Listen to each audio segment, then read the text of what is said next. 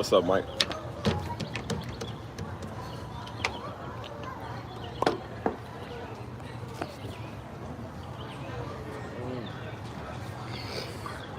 You know, it's crazy. I think me saying "What's up, Mike" is the first words I uttered today, bro. It's the first words I actually said today. I've not said no words to myself or nothing, bro. I've been quiet all morning.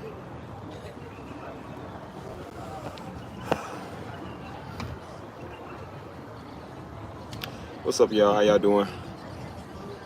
Um, just doing a wellness check with y'all. Make sure y'all good. Um, I know I've been kind of going live a little bit lately. Um,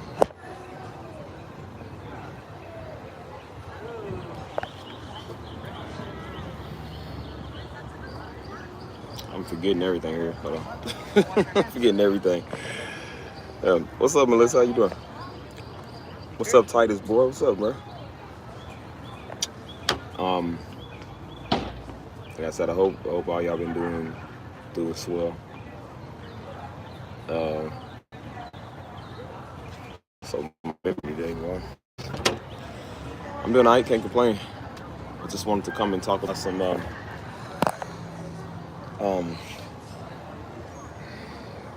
I don't know, man. It's probably the Mountain Dews or something.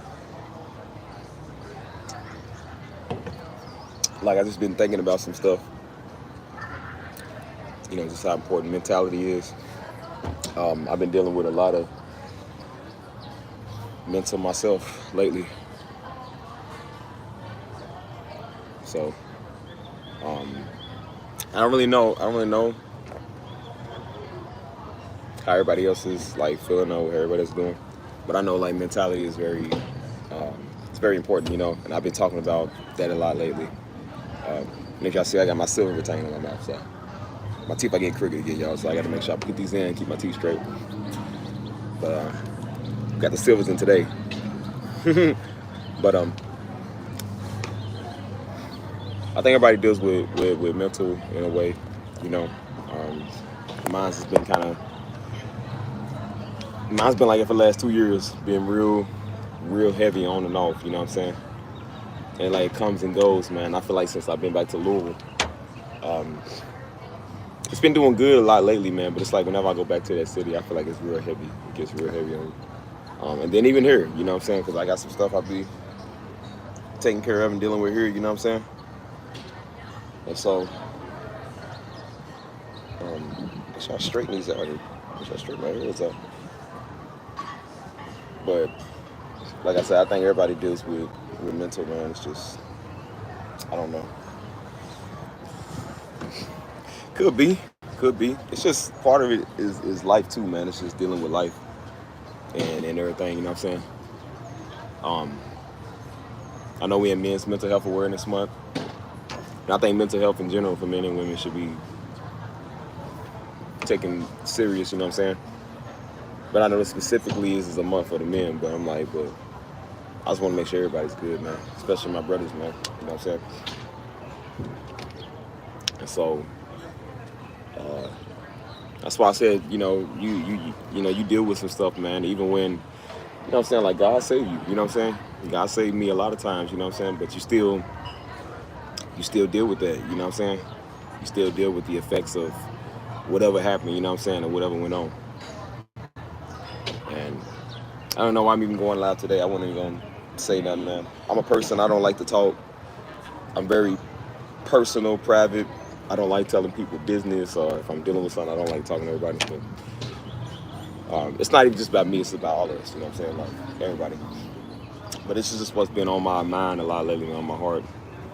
For the last couple of days, just make sure everybody's good, you know what I'm saying? Like doing a wellness check, you know. Sometimes me and Jones will do that back in the city. Like me and him talk almost every other day, or every couple of days. We'll do like a like a wellness check, you know, you doing all right, bro, like how you been, you know what I'm saying? I know you working.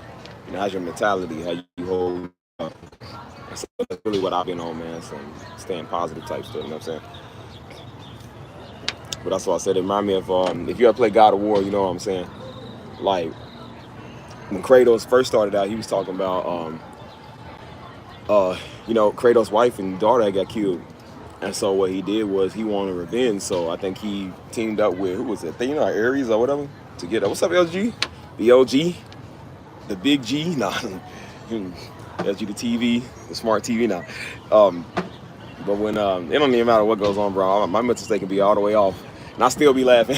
So I said I really think a lot of times I be masking my trauma with laughs, man.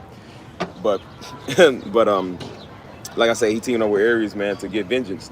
And so after he took his vengeance, I think he teamed up with Athena too. And so after he got his vengeance, um, he thought that the memories of his wife and his daughters was gonna stop. And they was like, no, this is your torment. They said, it's pretty much your payment. You know what I'm saying? Like, I helped you get vengeance, but you ain't gonna never forget these memories. He was praying, like, just let me forget these memories. I said, no, you're gonna live with these memories for the rest of your existence. You know what I'm saying? And that's the same thing in life. It's like, yeah, you get saved, you know what I'm saying? God saved you a lot and bring you through a lot of stuff. But I think a lot of times he keeps you humble by reminding you or just letting you go through that as a human being. It's just like, you know what I'm saying? Like, yeah, the shootout didn't kill me, but it's like, but it could have, you know what I'm saying? You dealing with that mentally, you know what I'm saying? Like I said, when Paul said, like, he had a thorn in his side, man, prayed 3 times for it to disappear, and it didn't, you know what I'm saying? I don't necessarily know what that was, if it was a certain type of pain, if it was a certain type of mental state he was in, you know what I'm saying? Like, so I know a lot of the stuff that I've been through, it's not gonna never go away, man. We human beings, I don't think pain necessarily goes away. I think it just kind of suppresses itself, or it's probably not as strong. But as long as you're alive, man, that's the stuff you're gonna deal with. So that's why I say y'all see me laughing on her a lot and throwing jokes, and a lot of that is because it's got healing powers in it. It's got healing factors in it. Because the best medicine is laughter. And I realized, I think a lot of the times why I dealt with some of the stuff that I dealt with was because I was always good at laughing. And so laughter is a sedation. It's not a cure. And so whenever I went through something in my life years and years ago, all I did was laugh. I put on Key and Peele, you know what I'm saying? The Boondocks, something funny on YouTube, just something hilarious to kill my time, you know what I'm saying? And it's like, yeah, that was good. I do think that you need to kind of just like, don't reminisce on the sad state, you know what I'm saying? But I think a lot of times that weighs in on your subconscious, man. What do you call it? Your soul, spirit, subconscious, whatever you want to call it. And it, over time you think you forgot or it doesn't matter no more, but then you realize, like, no, it do. You know what I'm saying? Like, stuff is coming up from years ago. You're like, why am I even thinking about that, man? Why am I dealing with that? And then you realize, like, you never really dealt with it. And as I've been telling y'all on my last couple of live streams, I said, the reason why stuff has been so hard was because when I came here, I didn't really deal with my life. You know what I'm saying? I didn't really deal with a lot of what I was dealing with. So that's why I said it was so, yeah. Oh, go ahead. Yeah, go. Yeah. But I didn't really deal with my life. I didn't really deal with a lot of my issues or problems.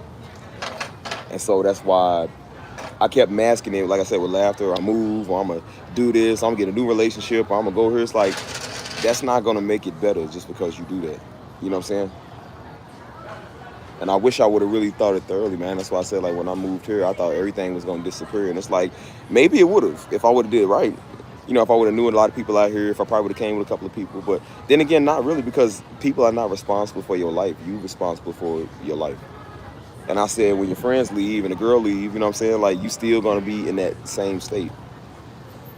And so that's when I started realizing, I said, you can't run from your trauma. You might not talk about it, but I said, you can't run from your trauma. You can't run from your past. You know what I'm saying? Even when you get saved, it's like, yeah, you a new creature in God. But I said, but you still a human being that's been through some stuff. You got a lot of scars, man. Physical, mental. You know what I'm saying? And I honestly think mental scars are worse than physical scars, dude. I told you.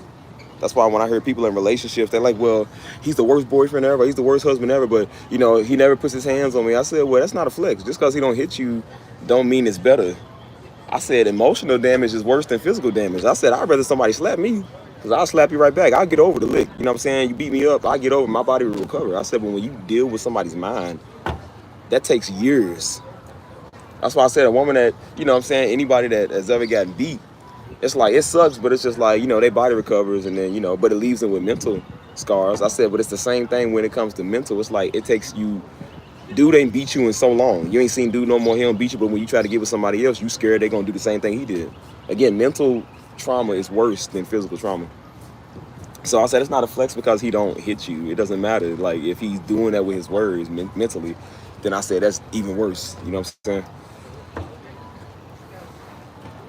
That's what I'm saying, man. Like, and I said as a man, especially as a black man, like this is the stuff we don't really. I don't think it's the stuff we really deal with. You know what I'm saying? So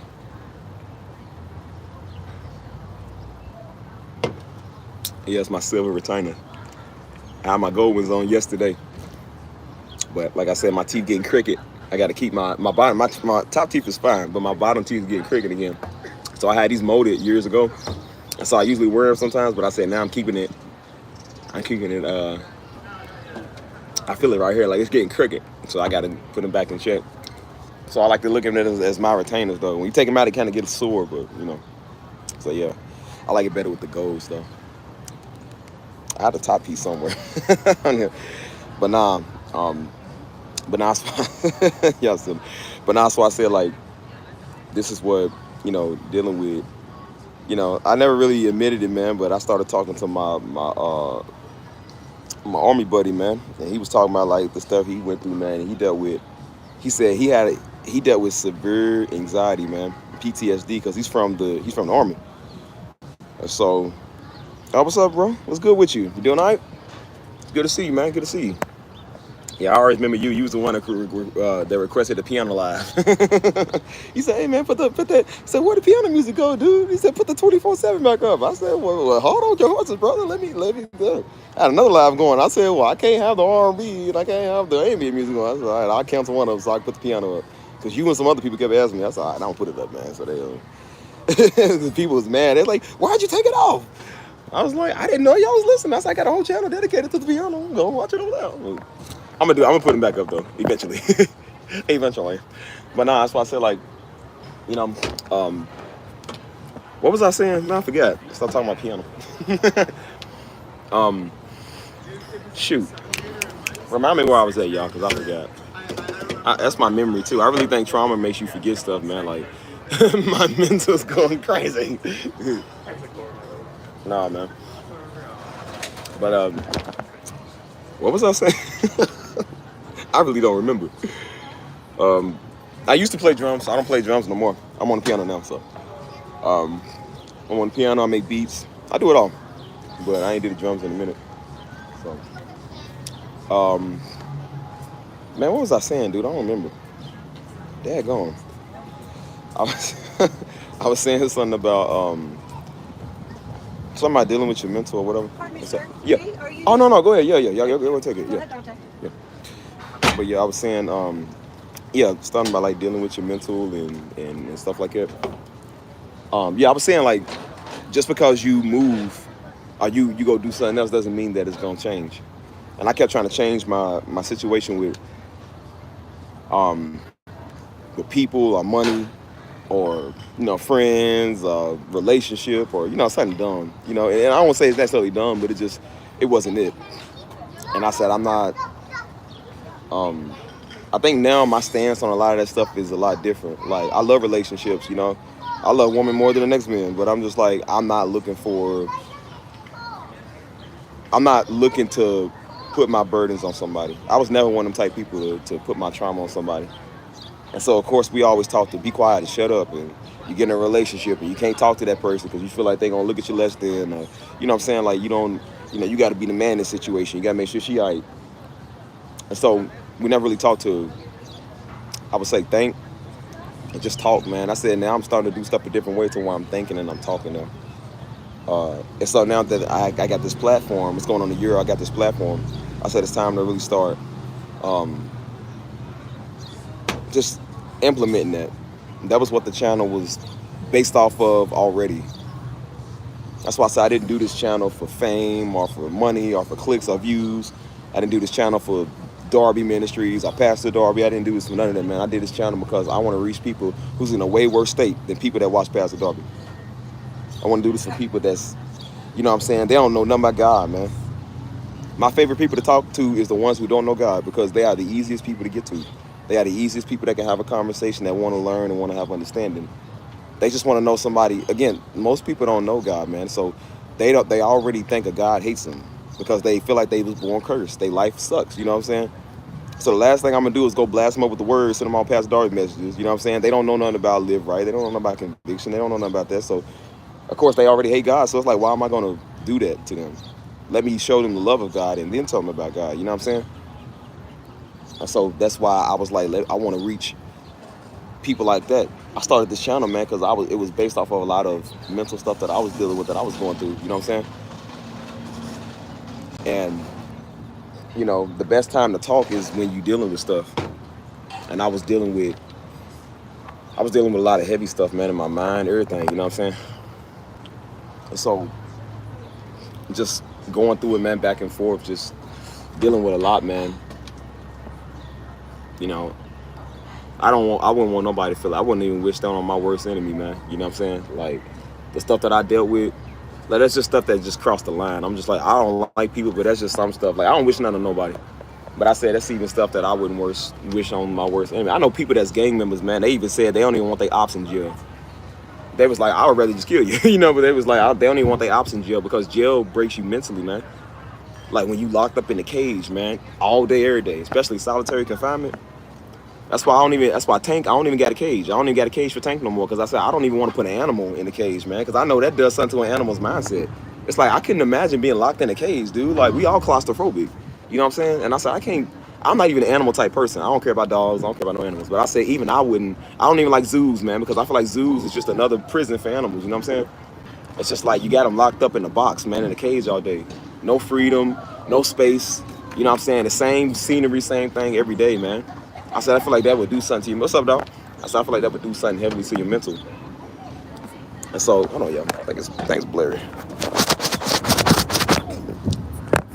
But I said I wouldn't want to, you know what I'm saying? And so that's why I said I got rid of Tank's cage years ago, man, because I said, even though he's a silly, dumb dog, I was like, dude, it's just, well, if you don't believe there's such thing as mental health, then get out of here, dog. So stupid idiot. Throw this idiot from my chair. It's probably one of them Pastor Darby freaks that watch Pastor Darby out there. So. You really came in here to comment that? That's what you want to do? You stupid idiot. Your mama mentally ill. That's why she here with you. She was mentally ill when she banged your daddy. So, and they birthed a stupid kid like you. So, anyways, what was I saying? I forgot what I said. Something about understanding the different types. And I'm gonna say it again for this stupid idiot that came in here. Yes, there is such thing as mental health. Stupid. Everybody has a mentality. That's why I said being broke is not just what you are. It's also being a lifestyle. You know what I'm saying? It's a mentality. You know what I'm saying? If you believe, you can't doubt. Not having faith, that's a part of mental health, man. I said this is all serious, man. I don't care what people call it. Ain't nobody holier than thou and deeper than whatever. It's like, dude, you gonna deal with stuff as a human being. You ain't better than nobody, man, because you because you saved. I told you, man, before Jesus died, man, before he was getting crucified, dude, he started sweating like blood. He started sweating blood, dude. That's a medical condition. That's a form of anxiety, dude. That's what happens, bro, when you have a lot of anxiety, bro. When a lot of people die, when they about to die, that's the stuff they start to feel. Bro, I was having a panic attack I think I was having a panic attack on the table, man, before they put me to sleep. They was about to put me to sleep, and I said, I don't even know if I'm even wake up, man. And I'm like, my whole body went numb. Literally, it went numb, and then they hit me with the morphine. It went even more numb. I said, everybody's tough till they about to die, bro. Everybody's tough till they about to take their last breath, because you don't know what's going to happen next. You don't think it would be mental? Like, you didn't think it would be you. You don't know what's going to happen after that. Whether you believe in the spiritual or not, it's like most people, even if they don't know what's going to happen after that. You know what I'm saying? I said mental is real. You know what I'm saying? And so that's why I said, don't let nobody tell you otherwise, man. If you feel some type of way, that's why I said talk to people, man. Go talk to somebody. You know what I'm saying? So, ain't no need in even. That's why I said I don't argue with people no more. I don't go back and forth with people no more. When it's something I got to do about something, I just go ahead and just do it. You know what I'm saying? I don't like everybody in my circle no more. If you're not gonna benefit me and prosper with me, then there's no need to even talk. There's no need to even have a conversation. Because I said, what's the point of doing this if this is just how you're gonna be? If you're gonna drag me down mentally with you, then that's why I don't like Louisville for him, man, because it's a crab in the bucket mentality. Everybody has that mentality where it's like they don't want to see you doing positive. I told you over in Africa, man, my mama dating went to Africa, and they said over in Africa, they was like people have to lie about how their kids do, about how their family's doing. If somebody asks you, you gotta lie about it, because if they find out that you're doing good mentally, you're doing good financially, you're doing better than they doing, they'll go put a hex on you, man. They'll kill you because they can't get better, so they don't want you to get better. I said that mentality stuff is strong, man. It's super serious. And I said if you don't deal with it, man, I said that could be the death of you, man. Everything I said, bro, a lot of health problems come from it's already known. A person that stays mad all day is the worst. They always sick. I knew a girl, man, she was mad all the time. She was so negative. She was always sick and didn't even know why she was sick. And I said her immune system, when you mad, your immune system shut down for like 4 hours. And so when you always constantly mad, that's why I said look at the most negative people. They always sick, always got health problems, something wrong with them. And then when they drink too, it amplifies it. So it's just like it's always something going on with them. That's why I said, like, yes, mentality is real. That's what you think being negative is. That's what being negative is, man. And negative is a mentality. And if you're going to be negative all the daggone time, I don't want to associate with you. I like to be straight up and be real. And that's why I said, well, I'm in a relationship. My son, it's like, no, tell me what's up. Because I ain't going to be out here straining because you don't want to text back, you don't want to say nothing, and you don't know what you want, and you got an issue, but you don't want to say, like, I don't do that, man. Mentality is real, man. And so that's why I said, I'm like, dude, most of us got anxiety and PTSD and don't even know it. Especially as black folk, we don't care about nothing. You know what I'm saying?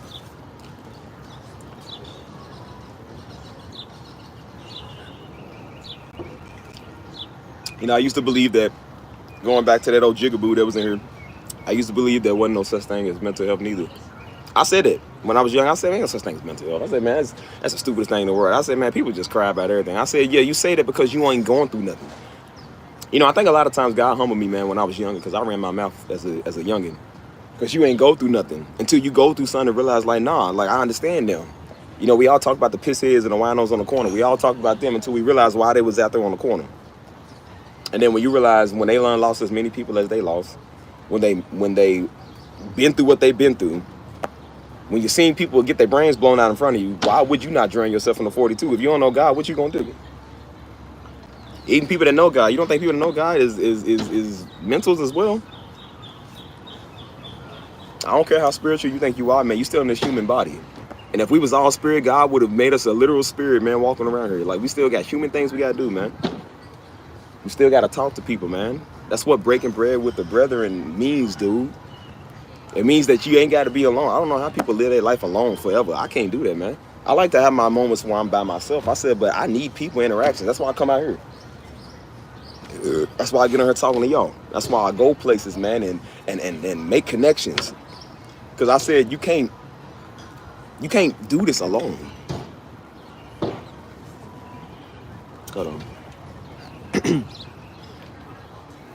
Yeah, you can't breathe, bro. That's what I feel. I'm like, you get so, because I get irritated a lot. And so when I get irritated, man, I can't breathe. You know what I'm saying? Because I'm mad. I'm just like, bro, I'm tired. You know what I'm saying? And I said, I felt so tired. Just, you know what I'm saying? Just, life gets you like that, man.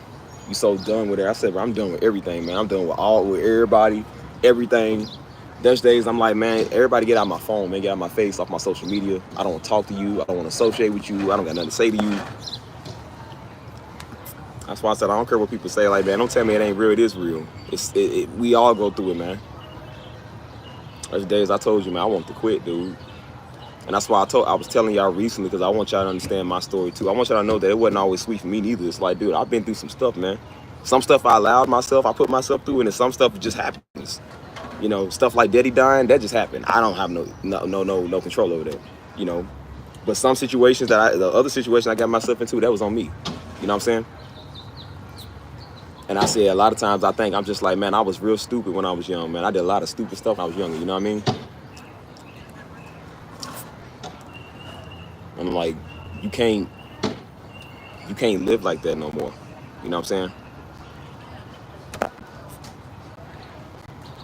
That's why I wanted to get out of Louisville, man, because I was like, if you keep staying here, man, it's going to be nothing but bad news. You know what I'm saying?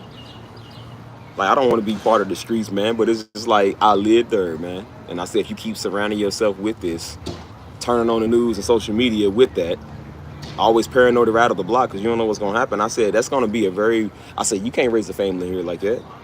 I'd be scared to let my kids go. I mean, anywhere I'd be scared to let my kids go outside. But I said I'm gonna definitely be paranoid having them go outside in Louisville. We got serial kidnappers there, man. People getting kidnapped. People just doing all type of stuff. I said that's a type of mentality you don't want to. That's not normal raising a family. And that's why I came out here. Because you don't. I'm not saying it don't exist, but I said it's a lot less than it is here than it is there. Louisville played a big part in my mental world. And I said, even though I moved, I brought a part of that here. And that's why it was still hard to do something because I was still stuck there. And so when I go back, it doesn't really affect me as much as it used to. But it's like some reason lately it has been. It's been kind of just like I don't like that familiar, man. It's just it's getting familiar and remembering the old days and the old times and the old stupid stuff I used to do. And the spots, I'm looking at the spots I could have lost my life at, dude. That's like 3 spots there. I could have lost my life there. And I'm just like, man, this ain't good. This is over 5 years of stuff. You know what I'm saying? I said, this ain't good. You know what I'm saying? That's why I used to love to reminisce about the old days and all those was good times. And I said some of them was, and then some of them was just hell, dude. It was just bad, hellish times. That's why it was good times being a kid, but it wasn't good times ducking bullets, man. Like, it was a good time hanging with folk, but it wasn't a good time worried about if this place is gonna get sprayed up. You ride down the street, a stray bullet hit you. We was riding down the street one time, man. Me, Daddy, and Joe just came from church. We was riding Daddy's car. Mama, Stisha, and Hannah was riding in the other car. And we trying to go up the street just to go back home. Somebody started shooting out there. We literally see them. They get out there shooting. And they shooting in our direction. So we like, oh, they shooting. So we like, get down. And so Daddy's telling Mama, go. He said, go over there. So we pulled over to the gas station and had to go around. A stray bullet could have just hit you right in the window. You know what I'm saying? But that was normal. In our neighborhood, that was normal. Trying to just go to church. And we catch it. We in the middle of a live shootout right there. That's not a lifestyle. Like I said, I'm not capping you. Everything I say is 100% real, man. This is the stuff we've been through, man. We live. And I said that could have just straight bullet, man, hit you. A lot of people that get hit by strays, they weren't even like that one place I was at. I said they weren't even trying to hit dude. They hit dude by accident. He just happened to be standing right there, and killed an innocent man, dude.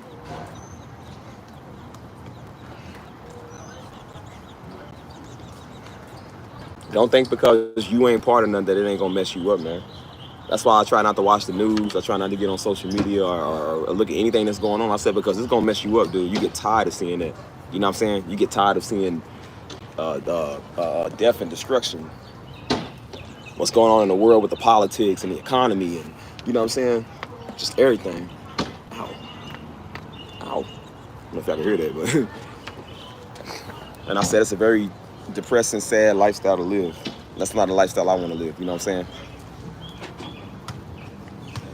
The show is draining. It's just you get drained a lot, man. Like, And so that's why I said you dealing with I didn't realize like you be dealing with years of drainage, man. You dealing with years of again trauma. You know what I'm saying? And it ain't I don't want to say trauma like it's like other people's, but I said it don't matter if it's big or little, it's still trauma. It's still stuff you've been through, it's still stuff you went through. You know what I'm saying?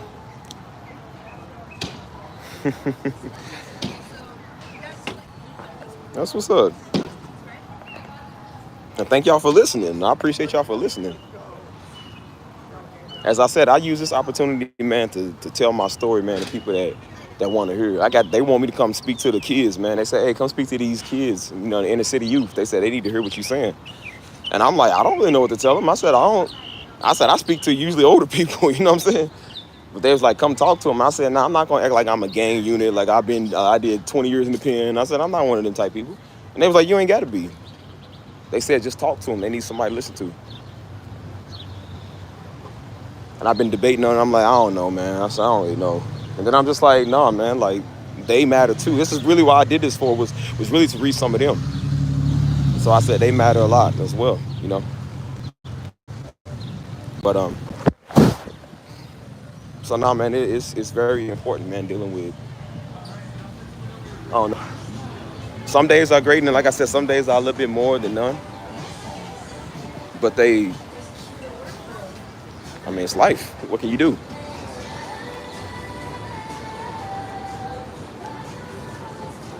That's why I don't really care about what everybody say about me. I never really cared about what anybody said about me because I don't like people anyway. Um, but I'm just like, if people had any idea what you went through and what you've been through, they would know you don't care, man. You don't. Your words don't affect me. I just think you an idiot. And so I roast people for fun, and I troll for fun because I used to be a troll. But I'm not tossing the turn tonight because you don't like me, because you don't agree with what I said. I'm like, you know, your mama. I don't care about your mama either. So it don't matter what you think. You know what I'm saying? The stuff I've been through, you take a walk in my shoes and tell me you couldn't do that. You take a walk and look at a great man in your life. It's very rare for young black men to have a father in their life, and you got a good father in your life. You take a stroll and watch his dead body on the table with his eyes open, lifeless. You tell me you wouldn't be messed up. You think I care about what you think or what you say? I buried my father, man. I had to watch my mama lose her husband. Father never even got to see his kids get engaged, never seen his grandkids. Me and daddy was becoming best friends, man. That was my best friend, dude.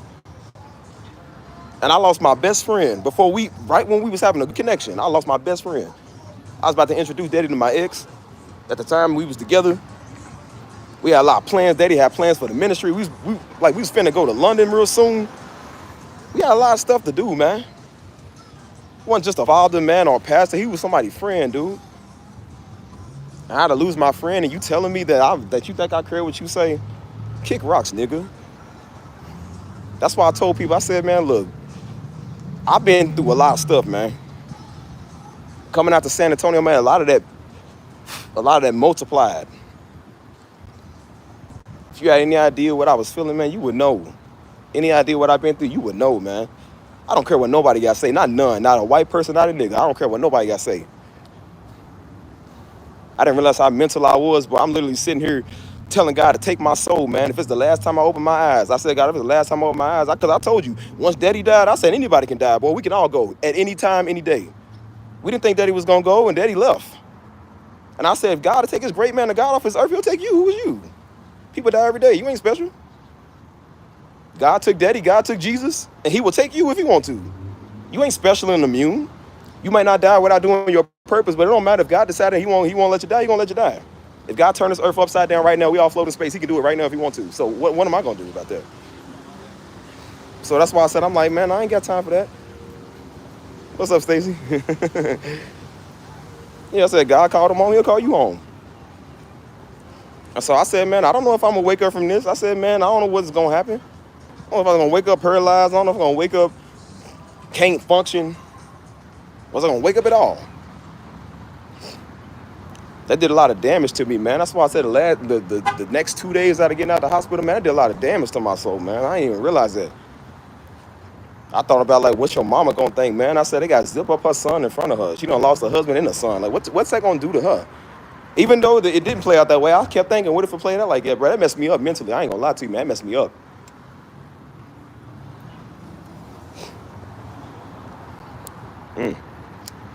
Blessings to you too. Blessings. It's good to see y'all. Good to see y'all, man.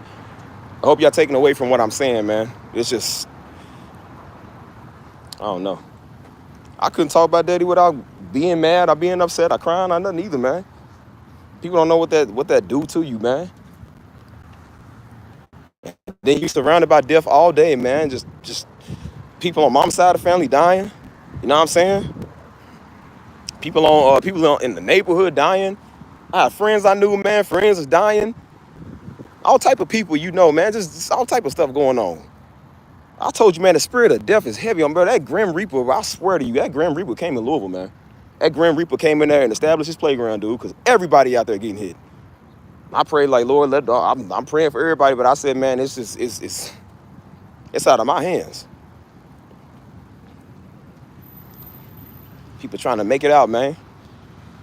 I'm sitting here. It was sad, man. I was watching a dude that goes to the worst hoods in America. He was talking to Memphis. You know, Memphis is terrible. It's treacherous. He was talking to one, and I actually like this little dude, man. He seemed like a good little dude. He said, yeah, I'm 30. He said, yeah, this is what we do here. He said, we've been through a lot of stuff. He said, bro, I'm gonna be honest with you. He said, if I had a chance to change everything, so I would change. I wish I would have never jumped off the porch, man. He said, I wish I would have never did it, man. He said, I'd have been shocked multiple times. He said, I done lost a lot of homies. He said, man, this ain't nothing sweet. He said, I was facing over 100 years. He said, man, I wish I would have never did this, man. And I said, dang it, Sam, man, they look for a way out too, man. It's like they really trying to change, dude. He just don't know how. That's at least what I was trying to use my channel for, bro. I promise you I was trying to use my channel for that at first.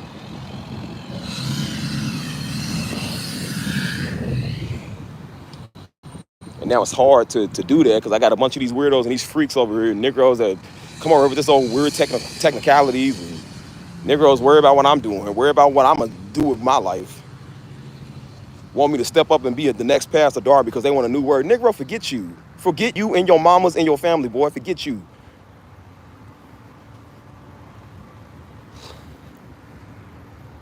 Got people out here blowing their brains out every day, man. They killing black women like it ain't nothing no more, man. They definitely killing black children. They don't care about nothing. You think I care about your fresh word, boy? You better get on somewhere. Go reach that to them. That's what I'm saying. Go reach that to the ones that need to know. That's why I said you don't need to watch Pastor Darby. If you ain't gonna do nothing with it, you ain't gonna spread the word, then why are you watching it? You a hungry hippo for yourself, dude. And Daddy even said he didn't want to preach to old Negroes. Daddy said he wanted to preach to the ones that want to listen. Before he did anything with ministry, he was working with the kids. And when we did ministry, when he first started the church, we was out there in the hood reaching the young ones. Them is the ones that was getting killed. Them is the ones doing the killing. And now they're younger and younger. Now we got 10-year-olds walking around here with assault rifles. 10-year-olds walking around here doing drills, man. Got multiple bodies. And Negroes want to tell you that mental health ain't real. Are you stupid? And then we wonder why we got a bunch of King Vons and young boys, a bunch of old dogs and stuff, a bunch of menaces to society, man. We wonder why we got that. You telling me mental health ain't real? Man, go kick rocks, nigga. Them is the same people that when somebody say something they don't like, they ready to cry and throw a fit and sue everybody. Let somebody say something about their moms. Let somebody say something about their little crap shoes, and then they go, oh, man, nah, man, I yeah. Let you ride them out, they gonna be sitting there crying. I thought you said mentality don't matter. Yeah, it's funny that you say that now. Jesus, I'm sorry to hear that. Jamila, is that your name? Oh my God, man, I can't even imagine, bro. Jesus, man. That's why I said, oh, look at me, about to get ran over. I'm about to get ran over. Wouldn't have to deal with mental health no more. Because I'll be gone. I said, well, at least I ain't got to deal with you niggas no more. And I said, that's one of the reasons I really think I like laugh and stuff. And I psychotically laugh a lot. Because I said, sometimes the only thing you can do is just laugh at yourself. Like I said, when I got hit by my spine, man, I got shot, I was laughing about it. And people was like, why you laughing? I said, bro, because that's the only thing you can do. You can't sit there and cry. You sit there and cry, you a dead man. If you sit there in shock, you a dead man. If you're going to let that defeat you, you ain't going to never get nothing good in life, man. You're going to let life defeat you. I said, if I see people with no legs and no arms and no eyes and no hands, if they still living life and functioning, what is your problem? You will get over that girl, man. You will get over that dude. You will get over that little heartbreak and that old little, they ain't call me back, Negro, get over it. They got over it. They can't even get out the bed and they still somehow find a way to drive. What is your excuse, dude?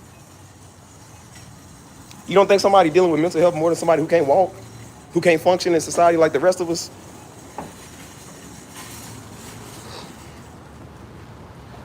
They just started raining hard, man. I ain't got rained on.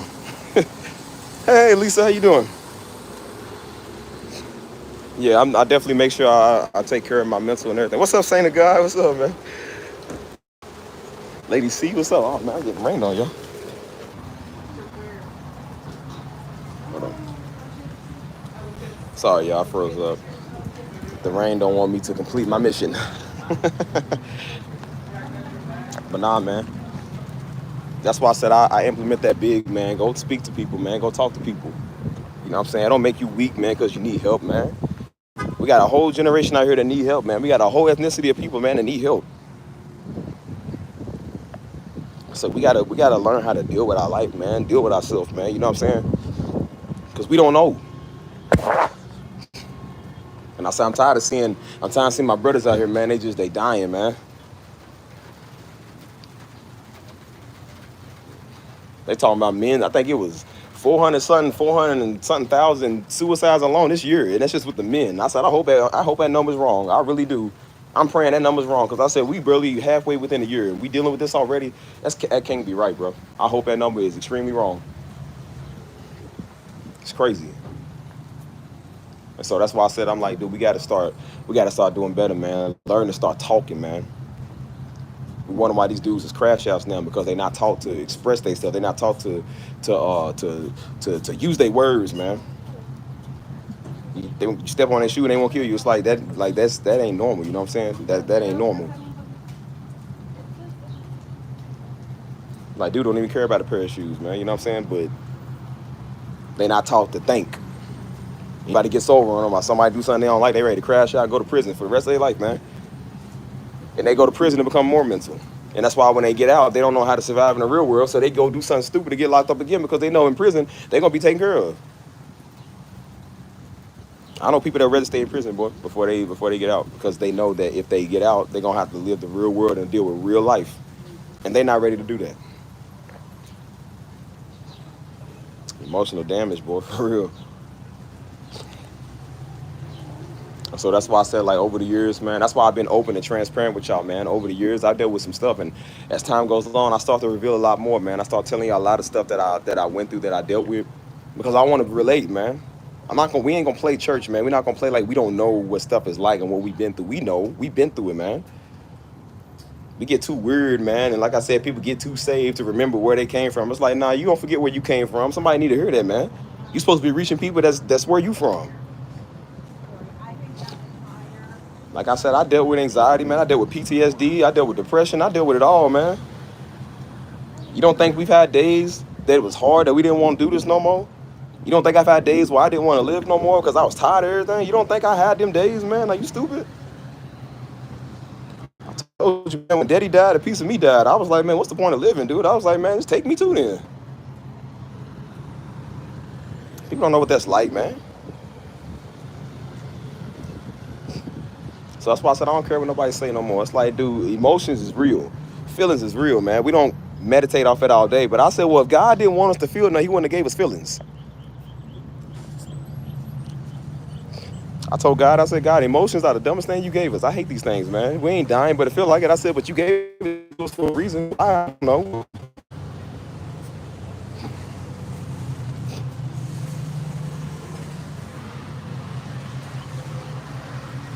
So I've been opening up a lot more and just venting to y'all, man. That's why I said it's devastating, man. And already dealing with life on top of that, man. But I said life don't stop. What's up, Rain? It's raining out here. See? See what I did there? Double entendre. That's good. Been doing prayer and fast for the men. That's good. That's good. A lot of people's been doing stuff for the men lately. I see that the word is starting to take it a big deal now. Like the word is starting to understand how serious this men's mental health crisis is, man, because it's not talked about. It ain't talked about, man. They was trying to host something for the men, man, on a college campus. And all these daggone feminists and these weird women came out there talking about, nah, this is an infringement on our rights, because they was mad about something, because they couldn't have their little event. And so they started protesting while men are in there trying to get help. And so they had to shut the event down. And I was like, y'all wonder why Negroes be hating women. You wonder why they be wanting to kill everybody. I said, because they can't even get the help that they trying to get when they trying to get it. Trying to stop them dudes from going out there being psychos, because once they turn psycho, I don't care about none of that. Once you go psycho and start doing stuff, we're going to have to put you down. But I said, there's still hope and redemption for a lot of people, man. Mental health is serious, man. It's super serious. Don't be scared to talk to somebody, man. Go somewhere if you got to. Go to therapy. Do whatever you got to do, man. Don't be sitting there trying to act like you better than people. Holding them down. Oh, you don't want nobody to know your information. Forget what people know. Like, man, if all our life was under a microscope, dude, we wouldn't be talking at all. I don't care what people think, man.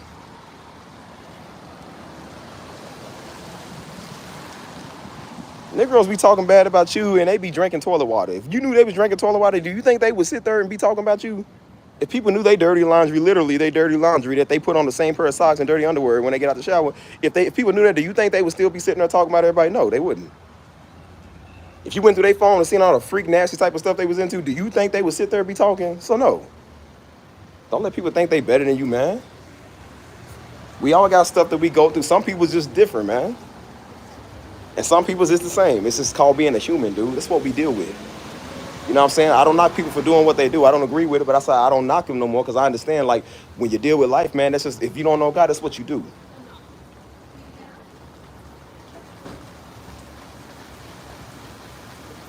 I appreciate that, Shannon. God. I appreciate that. He just slapped him. See, I done got rained out here, man. I got stuck out here now. So now I got to be under here and talk crazy to y'all in the rain. Dang. That stuff is serious, man. That's why I said I'm really big. I'm really big on that stuff now. I feel like a lot of people don't really talk about it. And then when it is talked about, it's not really talked about correctly. Because we all do that. I told him, I said, man, I used to be the most prideful person in the world when we came to talk about what I was dealing with. Because I said, I don't want nobody knowing nothing, man. I said, don't make you less of a man because you deal with stuff, man. Forget what they think. You wouldn't believe the amount of weirdos that come over here, man. That's why I said people just disrespectful. This channel, in a way, doing this channel, it made me a little mental at first because I was like, I will pop every Negro that come on here and talking crazy. Yeah, people that was doing, I just did a video about Daddy, man. I didn't want them weirdos over here. I didn't want people that knew Darby over here. I just did a video talking about my father, man. And so a pack of Negroes migrate over here, and then they want to come over here and tell you what they think, what they thoughts is. And then Negroes coming over here, what, he died because y'all wasn't keeping him in prayer. I said, like you was doing it, though. Like you was doing it. Where was your prayers at? It's mighty funny you want to talk like you know, well, why didn't God touch your heart to go pray for the man? It's mighty funny. And I said, it's the same why all you niggas around you died, because you didn't keep them in prayer.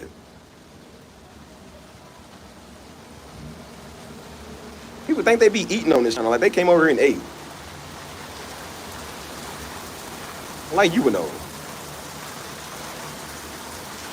Dealing with people back and forth, Negroes mad about stuff. I say, you niggas that need to go over therapy, man. Y'all the ones that's really mental, that's dealing with real mental issues, man. You niggas is weird. They thought listening to Pastor Darby was gonna change their life. No, it didn't. It didn't change their life. You still just as stupid as you was before you even turned the man on. You even more stupid than now, because now you big into conspiracies. So I said, people be weird, man. You got Negroes mad because I call people weird, because I call people spiritual weirdo. Yeah, you a spiritual weirdo. You a dumb one too. You an idiot. Your whole family idiots, man. Just a bunch of idiots. Walking idiots. Some people willingly can't help what goes on with them. I said, you can help it. You just stupid. You just want to. Ignorant means you don't know. So you don't know no better. Stupid means you know, but you're going to do it anyways. And I'm like, no, you know what you're doing. You just stupid. That's your problem.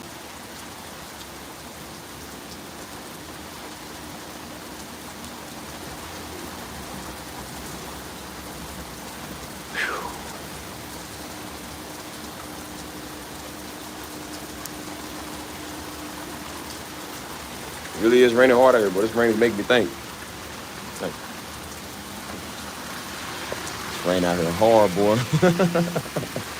So I said it rained hard in Texas. I don't know if I can see that, but it rained hard out here.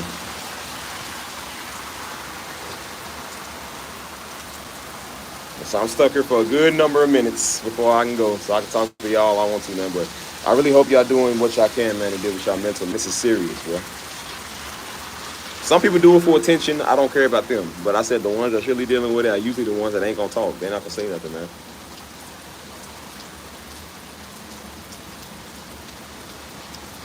And I said we've had to make some decisions in life, man, that we all didn't want to, man. You know what I'm saying? Jesus, I'm sorry, man. That is, man. Yeah, that's why, man. I'm really, Jamila. I'm really sorry to hear that. I know that can't be easy. That can't be easy, man. Prayers go out to you too. That's crazy.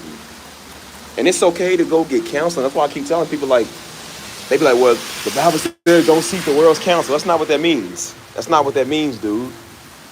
It's talking about we don't take wisdom from fools, man. Like I said, somebody, like people that the ones that be talking, I don't take wisdom from you. Look at your life. Like, your life sucks. I'm not going to take wisdom from you because your wisdom is going to give me what you got. I said, go to somebody and talk, man. Whether it don't necessarily got to be a therapist. It could be family. It could be a significant other, man. It could be a friend. Even going to the gravesite, man. I go to the gravesite all the time and just talk to the headstone. I go back to Louisville, and I made it my mission at least once or twice when I'm here, go over there and see Daddy, man. It ain't too far away. I said, usually I go back and get my hair done anyway. It's right across the street, literally right across the street. And I said, go over and talk to Daddy, man. And I said, I know he probably can't hear me. In a way, God might let him hear me. I don't know, but I don't care. I go over and say what I gotta say because that's therapeutic for me. I go over and clean Daddy's headstone, and I'll sit there and talk to him. I stand in front of it and just sit there and talk to him. He got a little picture on there where it's got a little flap on there where you can cover his picture. I'll lift up the flap and just start talking to him. And I'm just looking around saying, I'll be like, hey, what's up, man? You know what I'm saying? Like, you know what is going on? I'm like, mama doing good. You know, the nieces and nephews doing good. You know what I'm saying? I said, well, you know, Stisha married, Joe married. I said, Daddy, I'm doing good. You know, I don't move, but, you know, I'm still doing good. And I talk to him like he's right there, like I'm having a conversation. Even though I'm talking to the ground, it's still me. It's therapeutic because I need to get that out. Don't listen to weirdo. That's why I said, like, people be weird. They be taking scriptures out of use. Talking about don't consult the dead. Nigga, I ain't consulting the dead. That's therapeutic, dude. Like, people are weird. They don't know that until somebody they love died. I said, watch one of your loved ones die. You got to see them on the table dead. Watch when you got to bury one of your niggas and see what that feel like. I said, they ain't never lost nobody. Negroes lose $20 when they crash out. So imagine if you lose somebody. Boy, you don't know what pain is like, man. I tell you what, how about we trade you for Pastor Darby? How about we trade, everybody in the world love him. Nobody likes you. Let's get together and trade like 10 of y'all for him. I'm pretty sure everybody in their mama would sign on that trade. Man, like y'all doing nothing with y'all like, man. That's why I said, like, don't listen to people. Yeah, it keeps getting on and off. Definitely on and off. Yeah, don't take it. Is this supposed to be like this all day? No? Oh. Yeah, I'm sitting here trapped now. I gotta wait till so I can go back that way. I got sandals on that. Oh man. We parked over there? It's like 5 cars. So I don't want to go through that puddle right there. Well, I was gonna say you might just won't risk it. It's right there. So I mean it's on and off. It's gonna do this all day probably. I So think it's not a little tropical system in Mexico. yeah, that's what I'm thinking. Uh-huh. Yeah, I didn't know it was gonna rain today. I just stepped out the house and got stuck. Alright, I'll get done when it goes for it. I think this is a down. Yeah, it is what it is at this point. You have a good day. But nah, that's what I was saying. Like, you know what I'm saying? People don't know what trauma in life is like, man. I said people are upset that they lost Pastor Darby, man. They don't know, like, okay, you lost your pastor. I barely even your pastor. He wasn't nobody you knew. I said somebody lost their friend, their family, their husband, their son, their uncle, their brother. You know what I'm saying? You don't know what that's like. And I said, I actually did. I said, you know, it's good to go to counseling, man. I went to Sunday. It's called PTO. It's called Peeling the Onion. It goes through all the layers of your life. And somebody they recommended to me, and I said, it's with this church I'm at. I said, nah. I said, I don't do that therapy. Because, you know, that's what we think is black. But nah, I don't want nobody to know my business. No, I don't want nobody to know. I said, nah, man, go talk. And so I talked to a lot of people that was like me, man. And that actually helped, man. That was therapeutic. That's the first therapy session. Even mama told me after Daddy died, she said, son, she said, you might want to go talk to somebody. She said, ain't nothing wrong with talking if you got to. I said, nah, I'm good, man. And then one day I told y'all, one day I got so mad, I punched the wall, man. I was the furnace. I couldn't find my car keys. It was something minor, but it's like the car keys just got up and moved. And I couldn't find them. It didn't matter what I did, man. And I was getting mad, and I went and just punched this metal furnace. It was a solid metal furnace, too. I punched it so hard, it didn't even hurt, bro. That's how I knew I had a problem. And then 5 minutes afterwards, you know, your hand throbbing. I ripped my skin, so I said, ouch. Ouch, you know. But that's when I was like, I said, maybe I need to speak. Ain't nothing wrong with talking, man, if you gotta talk, man. And don't ever let nobody tell you otherwise. Like, dude, go speak to people, man. We don't care what people think no more, man. In 20 years, them Negroes that's talking probably gonna be in the insane asylum, bro. They're gonna be Arkham Asylum somewhere. So don't listen to them.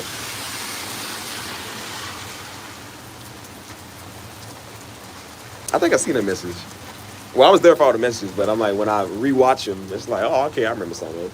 I got people that come here all the time. They're just like, oh, what did you remember the message with this and that, and healing the Hebrew and Rome versus Zion? I'm like, no. I said, bro, I don't remember. I remember them, but I'm like, I don't even know what message that is. I'm like, I haven't listened to them in so long, you know what I'm saying? They talking about the messages on YouTube. I'm talking about all the messages I got that ain't even been released.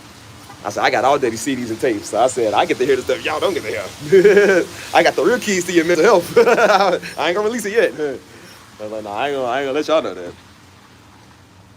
But now it's slowing down now. But nah, man, that's why I said, like, and that's why we big on going and speaking to people, man. It's like, yeah, you pray. Yeah, God got you. I said, but God wants you to, he also wants you to talk to people, man. It's so crazy I started raining so fast. I said, God, I want you to talk to people, man. When will y'all release them? Probably never. Well, it ain't up to me to release. Again, I don't run Stephen Darby Ministries. I don't run Destin Ministries. That's not up to me to decide. Um, People come to me like I'm supposed to know. I said, I don't know, man. I said, just go to Stephen Darby Ministries, and usually they upload some new ones from them. I don't know. I don't know what to tell you. So, again, this channel is it's not really affiliated much with Stephen Darby Ministries. It's only like it because he's my father. I just talk about my father. I said, I don't really like, I don't really do co-op with their channel. Like, I don't really do that. So, anything, I'm just gonna send y'all over there. If you want it, if you run it, want it, just go over there and, I send y'all where to get it. I'm not gonna sell it myself, man, because I'm not doing it to cap off Daddy's name. I don't want no money off of that, man. You know what I'm saying? As a matter of fact, I want to be left alone, bro. The people come with this. I'm just like, bro, I don't want these people. I don't want nobody. Um, when our case is over, we would like to share. Okay.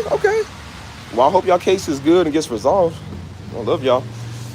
Hope y'all okay, man, for real. Yeah, just Stephen Darby Ministries is his own thing, man. Like I said, that's the organization runs that. You know what I'm saying? I don't run it. They think Junior runs it. I said, I don't run none of Daddy stuff, man. I don't want to. I just want to do my own thing. You know what I'm saying? But if I did run it, believe me, it wouldn't be what you think. But nah, I'm just seeing y'all over there. But that's why I said, man, sometimes you just gotta keep hitting my phone. Sometimes you just gotta go speak to people, man, and talk. You know what I'm saying? And so, like I said, it's therapeutic because when I go over to the gravesite, I just talk to Daddy, man. I just talk to the headstone. You know what I'm saying? And it makes me feel better in a way. It definitely makes me feel better. It's going on 8 years now, man. December to make it 8 years. You know what I mean? And I can't say it gets easier, but it does get a little better. And it took a minute. That's why I said people don't understand what I was saying yesterday. I said, dude, when it's something like that traumatic that happens, I said, it's not just the event that goes on. I said, it's the stuff that comes with it afterwards. I said, bro, every night, I'm not lying to you, bro. Every night, I was having the same dream, bro. The same dream. Daddy was here. I had the same dream. Sometimes we'll be arguing because I'm like, we didn't always see eye to eye and everything. But it wasn't like nothing bad. It's just like, we just wouldn't see eye to eye on some stuff. And then some stuff was just like, he was here. Everything was fine. And then I would always be like, well, how'd he ground open up? I said, how'd he get out? And then that's when I wake up. And then it's just like, dang, man, my reality was false. You know what I'm saying? And so it's like it's almost like your mind be playing tricks on you. You know what I'm saying? And so that happened every night, man. I was getting tired of sleeping because I said, bro, I'm tired of seeing this, bro. It's getting on my nerves. You know what I'm saying? Man, people don't know what that's like, man. They have no idea. And so it was always like it, on and off. It would come and then it would go, come and go. You know what I'm saying? I'd be good 1 minute, then the next minute it just manifests and come back. You know what I'm saying? That's why I said, like, people don't know what that's like, dude. They have no idea what that feels like. I said, even with the season, I said, when Daddy died, man, I told you it was cold outside. And I said, I don't even like being in the cold no more because it reminds me of that. You know what I'm saying? Certain stuff, man, certain TV shows, all of that, like, some stuff just remind you a lot of that stuff, man. Like, you don't want to think of that. You know what I mean? Like, you don't want to,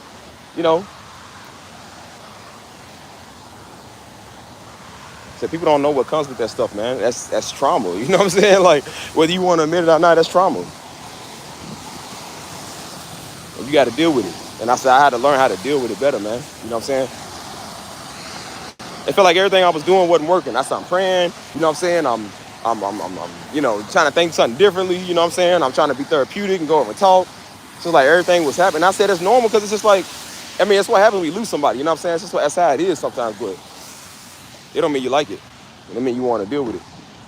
I kept saying, man, it's not fair. Man, it's not fair. Like, why Daddy out of everybody in the world? I said, all these crazy Negroes out here. I said, why Daddy? You know what I'm saying?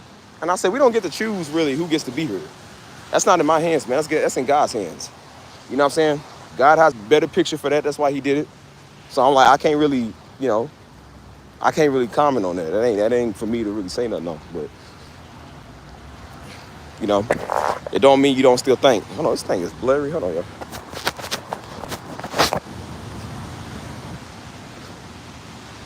But that's what I said, man. Just, it don't matter who, man. Talk to your mom, man. Talk to your sister. Talk to your brother, girlfriend, boyfriend, wife, husband, anybody, man. Just speak to somebody, man. Somebody needs to hear you. We got to start talking more, man. Um as people, man, we so taught to just work and pay taxes. We do that for 40 years, then we die. It's like, nah, man, there's more to life than that, man. It's like we still human beings with emotions, man. We still human beings that got feelings, that got problems, man, that we got to deal with. When you find out that somebody else, I said, everybody in the world think they the only ones going through a breakup. Everybody in the world think they the only one dealing with a broken heart, dude. Until you find somebody else that has a broken heart too, and it makes you feel a little bit less bad knowing that they just as bad as you. You ain't the only one that's going through it. I couldn't stand girls, because girls would always do it, man. They always, well, he love him. Nobody understands me. It's like, why you think you the only one that's going through a breakup? I said, you don't think everybody in this, they don't think everybody in the nightclub right now is going through that right now? You don't think they in there trying to kill their pain? Everybody in there had a tough week. Everybody in there had a heartbreak. People died. They got to find some type of release. You ain't the only one in here going through stuff, man. You ain't the only one in the world going through these feelings, man, because some dude left you. If we all acted the way you did, nothing would be done. Nobody would show up to work. There wouldn't be no electricity. Wouldn't be no groceries, nothing. Nobody would come and do nothing. You ain't the only one dealing with that, man.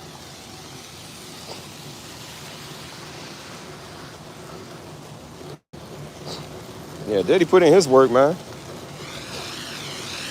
That's why I told weirdos, I said, how much more do y'all want from Darby, boy? Not everybody, but a lot of them. I'm just like, you niggas is weird, man. It was the ones that he warned about. It was the ones he talked about. Stupid Negroes, like them. Negro hucklebucking on the word all the time because they won't just go live it. Go live the word, dude, and shut up. You don't need another Darby, man. You obviously ain't changed your life by watching Darby because you still a nasty Negro, so it ain't like you're learning nothing from it. You ain't gonna change your life, man. Stop watching Darby. And definitely don't watch me. I don't want you watching me at all. Pack of Negroes migrate over here and think that you want them to watch you. I said, boy, I ain't here to help you. I'm here to help people that's mental. Just going through a lot of other stuff, man.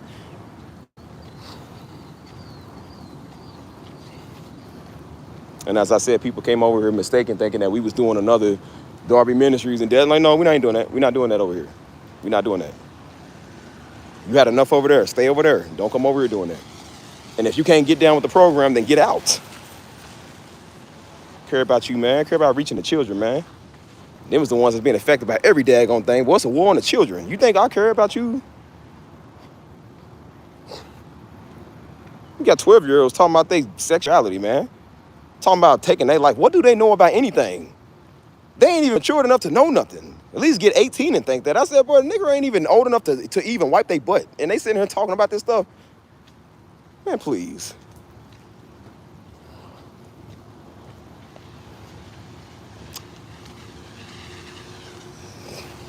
I'm very big on that type of stuff, man. Very big.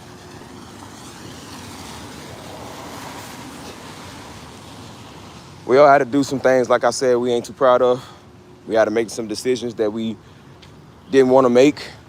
We've had people in our life, man, that we like, but we had to cut off. You know what I'm saying? We had to learn to just stop. Because we can't afford to be in these type of situations no longer, man. I told you, there was people I liked, man, that I had to just pull the plug on. Because I said, my mentality is going to be messed up if I keep being around you. You know what I'm saying? And that's why I keep trying to get, not everybody, some people get it. I got one nigga now, man, he don't get it. And I said, dude, I don't want to do nothing with you, dude. Hold on. What's up there, pal? Good to see you, man. Good to see you. You dropped by to the right place. That's why you be trying to tell people, like, you trying to do better with your life, man. See, that's why I hate it. Rains and the sun come out. It pisses me off, man. That's a mood killer, too. But that's why I try to tell that one nigga, man, he wants to live his life playing all day. He won't grow up, man. He won't do nothing with his life. And then he wants to involve me. Like, bro, I don't want to travel with you. I don't want to do nothing with you, man. Buddy talking about going to China and talking about let's go do this as bros and let's hang out and I'm going to move up the street. And I'm like, bro, I don't want to be around you. You don't know what you want. You don't want to start a family. You don't want to live life, man. He don't even want kids. Dude don't know what he wants. So why am I going to sit right here and waste my time with you, dude? Your mentality's all the way off. You can't get over this old girl that I be around, dude. He worried about me and her got a thing. I said, dude, get over that. What's up with this weirdness nowadays? And I said, dude, your mentality's all the way off. I don't want to be around people like you. I don't want to associate with you. He's taking it personal. I said, well, bro, if you take it personal, it sucks for you. It sucks for you. I like her. Like, it's just some stuff, man. I told you, we ain't doing no more. We ain't doing that. Can y'all see me, y'all? Let me know who's in there. It's bright, so I can barely even see my phone screen. Man, it's so hot out here, dude. Now it's getting humid because of this daggone rain.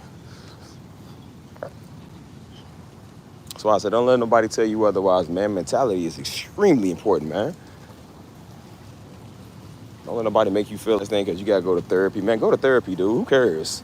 Nobody judging you for that. Go to therapy. If you be honest, we all need to anyways. So what they think they doing when they watch Pastor Darby messages, dude, that's the type of therapy for them. So I said, if you need to go to literal, actual therapy, man, go there too. There's nothing wrong with that, man.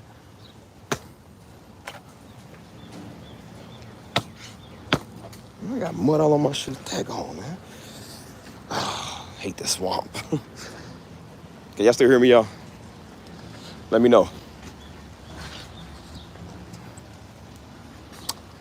Get off. Get off. Get off of me.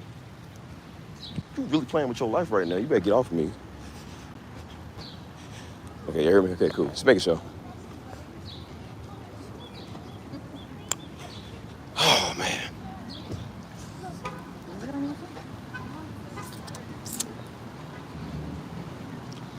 See, now the song never happened, boy. I hate it. I hate that when it does that, bro. But nah, that's why I was saying. I said, man, we gotta change stuff, man. We definitely gotta change the narrative, change how we are, how we think. Again, that was the whole reason this channel was birthed, man, was to change. You know, I can't speak for you, but I can speak for me. And so that's why I said I'm okay with that. I realize that now because I usually like to hold on to people, man. I was like, oh, no, everybody's cool. I said, no, everybody ain't cool. Some people just ain't going to be in my journey. They ain't going to be in my wave, and I don't even care who no more. I got God, so I don't care. I don't care about you. I care about God and me and my family and close people. And if you ain't none of them things, Chick-fil-A, if you ain't none of them things I name, I don't want you. I don't care. That's why I told people, I love people that watch me, but I don't necessarily care about followers, man. If you want to be a part of something, good. Come be a part of it. If you don't want to, you want to be a spectator, then be a spectator. I don't care. People's opinions and views don't matter anyways. I already set my mind on what I want. I'm not going to change it for you. And that's why I've been doing this channel for a whole year, unapologetic.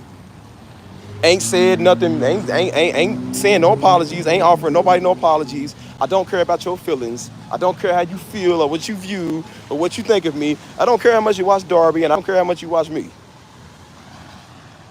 If you come over here thinking that you owe something a reward or something, I'm going to listen to you. You got another thing coming.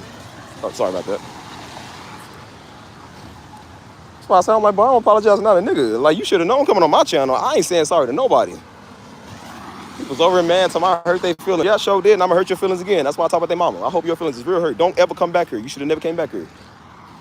Steve don't care about your feelings, dude.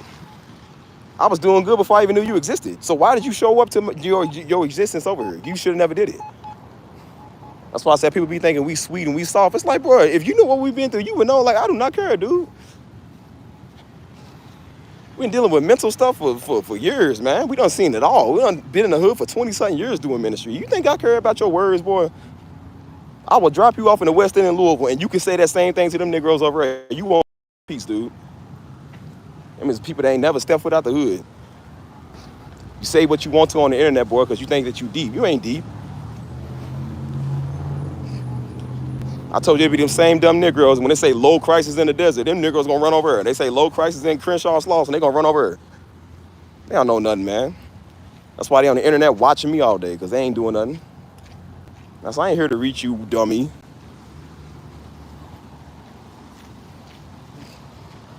That's why I said people can say whatever they want to, man. I don't care. I don't care how much you watch my father, and I don't care how much you watch me. Do me a favor and stay over there. Don't come over here. I wish I could see who's watching. I can't see who being here watching, but I wish I could, because like I said, if I could see, I'll just throw people out. If I don't like them, get off me. Steve don't care. That's why I sound like, bro, I got God on my side, man. God literally been working for me lately. Do you think I care about you? I don't care about no woman. I don't care about you. I care about your little view, man, please. Well, hey, Miss, hold on, Christine. Christine A? Is that Christina or Christine A? How's you doing? It is so hot now, man, because now the sun is beaming off of this daggone ground. That's why I hate it here when it rains, because it's like all that evaporation and stuff to come up now. It makes it humid. It's like Florida. You know? That's why I said, like, bro, learn to go live your life, man, and be unapologetic, man. That's why I said, like, my favorite thing now is to block people. I love black people. And people get mad because they think you're going to play games. I'm not playing with you. That's why I said Steve ain't waiting on not a nigga. I ain't waiting on you. I ain't got time for this. That's why I don't care for relationships, dude. Because I'm just like, people just, it's always one person that can't act right. You want to know why divorce comes? Because one person can't act right. It's not two people. The other person know what they want.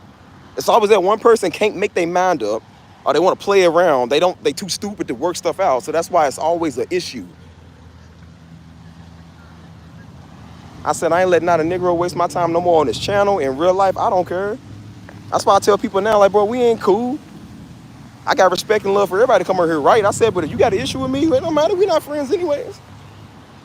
You would see me in real life and wouldn't even do nothing about it. So it don't matter. You ain't gonna do nothing. God bless y'all too. God bless y'all too, man.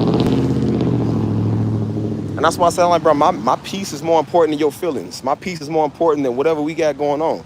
I told you I had to walk away from people that I actually like. We had to walk away from each other. So what do I care about you?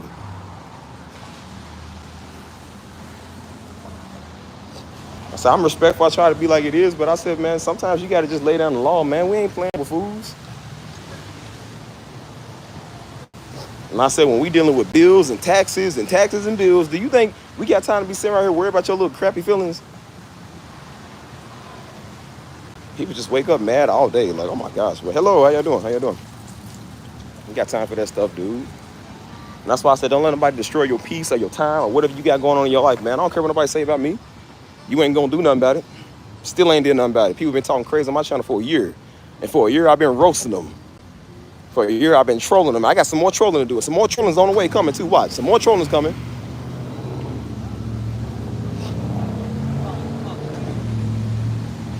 I don't let people disturb my peace. I just go ahead and show them what they do. I said, I'm gonna go ahead and show you what to do. They think because they can go talk to somebody else who don't know God or somebody else who's inexperienced about what God's gonna do, try to scare it, because that's why they won't do it. You want to know why they say God's gonna do it? Because they can't do it. A nigga gonna do something, they say, I'm gonna do this. They say God because they can't do it. So they want God to do something about it. God ain't working for them fools. God gonna judge you. How do you know? And I said, I stand by and wait for God to judge me. And then God bless me with money, he bless me with people, he bless me with all type of stuff. And then I get on here and troll a Negro when they keep talking. I say, yeah, you false prophet, I'd have stoned you for your fake word. We ain't stupid. And if God do get me, he ain't gonna use you to tell me you old ape. Ain't nobody listening to you. That's why I tell people, stop listening to people that say God said. Negroes don't know what they talking about. Negroes always say something to make them sound deep. Don't listen to Negroes. If that was true, God would have killed me a long time ago because Negroes said something was gonna happen to me. Turns out who's the one that ends up getting judged? Them. Who's the one that ends up getting judged? Them. Not me. That's why I say I don't listen to a Negro no more. And I don't say sorry and I don't care how you feel. If I did this channel for views and clicks, boy, I would be apologizing, kissing everybody's butts all day. I said, boy, I don't do that. I don't care about you. Half people over here ain't even my audience anyway. They're like, I care. You done been through what I've been through. You start to care less about what somebody else thinks. You start to care less about what people view you. People come around all the time. You're supposed to be Pastor Darby's son. Like I'm any different because I'm me. Why ain't you preaching? Because I said so. That's why. Why don't you take over the ministry? Because I said so. That's why. Why don't you run your channel like this? Because I said so. That's why. They be like, well, you just need to go stay in peace. I was in peace before you came over here, you mental Negro. I'm trying to act like you go condescending and passive aggressive. Nah, Negro, please. Tell your mama to go stay in peace. Tell that old fat bag to go stay in peace, boy. Don't worry about me. And I said it, fat bag. Yeah, your mom's. Main people be talking. Them was the main ones that need to go to an insane asylum. Like, y'all just mess with everybody, dude. Moral of the story, if you need help, y'all, go to therapy. That's why I said, you want to know the reason you should go to therapy? Look at a Negro, how they live their life. Don't be like them. That's why I keep telling you, don't be like a Negro. They're some of the worst people to be like. Look at their life and then look at yours and say, I don't want my life to end up like theirs. So I'm going to go get the help that I need. I'm going to go do what I got to do to be better so I don't end up like them. Why am I going to listen to somebody live in Jackson, Mississippi? Like, you live there. Nigga ain't never had success their whole life. Just a failure as long as the day is long. And they trying to tell you what they think. Why do I care what you think? You ain't never had nothing. And then they get mad because people try to get around white folk. And I say, well, I don't care more about what white people think because they own stuff. You don't. Yeah, Negro ain't got $2 to his name trying to tell you something. Just because you can't get out of that Negro mentality don't mean that the rest of us want to be like you. And I said it's a shame that it's not that people don't want to try. I told you Louisville, that whole city's atrocious, but a lot of people there do want to try. They do want to get up and get out, man, but they don't know how because they stuck around people like that all day. Ain't that people don't know or that they don't want to learn. It's just they not taught right. They don't know what to do. And since we on mental, talking about mentality, ain't nobody more mental than a Negro. And when they see you trying to do good with your life, they're going to hold you down and curse you. They are not letting you get out of Jackson, Mississippi, boy, because they can't get out of there. So why they going to let you do it? Why they going to be happy because you got famous? You finally made it out. They don't want nobody to make it out because they can't make it out. Since we talking about mental, that is real mental. You got to be mental to hate somebody that's doing good because you ain't doing good. Why can't you just go do good too? There's enough money in the world for everybody and their mama 3 times around. And you telling me that you can't go get some, but you mad at somebody because they go get some? Girls get mad because you're flexing on them. I said, well, why can't you just go get your money and flex too? That's being mental right there. Man, it's hot out here now, man. Daggone rain.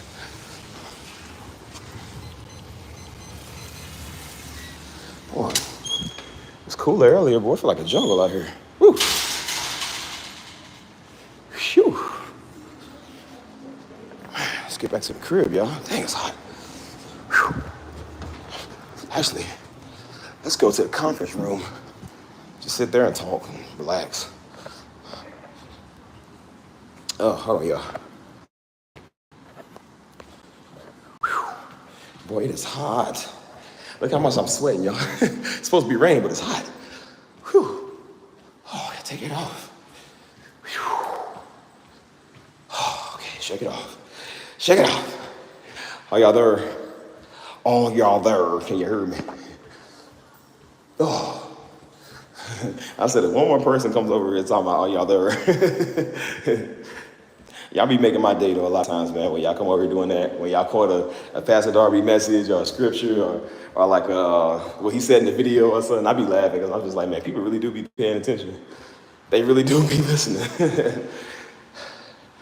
Some people come over and say, well, do you remember what your father said in this part of the message? I was like, they name the message and they be like, you remember what he said? I said, no. I said, dude, I don't even know what you're talking about. I said, you're going to have to play the message back. They was like, do you know the song you was playing in the background? I said, no. I said, you don't know? I said, bro, I make up every song on stage when I get up here. It's not like it's a specific song. I always made up a new song, so I don't know what you're talking about. And if I try to recreate it, I can't do it again. It don't work like that. Oh, yeah, there are people. Oh, man, it's really hot. Y'all gotta go get a drink. Whew. Non-alcoholic, that is. I gotta rephrase that now. No alcohol for Steve. Now is not a good time for those things. We definitely don't want that. Not that I would ever know. I ain't never drunk before. Allegedly. But Phew.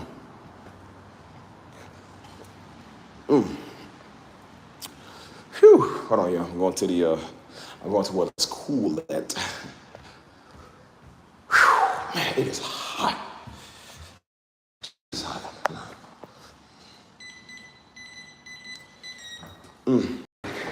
But I'm curious to know y'all thoughts, man. What are some of y'all thoughts that y'all have on stuff, man? Anything that I touched bases on, anything that we talked about, anything that's on y'all mind, man. Whatever y'all dealing with, whatever y'all feeling, like let me know, man.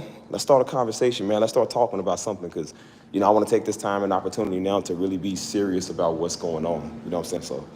So we can take time to talk about that. Hold on, I'm gonna get a drink, y'all. Non-alcoholic, that is. I gotta use my phone. Yes. Sometimes this machine will give me like 2 free ones. So yeah, y'all. Like I said, let's have a combo, man. Let's chop it up. Can y'all still hear me? I gotta ask that now because sometimes this messes up over here. Whew, Jesus Christ.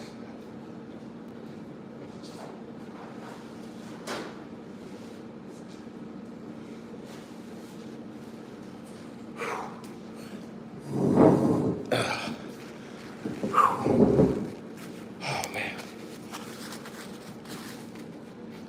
Are y'all there? Can y'all hear me?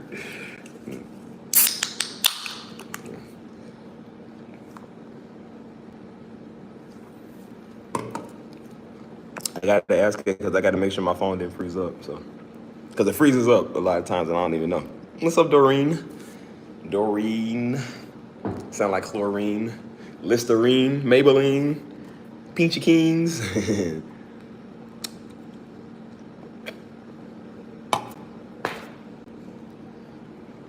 Well, talk then.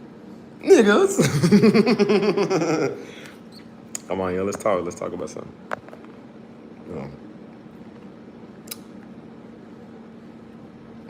And for those that don't know, like I said, I got my silver retainers in. My teeth is going back crooked on the bottom, so I got to keep them in place. So you can call it retainers, grill, anything. Like, but I got them custom made years ago, and I don't really wear them as much. But I noticed like my teeth right here, especially right there, is getting like kind of crooked again.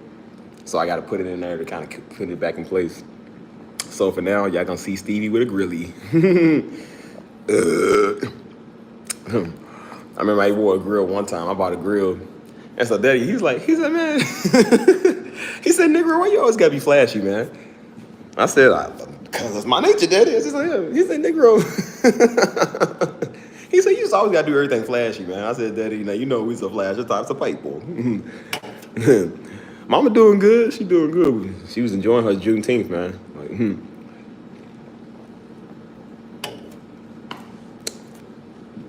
Even Mama said that. She said, boy, why you, she said, when I bought a grill years ago, she said, why you buy a grill?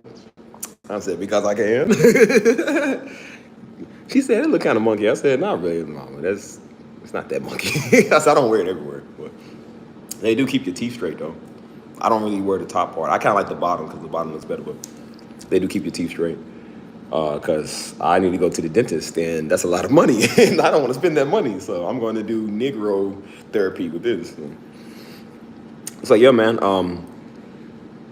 I just want to talk to y'all, man. Come talk to me. Well, how you doing? Sassy my life.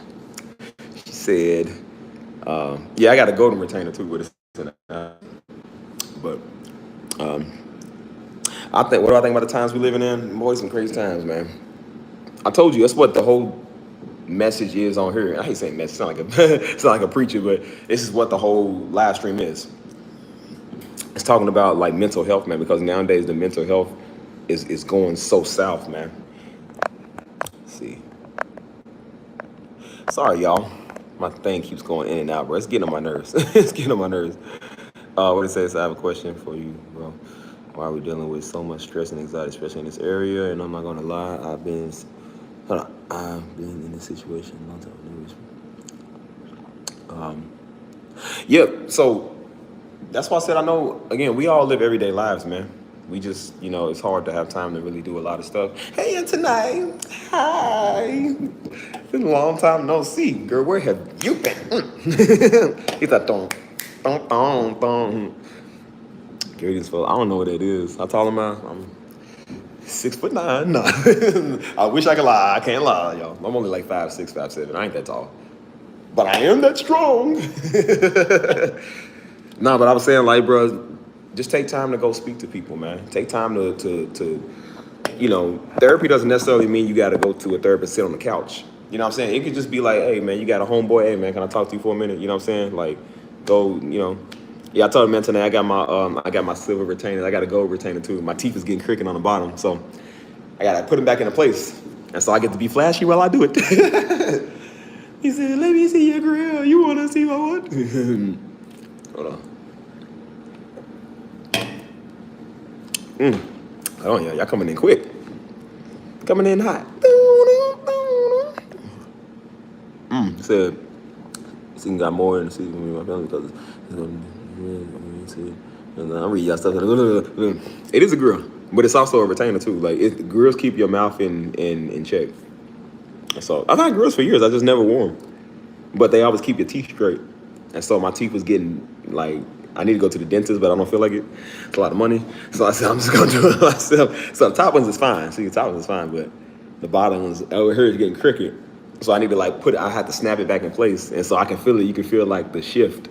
Like, like you feel it over there when you take it off, just like, ouch. So I try to keep them in, but I do it in style. I told you I'm a flashy Negro. He's like, why y'all gotta do stuff in style, man? I said, because I'm that Negro.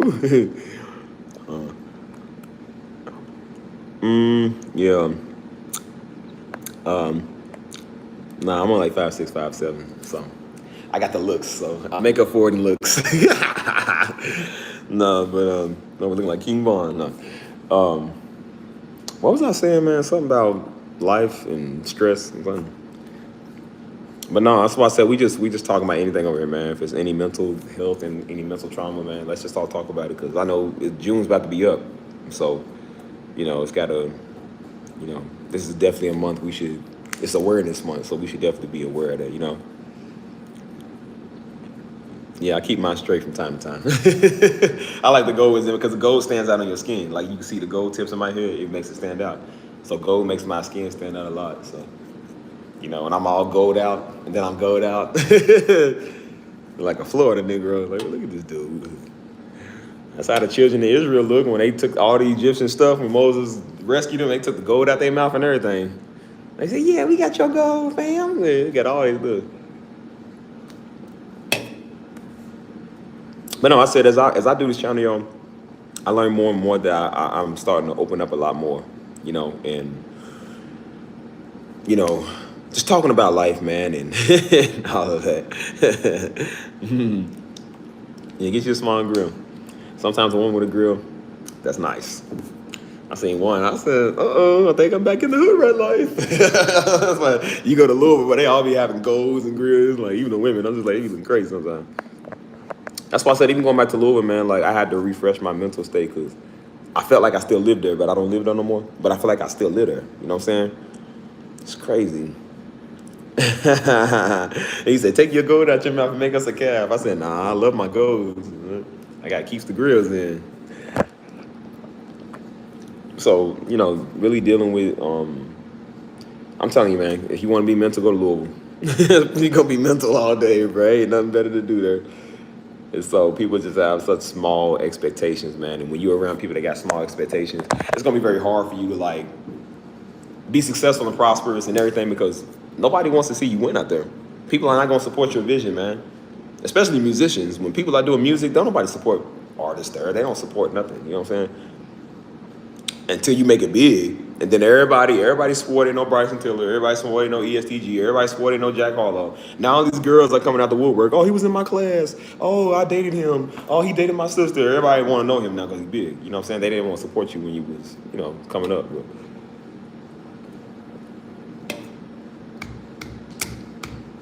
I was born with them. Oh, you guys already got the muscle, do you? I was born with them. Nah, I just work out. Straight workout. Peoples. Some days I wish I didn't because it doesn't keep the ladies away. They're fanboys. Oh. It makes you like, some days I wish I was a little bitty skinny YN, a little bitty stick figure. Some days I wish I looked like a nematode, man, so they leave me alone. It's like, but this, you see how I'm laughing? You see how I turn things to a joke? This is how we deal with trauma, man. This is how I deal with a lot of my life. Because I'm just like, it's the best laughter, the best medicine is laughter, man. You know what I'm saying? It's like, well, life sucks, but you make a joke about it. It's like, okay, well, nothing you can do about it. Well, it is, but are you gonna? That's the point. Are you gonna? So, yo, man, I don't know, man. But that's why I said I want to have just a combo, man. If y'all dealing with any mental stuff, come on, just talk to me, man. You know what I'm saying? Let's have a laugh. Y'all know I'm funny. I've been funny for like the last 3 days I've been on here, so I'm super funny.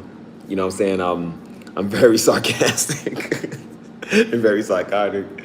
You know what I'm saying? I had an experience in Louisville. I said, boy, I came back to San Antonio, started kissing the ground. I said, man, I miss it here, man. It's like being on foreign soil. Because when you go to Louisville, man, everybody in their mind look like Sexy Red, boy. All the women over look like Sexy Reds. I'm like, I can't be here no more, man. I told you I was riding up the street. I really thought that was Sexy Red up there. It was a girl that just like her.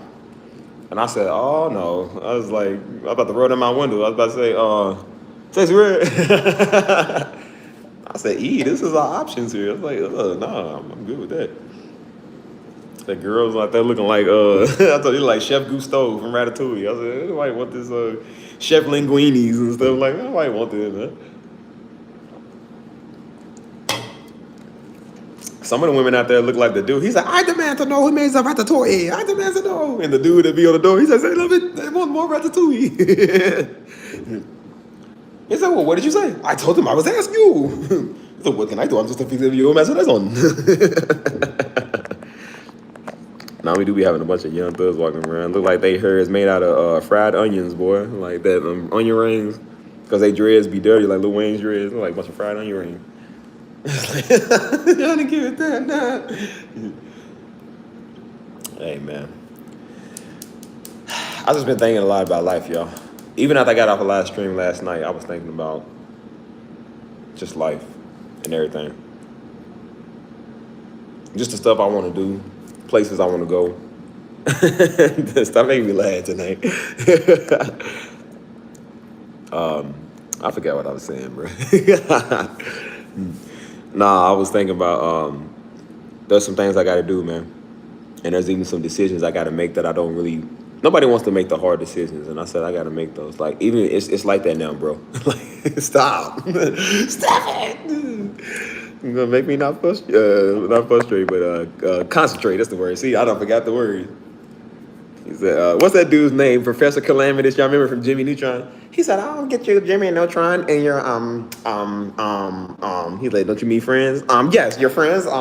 He said, you boy wonder, you what's the word? I'm tired of this old nigga. I be forgetting a lot of stuff, man. That's not good. I think that's a sign of like trauma. You forget. You forget, like, oh yeah, that happened to me. I was doing it, bro, when I was doing the little PTO class, and I said, we was discussing stuff that happened in our life, and I was bringing up stuff, and I started laughing. I said, oh yeah, that actually did happen to me. I said, yeah, I actually did do that. I was like, I forgot. Like, you forget, man, because you taught to bury it and not bring it up and talk about it no more. And I said, nah, like, you can't do that, because look at how you be. And I said, I'm psychotically laughing now, but I said, there are people that really act like this. Like, they really live like this, you know what I'm saying? And so that's why I said, like, if you don't change your ways, you're going to end up like the Joker, man. Like, Harley Quinn, them, they all get this way. It starts off with the small. Like, but no, that's why I was saying, like, in every relationship and everything, you have to make hard calls, you know? And I'm not really one that likes to do the hard calls and hard decisions in life, because I'm just like, I would rather just not go through that. But it's life. You don't get to choose what you want to and not want to go through. Sometimes. And so I said, like, you know, again, there was people I had to make a decision and just walk away from. Just say, hey, man, this ain't going to work. You know what I'm saying? Or, you know, I got to go do something else. And it sucks because, like I said, I used to not care when I was in Louisville. I was a young nigga. I didn't care about nothing, man. That's why I said being out of Louisville, it don't matter who you is, man. We was young niggas. We ain't care about nothing. When I came out here, I said you start to have a different mindset of where you care a lot, man. You care a lot about life. You care a lot about like what you want to do with yourself. And so it's been harder to make real decisions. You know what I'm saying? And so I was just sitting there in the bed last night. Even this morning, I was just sitting there laying there thinking, man, I'm just like, because I'm still tired from traveling. Like, I'm still tired. So I'm just like, but again, I don't think it's necessarily physical tiredness. I think it's more mental. You know what I'm saying? More mental tiredness. Because I'm just like, I got stuck in the airport on my way to Louisville. For 6-7 hours, I'm there just stuck. And then I get to Louisville, and I'm just like, oh, this place is draining. And I don't know. It's just a lot, man. And I got to go back soon. So I got to do it all again. Like, yeah, and that's why I said I pray about everything. I do. I pray about everything now. I'm just like, God. That's why I said I gave it all to God. I said, God, you're going to have to do something about my situation. And he do. And I can honestly say I've calmed down and cooled down a whole lot, like a lot more than what I usually do. Because I'm like, I don't know what else to. I said, I ain't going to lie to you. There were times I tried to do this all on my own. I even told people last night when I was on live stream, I said, dude, I literally was making San Antonio God, man. I was making other stuff God in my life. And I told you, I said, God will give you what you want. I said, be careful what you pray for and what you wish for. God will give it to you. But you're going to realize that ain't what you want no more. Or it ain't what you thought it would be. You know what I'm saying? And I thought if I moved from Louisville to San Antonio, oh, everything going to disappear. All my problems is gone. I'm far away from everybody. You know, my life is going to be better. And I couldn't be further from the truth, man. My life got worse. It got worse. Because it's not the location, it's you. It's a heart issue, it's a mind issue, it's you.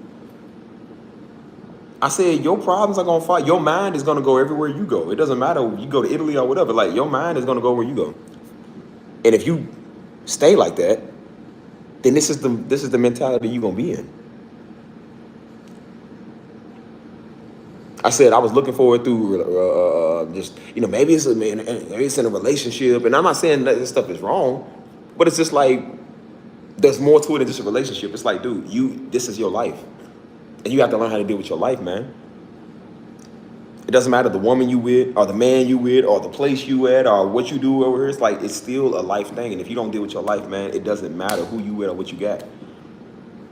I was praying so hard to move to San Antonio. I said, God, I just got to get out. I got to get out. And then I came here and I said, God gave me what I wanted. And then I realized how much I didn't even really want it. I literally came here and then I said, okay, well, what do I do now? And I didn't even know what to do.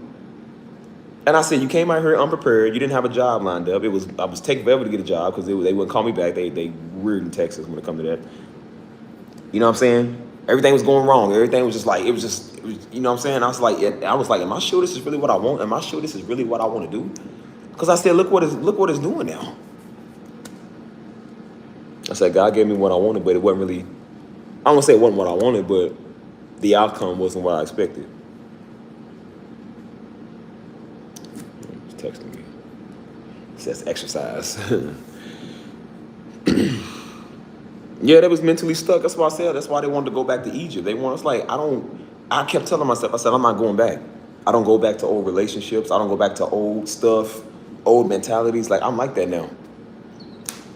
That's why when I go back to Louisville, I'm just like, you got to mentally prepare yourself, because when you go there, our church is still in the area where a lot of stuff happened at. And so when you go there, you just like, all the streets are familiar. It's just like, it's a heavy, weird feeling. I don't know how to explain it. It's a heavy, weird feeling. And usually I go back all the time. It ain't no issue. I said, but this time I went back, it was harder. I don't know why it was harder. It wasn't really like that for like the last, I would say like year. Well, I think the first 2 months I moved, that's when it was like that for about a month or two, you know what I'm saying, when I moved away from there. But I said, excuse me, when I came there, it was starting to kind of go away. But I said, for the last couple of times, or this time, it was tough. And I don't know if it's just the fact that I've changed a lot. I changed a lot of my stress levels, my anxiety levels, like all of that. I kind of just calmed down. And so going back to a place after you mentally are changing, it is kind of draining. You know what I'm saying? When you go back and see that, you just like, nah, I can't do this. Like, nah, man. Riding up the block, man. You know what I'm saying? Going back to the old spots where I was. I literally, Louisville's small, so you have to ride past everything that you don't want to ride past. I'm like, man, well, I could, I almost died over there. You know what I'm saying? That's another spot. I'm like, man, I was in that wreck over there. That almost could have killed me. You know what I'm saying? I'm thinking about this, and now like it's all coming back.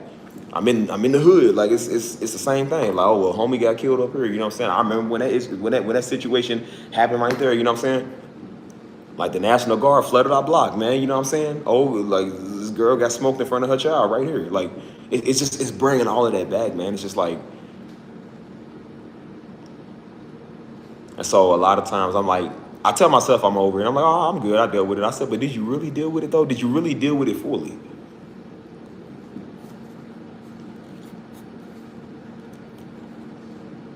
I had to really ask myself that, because I said, I don't know.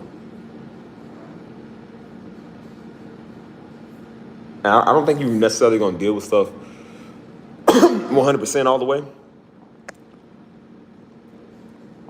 But I do think eventually some stuff should kind of cease to exist, man. And I felt like a lot of stuff was. And it's like, I told you, it's like a hit or miss. It comes and goes, man. And that's why I had to move from my last apartment. I said it was too much going on over there at my last apartment. Because it was reminding me of all the stuff I went through. That's why I keep saying, I said, bro, I know now why people are moving. I know now why people are drinking. Imagine living with somebody for 10 years of your life, and then y'all don't work out no more. You got to move from that apartment. They was in there with you every day. They live with you every day. And now everything on the wall reminds you of them. All the furniture, all the stuff in there remind you of them. And so that's what it was like in my other apartment, man. It was just, I remember I came and I said, man, I was depressed in this apartment around this time. I was depressed. I was going through it. And then I was going through this at the time, and I was going through with the job. I was working. It was so much, man. And I said, well, I used to have an old girl come over, you know what I'm saying? We was a thing, and then we stopped being a thing, and then, you know what I'm saying? I started doing this, I started doing that. I'm going here, going there. And I said, it's back and forth. And I said, everything was just reminding me of everything bad there. I said, I'm moving today. And I moved, and I came here. And stuff still follow you, but I said, but it's a lot different now. I said, I had to really change my surroundings, because I said, that was really, I was getting tired of it. I said, these maintenance people are getting on my nerves. I said, these leasing office people getting on my nerves. The area sucks. I'm like, I'm tired, man. I'm tired of it. I think it does. Talking about stuff. That's why I'm saying, like, I think people should really, don't be afraid to go reach out and talk, man. Sometimes we got to just talk. There's nothing wrong with that. Everybody's different. Some people don't like to really say much. But I said, in the end, eventually, you're going to talk. Because it's going to manifest one way or another. Take it from me, the most prideful person in the world. I didn't want to talk to nobody about nothing. But it was coming out a different way. Because I thought, well, if I don't say nothing, it don't exist. I said, no, that's the exact opposite. And all it does is manifest in a different way. So because I didn't talk about it, I thought, well, I ain't crying about it. It's like, but dude, you getting angry now. You getting super angry. You feel me? And that's why I said, I'm like, when you don't deal with it, it's gonna come out another way. What's happening, man? That's why I said, like, when you don't deal with it, man, this is what happens. It's gonna come out a different way. Whether it comes out in grief, sorrow, angry, like you ain't mad at. That's why I said it came out with me with anger. I didn't care about the car keys. Everybody loses their keys, they don't care. But I said the fact that I was dealing with a lot. Daddy had just died around that time, and I said I was mad about everything. I was fighting my boss at work. You know what I'm saying? I was going through a lot of stuff, man. What's up, bro? How you doing, man? I ain't seen y'all in a minute, man. How y'all doing? And that's why I said, like, you start doing a lot of stuff, man. And I said, when you don't deal with it and talk about it, I said, this is what happens, man. This is how it comes out. This is how you start to feel about a lot of things, man. Human beings are designed to talk and break bread with the brethren, man. I said, if you don't do that stuff, then how in the world are you supposed to get on with life? This is why we got people that's bitter, that's 50, 60, 70 years old, just the most nastiest, conniving people you would ever want to know. Because they don't deal with their life. Because they're too prideful to talk to somebody. They're too prideful to deal with it. And so they take it out on everybody else. And then they end up in a retirement home because don't nobody want to deal with them.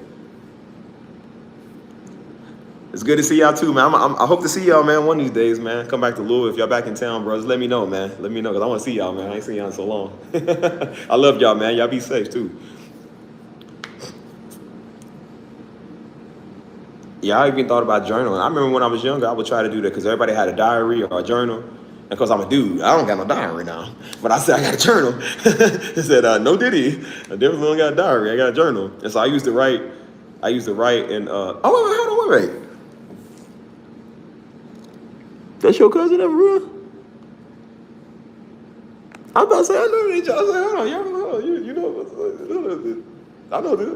It's like, so you know him, and you know me, and you come over here, and y'all know Destiny Ministries, and you know them over there, and then you think you saw, you know them, and just doing it. So I know each other. Like, your name is Cox, his name is Cox. You know this Cox, they go to Destiny Ministry, they go to this Cox, they know this Cox. Like, which one is which? Who's who? Yeah. But nah, talk. But man, see, y'all make me forget what I'm saying, man. These jokes. Stop making me joke, because I forget.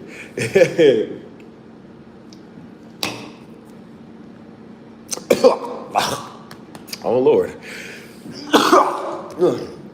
Oh, Jesus. Bro, I really thought y'all was cousins. I said, hey, I've been knowing her for years. I was like, no wonder you found my Pastor Dog, but y'all cousins? Family members. It's a family reunion. But nah, what was I saying, bro, son? Dang, Antoinette, you made me forget. You play too much, man. You made me forget. Let me see if I can do a green screen. Nah, that won't let me. But dang, Antoinette, you forgot, dude. Dang.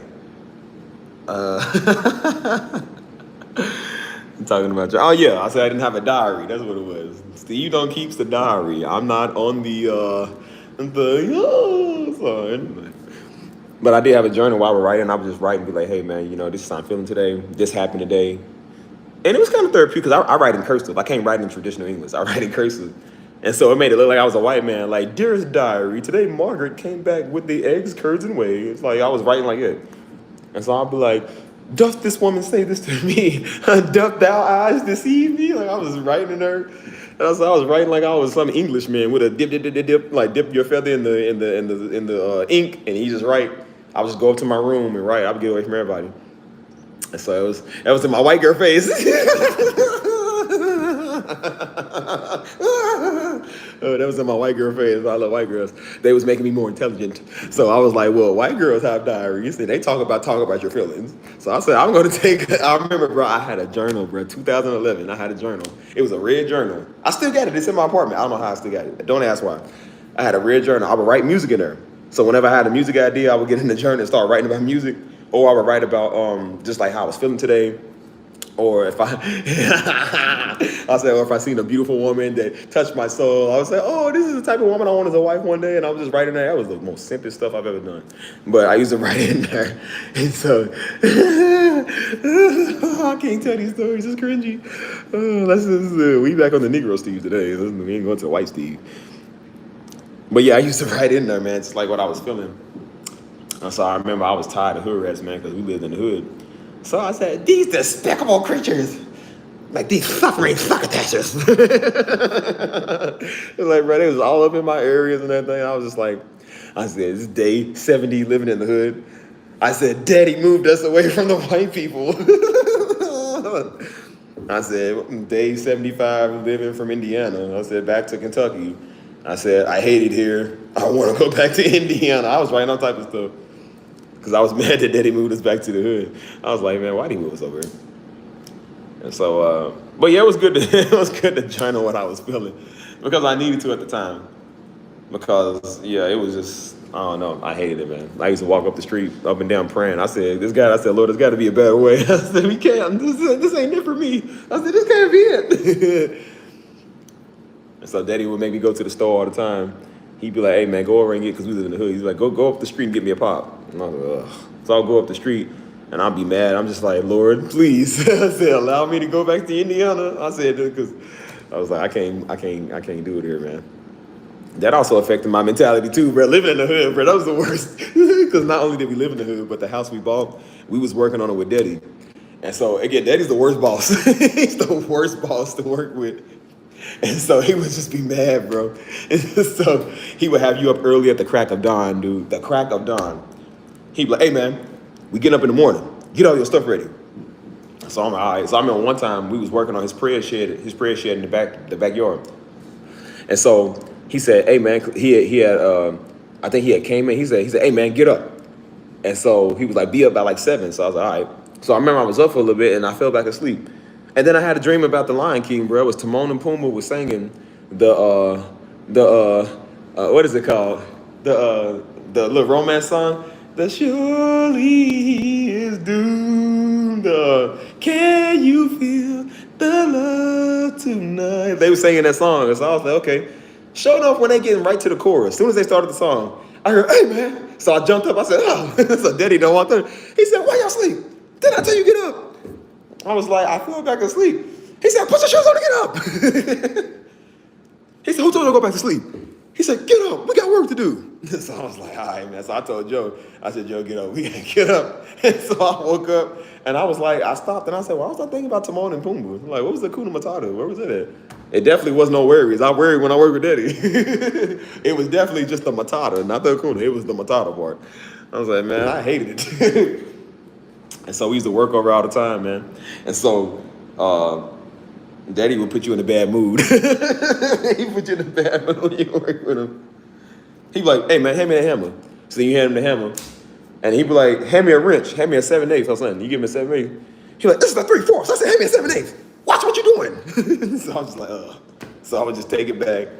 And then I would hand him a, he said, hey, man, in the tape measure. He did not play about the tape measure, bro. He said, why don't you know how to read a tape measure? And he was like, I said, I don't know. I said, because usually the tape measure got the 1/4 or 1/8 or something. He likes you to read the tape measure without none of them on it. So you don't know what is. And so he like, go out there and measure 16/34. And I'm like, huh? And then he was like, you don't know how to read this tape measure? I was like, no, Daddy, I'm not a carpenter. He said, well, that's why you're supposed to be studying, dude. He said, how you going to learn if you don't ever study? I said, what do you want me to learn, man? And so he was like, see, man, you ain't been. I remember one time he stopped. He said, my son, what's wrong with you? he said, we was doing music practice too. He said, hey, man. He said, hey, son, because he was like, hey, come in with the beat. So I was doing the beat. And then something was off. I was like dozing off. I don't know. I was going through something at the time. And so he was like, dude, what? He had to tell me like 3 times. He said, bro, what's wrong with you? He said, he stopped. He said, hold on, man. He said, hold on, man. He said, son, for real. He said, stop. He said, what's going on, man? Talk to me. What's going on with you? And I was like, I said, Daddy, I don't know. I really didn't know. It was something going on with me at the time. And I said, I really don't know. He said, dude, do you want to do this? I was like, yes. He said, so then act like it. Do it. So I was like, I said, I knew what was going on, but I didn't want to tell him. Because they ain't like Daddy cared. He ain't care. So I was like, ain't no reason wasting your words. So I think that's why I deal with a lot of trauma. I never had it easy growing up.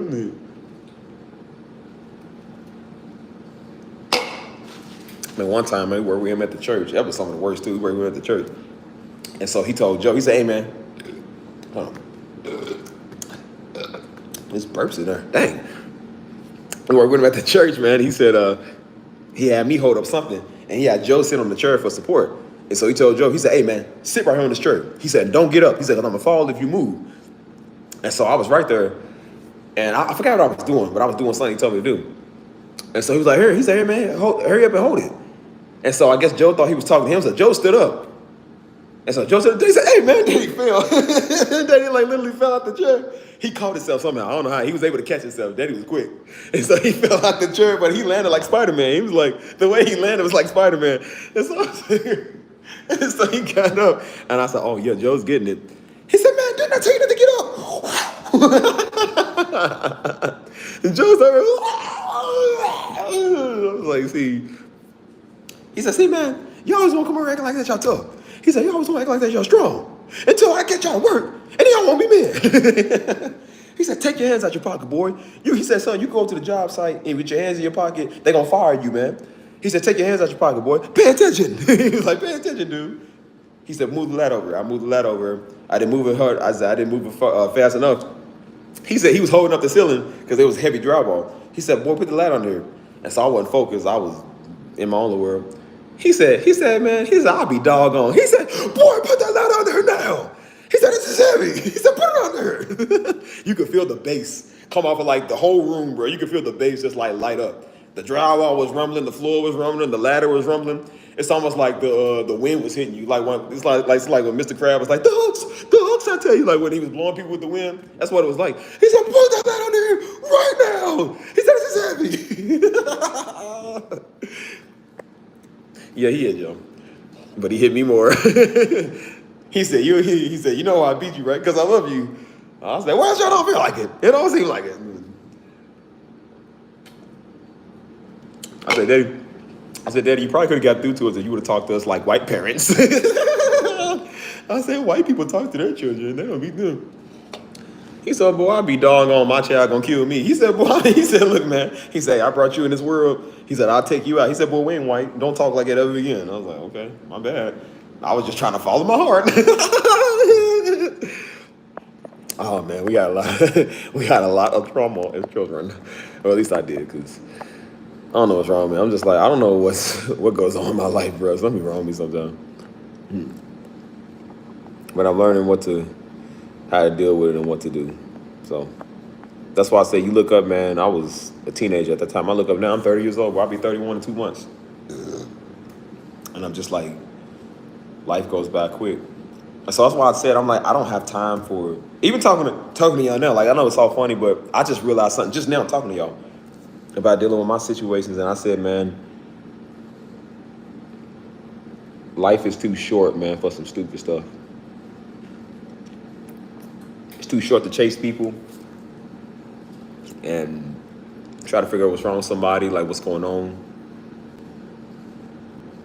That's why sometimes you do have to make the decisions that you don't necessarily want to make, because it's for your life, man. And I can't allow my life to be stuck no more because of people. If it's stuck, let it be stuck because of me, man.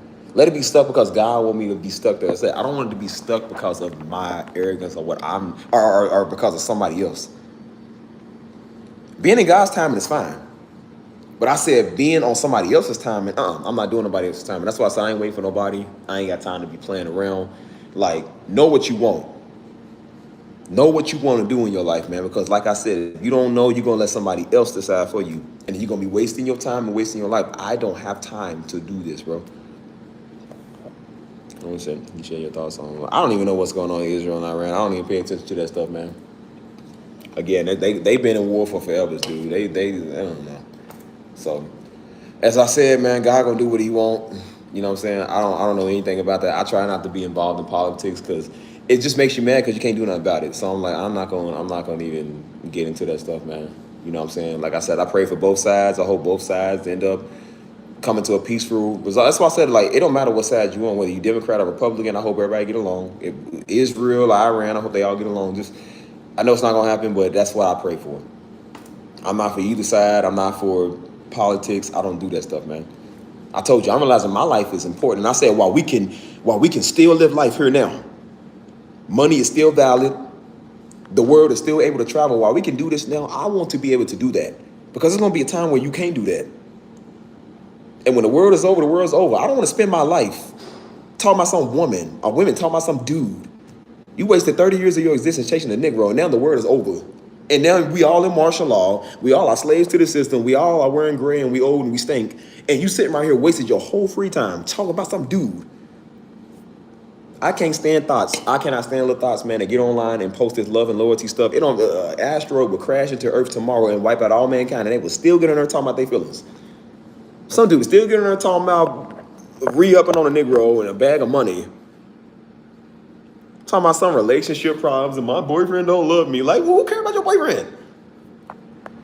You know what? 8 billion other people in the world are dealing with their boyfriends and girlfriends. Okay, you ain't the only one. You ain't the only one that's been through the mud and had your heart broke, man. Everybody deals with this.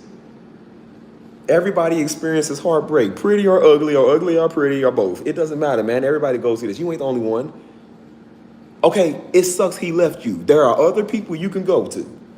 I said, look, it sucked when I didn't work out with a woman that I liked. I said, but she ain't the only woman in the world. I will go over to Italy. I told my ex is Mexican. And I told her, I said, girl, you do know they make a country where they make a bunch of y'all. It's called Mexico, right? You ain't the only one in the world. I'll just go there and get another Utah day. I said, it ain't like you the only one that's exclusive. And I said, girl, you ain't no J-Lo anyways. I'm like, it ain't like I need to sit right here and waste my time on you. I said, dude, the world is too short. And I'm telling myself this. Again, I'm refreshing my mind too with y'all. I'm not just saying this to y'all. The world is too short, man. I didn't realize what they said when they say life is short. Like, bro, I literally was 15. And I look up 15 years later, I'm 30. I remember turning 15. It does not feel like 15 years ago. 2015 was 10 years ago. My dog is 10. We got him in 2015. That was 10 years ago. I remember that like it was yesterday. Life is short. I'm sitting out here lollygagging, man, and caught a bullet. It could have been over like that. 20-something years of existence would have been gone like that. That's what they mean when they say life is short, dude. Because you literally could die tomorrow or today. Thank God you don't. And God forbid. What's up, Ayana? I think that's your name. That's why I said life is very short, man. You don't have time to play like you think. You don't got time to be chasing people. And I told myself, I will never chase anybody again. I will never beg people to be in my life that don't want to be here. I'm not going to ask people to do stuff that they don't want to do. I'm not going to ask people to support me and be on my type of wave. There are plenty of people out here that want to do the same thing I'm doing. I got 10,000 subs on this channel, and I don't even want 8,000 of them. Because I know 10,000 people here is not for me. 10,000 people here don't support me over here. Everybody is not for you.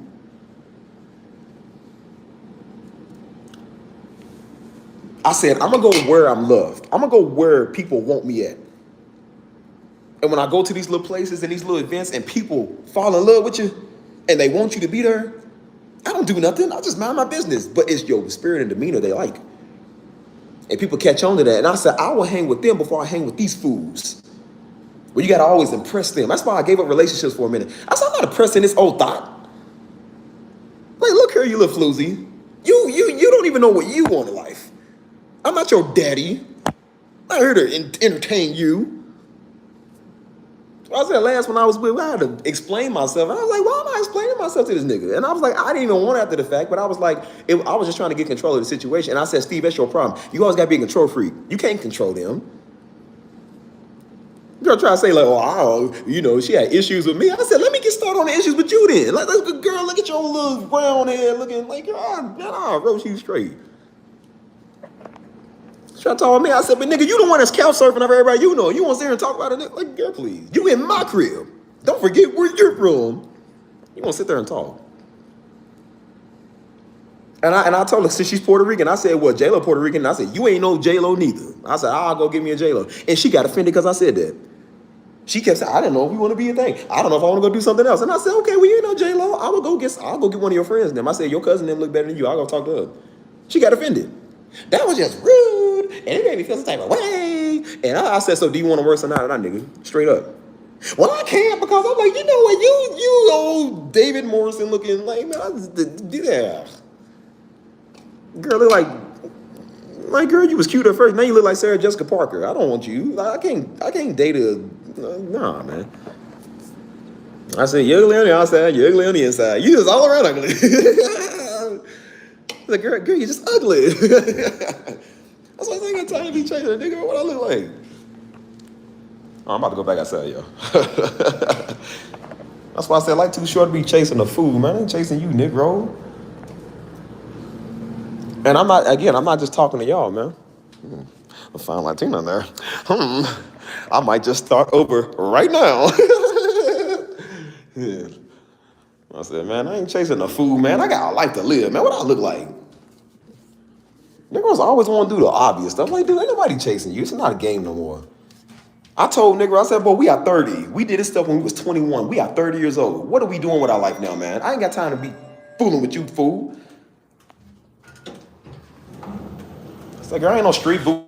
I ain't no street boo time, okay? Hold on, I'm on the elevator, dudes. The connection might, like, cut off.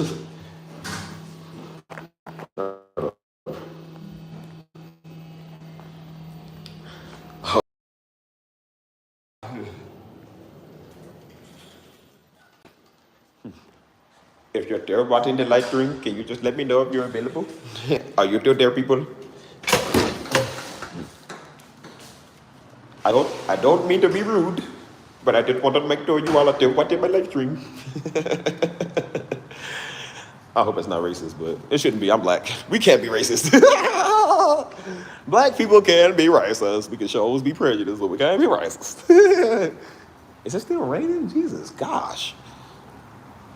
That's why I don't waste your time on nobody, man. I ain't wasting my time on not a Negro. I said, boy, you better be lucky we ain't back in the Bible days. If I was King Solomon, I would have 300 wives, dude. Of all races. Yes, it's the Paris-ton. Everybody say that. They be like, are you Pastor Darby? I'm like, well, we got the same name. I said, first off, I don't look like him. He looks like me. I said, I have the dreadlocks. Y'all should have seen the old picture of Daddy, man. He had a small fro. Daddy used to have hair before he was a pastor. I remember he used to have like some hair on his head, and he got tired of it and just cut it off. And so he started going bald. And so I used to call him TD Jakes because I'm like, he went bald like TD Jakes at the time. He didn't know he was gonna be bigger than Jakes. Like, he wasn't even trying to compare it. People kept comparing him to Jakes. He said, I'm not Jakes, man. I'm just me. And I said, nah. Daddy is harder than Jakes. I ain't gonna lie. I don't knock people, but I'm just like, nah, man. Daddy messes his hard. So people was just like, man, your father, bro. I said, you don't understand about your father. I said, well, I lived with him for 20-something years. I'm like, I think I do understand about my father. They said, y'all lived under it, and you don't take it serious. What's wrong with y'all? Daddy he said, look, I told my kids, he said, look, I love God. Oh, you don't love God? What's wrong with you?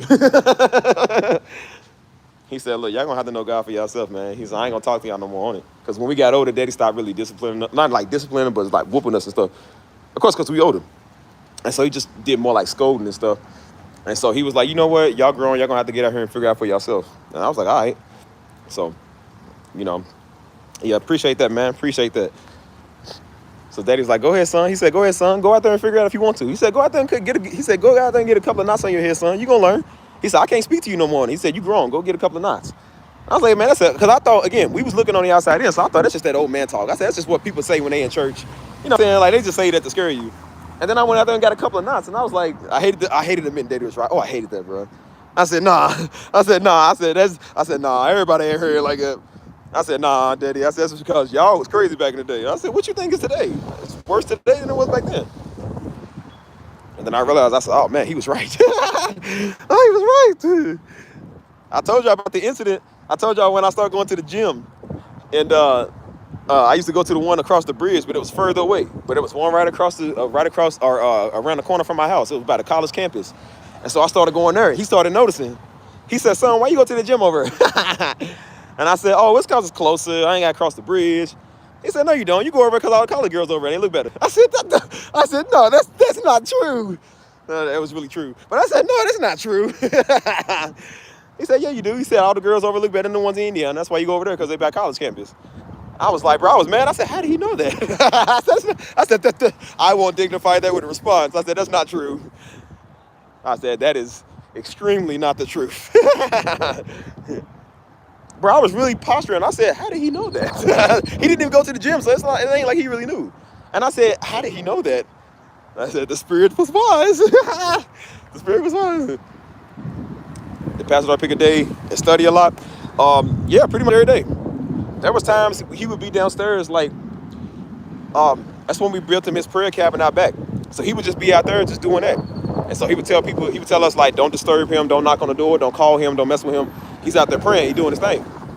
And so we would just leave him in there. And just, you know, let him do his thing. Daddy be out there for like 6 hours, 8 hours. He'd be out there all night. Like, I'm telling y'all, man, when Daddy prayed, bro, Daddy prayed, man.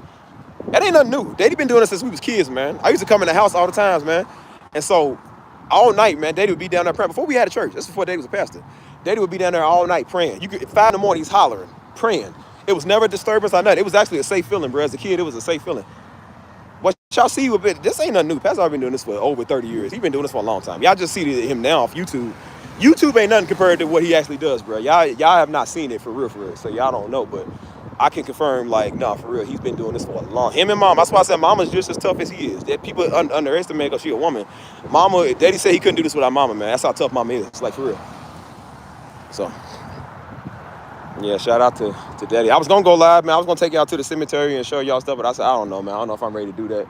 Because, again, that's my peoples. I can do that. I can take y'all and show y'all, you know what I'm saying? But I don't know how some of y'all would take it. Some of y'all might still be hurting, be crying on live, and then I'm just like, you know, I don't think I'm really ready to broadcast that either, you know. I took some pictures near it and with it, but I ain't gonna really post them, man, because I don't want people to, you know, people be thinking that's their own daddy. You know what I'm saying? They be acting funny, so I'm like, I ain't got time to go back and forth people. Yeah. That's why I said Daddy was a guy, man, he loved his family. He loved his family, man. But he kept saying it. He said, son, you gonna know God for yourself, dude. He said, I can't teach you no more. He said, me and your mama can't do this no more for y'all. He said, y'all older. You gotta learn how to do this yourself. And then I started realizing, I said, oh yeah, he's right. You gotta do this by yourself now. Now you gotta understand. I'm in San Antonio, live by myself. I mean, I've been living by myself for a long time, but I said, but now being here, I live by myself. Like it's in like, I ain't got no family in the city. It's all me. So it's been a struggle being out here, man. You know what I'm saying? That's when you're really mental. When you ain't got no friends out here, you don't know nobody yet. I said, yeah, that's really hard, bro. And then once I started knowing people, I started feeling a lot better, man. And so a lot of people here, again, the people that know me here, they don't know Daddy. They don't know Darby. So even this little ministry I go to, I said, they don't know Darby. You know what I'm saying? They know Steve. And so when they come here, they like, hey, they was checking out my YouTube because I do music. And they say, hey, man, they say, hey, I see people talk about your father a lot, man. They always mention your father. They say, he must have been a great man. And I said, oh, brother, these words will change your life, brother. If only you knew. I said, I can't tell you yet, but I said, if you knew. He's like, yeah, your dad sounds like a really respected guy. I said, brother, you don't know. You don't know who I am, do you? You don't know. Nah, that ain't my mental. Like I said, I'm not a pastor, dude. That's why I keep telling people that's not something you get to inherit. That don't work like that. You know what I'm saying? That's something you born with. And Daddy always knew I wasn't a pastor, man. That's why he kept telling me he didn't want me to mess my hands up. When we worked, he didn't want me to mess my hands up because I'm a musician. He said, son, if you mess up your hands, it's going to be very hard for you to walk in your gift. So my gift ain't preaching, man. And that's why I said I wouldn't preach anyways, because Negroes get on my nerves with it. Because they don't care about the word, man. They just care about theatrics. They don't care about God. They care about theatrics. That's why they go to church every Sunday and they go to church on Easter, because they want a shuck and jive and make me feel good. They don't care about. That's why I said most people didn't even care about Pastor Darby, man. They just like the fact that he was a man that was teaching knowledge. You know what I'm saying? They don't care about he was God sent and he was God anointed. They just like the fact that it's a strong black brother up there preaching and talking, makes them feel good. And now when they can't get nothing from him no more, super disrespectful. The man died. They can't get nothing from him. Now they mad at us. And I said, well, you sure ain't getting nothing from Junior. Junior ain't give you jack. What you see on this channel is what you gonna get. You need to preach. Why don't you make me? That's why I tell people, why don't you make me? Do it. And still ain't. That's why I said I've been talking crazy on this channel for a year. I said, come do something about it. You won't. I said, now they see you in person. They ain't gonna do nothing. I said, yeah, you because you know you end up on your neck. You come over here, you gonna end up on your neck. I don't care about you, like, bro. We. I said, brother, we ain't friends. We ain't lunch buddies, dude. That's what I said. Me and Daddy got a lot of the same characteristics, but we are not the same person. Daddy's thing was preaching. My thing is more like teaching. You know what I'm saying? And I said, people only wanted me to step up and take the mantle because they can't do it themselves. They wanted to live their vision through me. And I said, no, you ain't gonna live your Pastor Darby vision through me. No, you ain't doing that. That's like, what? You got to pick up the torch. It's not a torch to give you, idiot. It's not a torch. That's why I keep telling people. We honor him by living. Daddy wanted us to live. And so we honor him by living. So that's why I moved from Louisville, because I was like, I can't live here. I almost lost my life there several times. So I said, I can't honor Daddy if I'm dead along with him. So I said, I got to live somewhere where I can live. And looking at my family living, looking at the grandbabies and my, you know what I'm saying, my fam, I said, it feels good because we all doing what he wanted us to do. I said, Daddy would have wanted you to have better and live, man. He always said, be the best and have the best. And I said, I'm taking it.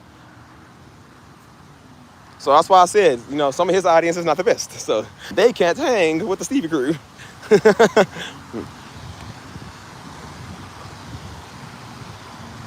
All I do is go point people in a direction where they can find them. You want his word, I'm going to send you over to his channel. You ain't going to really get it from me, man. I ain't got nothing to say to you.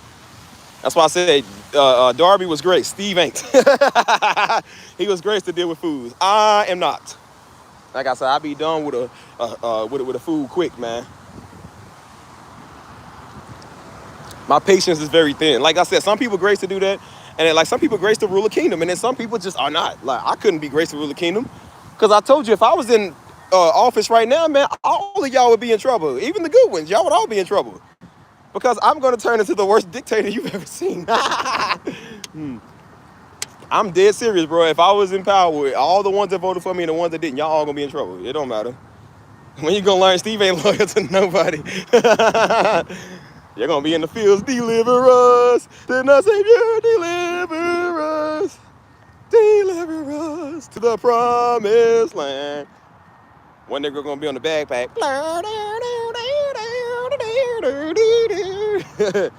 Stick my head on my first one, get back to work. Hey, Negroes, get back to work. I don't pay you to sing, like, you don't pay us at all. Exactly, get back to work. That's why I said, don't think because I get in the office, I'm gonna do something for the black community. Oh, you Negroes gonna be in trouble. Oh, y'all gonna be in trouble. Not even the days of J. Edgar Hoover has it been this much tyranny. Y'all gonna be in trouble. But nah, man. What was I saying? I forgot, bro. I forgot exactly what I was saying. Who's in here watching me as a fool? I'm a fool, people. I'm a creep. Dun, dun, dun, dun, dun. Ugh, Big Red is disgusting. Ugh. Stop turning to water. Hey, you tell him, man. You tell him, bro. Hey, man, we gonna be on one, bro. We're gonna be on one. That's why I said, I better hope today I don't get power, boy, because if I do, that's why I said, I don't know what people think it's gonna be. Like, they want me to run Stephen Darby Ministry. What you think I'm gonna do? I said, dude, I'm gonna be way worse than Daddy. I don't care about nobody. I said, if I did run it, it wouldn't be what you think, dude. I would not be preaching Negro. I would go preach to white people. That's how you Negroes. Even Daddy said, man, he said, I wish I preached to white people. I said, Daddy, I told you, we could have just disappeared somewhere white. He said, nah, we need to move to Atlanta. I said, I will not talk to you no more if we move to Atlanta. Too many Negroes. No, Daddy, you can't move there. I said, that would have been the worst decision we would have ever made. I said, please don't do that. That's even worse than Louisville. Don't do that. I said, man. And so that's why I said, like, even with that, like I said, people was trying to pressure me. They was doing that for years. They did it when Daddy was alive. They wanted me to be the next up. Like, how you gonna runner up somebody to be the next anything, dude? This is not a presidency, dude. We don't do this. I said, bro, leave us alone. Don't worry about who's gonna be. I tell people all the time, don't worry about who's gonna be the next pastor. Don't worry about what's going on. It's like, bro, you can. It's the same. It's the word, bro. Just live it. As I said, I'm still Destin Ministries, but I live here. So when I live here, I go to a church here, and when I go back home, I go to church there. And I said, there's a guy that I'm under now. He's not a Pastor Darby, but he has the same spirit as Pastor Darby did. The word hits, but it don't hit like Pastor Darby. I mean, it's gonna be hard to find anybody's word that hit like. Just keep it real, y'all. It's gonna be hard to find anybody's word that hits like Pastor Darby's, right? But it doesn't mean that God ain't using other people. It says that he has his remnant in every city. And this dude is a remnant in San Antonio. He does a lot of big things in San Antonio. And the way he talks is the same way Daddy talks. He might not hit the same as the word I said, but he has the same spirit that Daddy operates in. I can respect that. And I said, I can learn to be under somebody that has that same spirit. Because I kept thinking, I said, ain't no church out here that's real as ours. I'm like, yes, it is.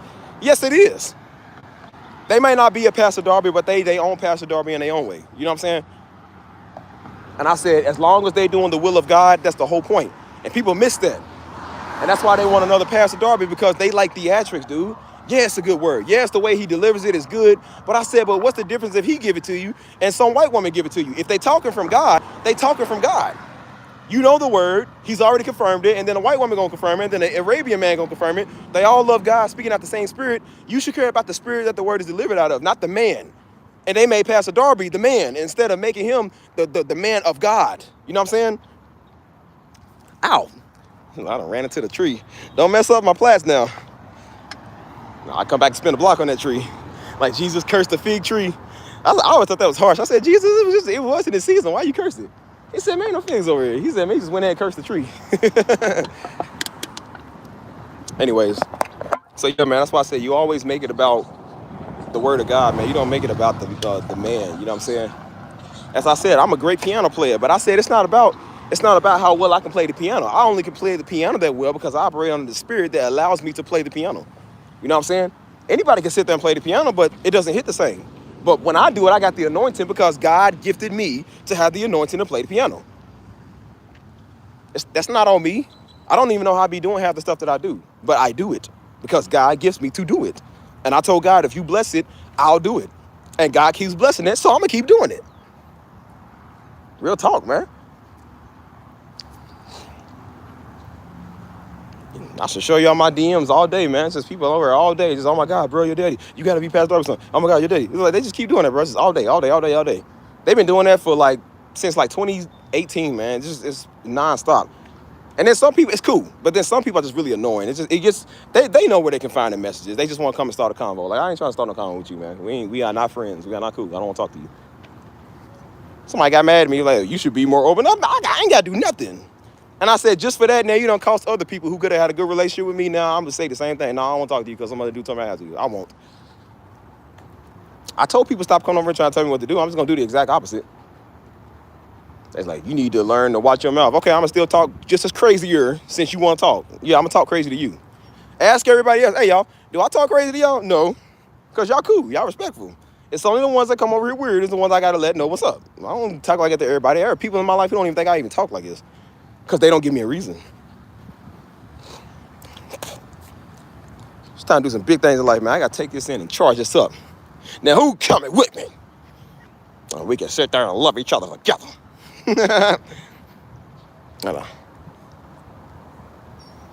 Dude, I talk super crazy now. I talk crazier than Daddy did, man. I don't care about nothing. I don't care about a Negro. Daddy wanted to reach him. I don't. I've already tried. We have done it. We done reaching Negroes. The ones that want to learn, yeah, we'll reach you. The ones that just worry, we ain't reaching you. Said what I said. You ain't gonna do nothing about it, so it don't matter. That sucks when you got God on your side and the nigga still can't do nothing about it. They still mad. They even more mad. I said, oh man.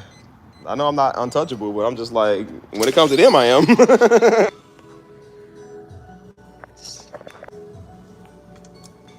Are we back? Are we back now? Oh, yeah, there, can you hear me?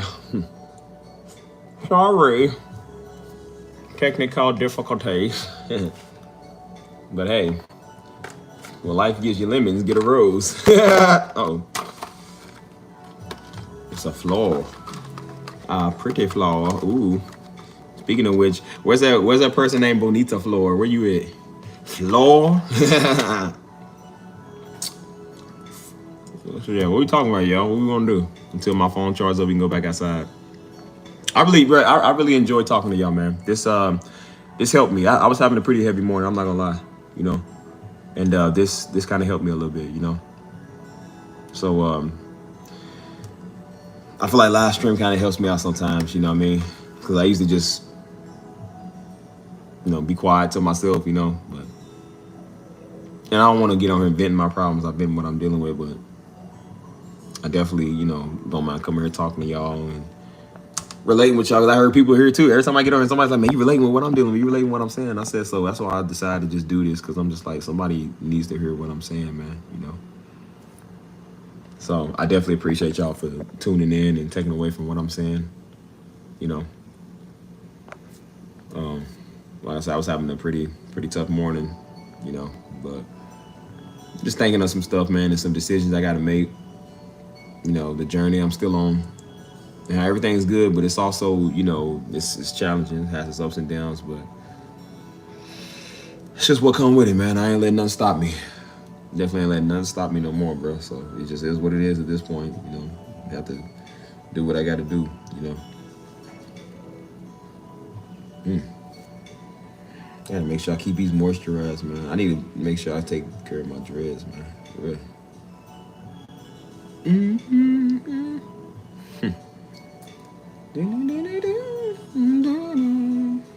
It's so much longer though. They look good though.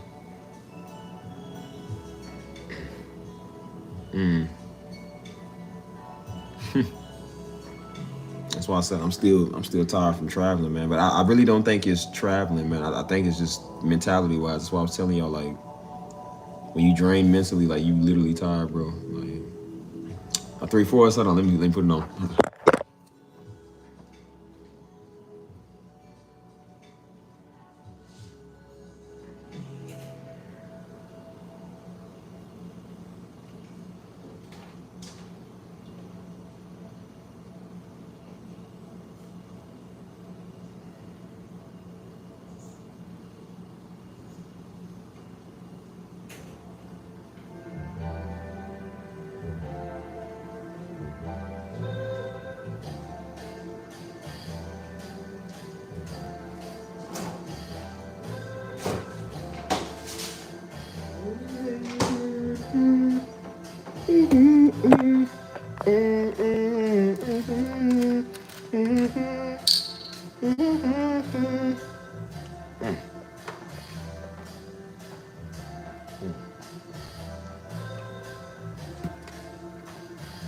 So I got a lot of big things planned, man. I'm learning to follow those, man, and stay focused on a lot of stuff, man. So that's why I ain't letting nobody or nothing throw me off, you know. And that includes friends and this and everybody, man, just everything. You know, you gotta stay focused.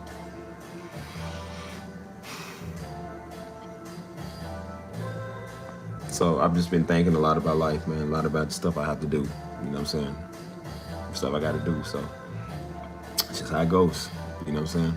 That's why I said you got good people in your life, and then some people just gotta go, they gotta leave. It's like, all right, you know what I'm saying? Like, it's just how it goes, you know what I'm saying? But I ain't worried about it no more, you know what I'm saying? I'm cooling, you know what I'm saying? What's up, Bree? Bree 03? What's up with you?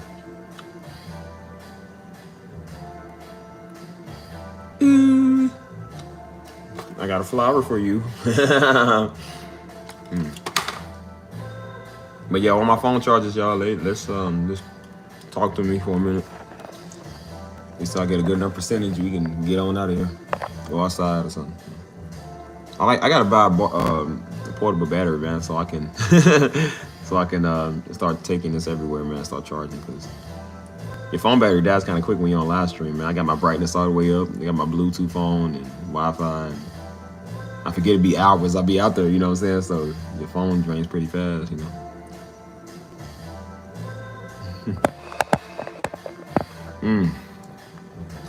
So I'm still tired mentally, man. So that's why I'm really trying to deal with my mental, because I think I'm tired mentally, bro, for real. So even take a break from social media and just all of that, man. Just get tired of all of that, for real.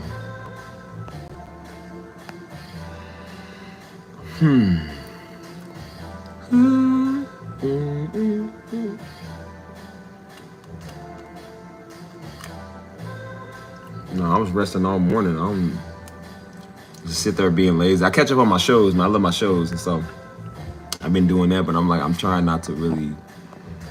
Now I think I didn't even eat nothing today, bro. I didn't eat. I was like, I didn't eat nothing. I didn't even notice I didn't eat, bro. I gotta eat. Well, since we charging up, let's make some food. Which is, by food, I mean ramen noodles. Classic Chef Boyardee Negro. That's what we doing.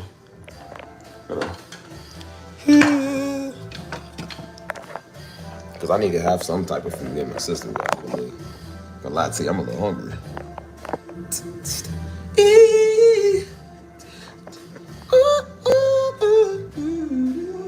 Ignore the mess. They still cleaning my place. They had to come and patch up this wall, man. They had a water leak in, so they got to do something at this point. I don't know, man.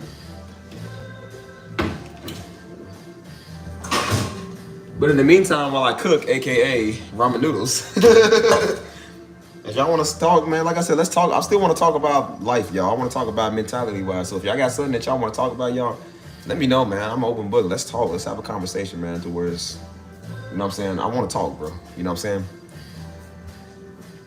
Shalom, what's good? What's good? Hey, I understand that. I understand that, man. It's mental stuff ain't no joke, man. Praying for all y'all, man, for better days, for God to definitely come down and touch you, or something, man, because this stuff is crazy, man.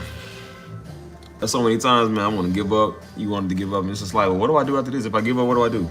Like, what do you do after you give up? Like, I don't know what happens after that. So I don't know about being a quitter. I can't be a quitter, man. You know what I'm saying? Yeah, what song you got?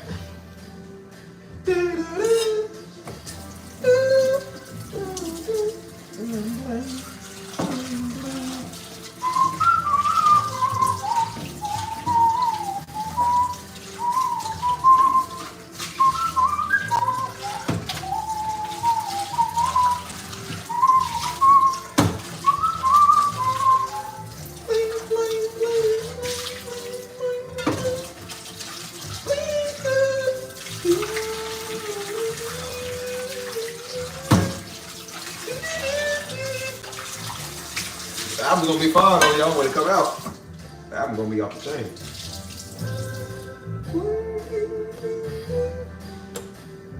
Let me turn it off too. These idiots, man, they keep messing with my stuff, man. They need to come and fix all of this and get out of my crib. They get on my nerves, man. Keep coming and turning stuff off.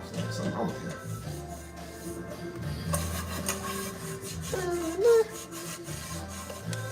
Worrying by Pretty Willie. I think I know that song. How does it go? I think I know this song. Hold up. Say it, let's see. Man, it's like, bro, you gotta just thug it out, man. Like I said, God wants you to thug it out. I told y'all when I was in Denver, I was listening to one of Daddy's messages, man. And again, I don't watch Daddy's messages and stuff, but it was the Nephilim, Return of the Nephilim, or something like that. And again, the message ain't had nothing to do with what I was dealing with. But I was struggling, man. I was going through it mentally. I was going through it. You know what I'm saying?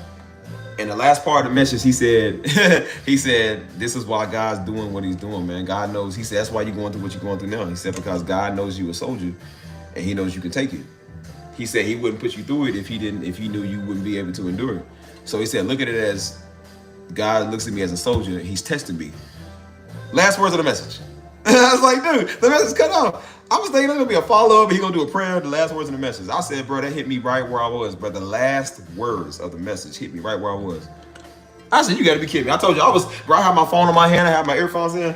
I was doing this, bro. I almost threw my phone. I said, bro, how in the world did this man know? That message ain't had nothing to do with what I was dealing with. It had nothing to do with nothing. It was talking about the Nephilim. And it still touched my situation that I was dealing with, bro. It's almost like a point of the movie. Like a message hits him right on time. That's what it was like, bro.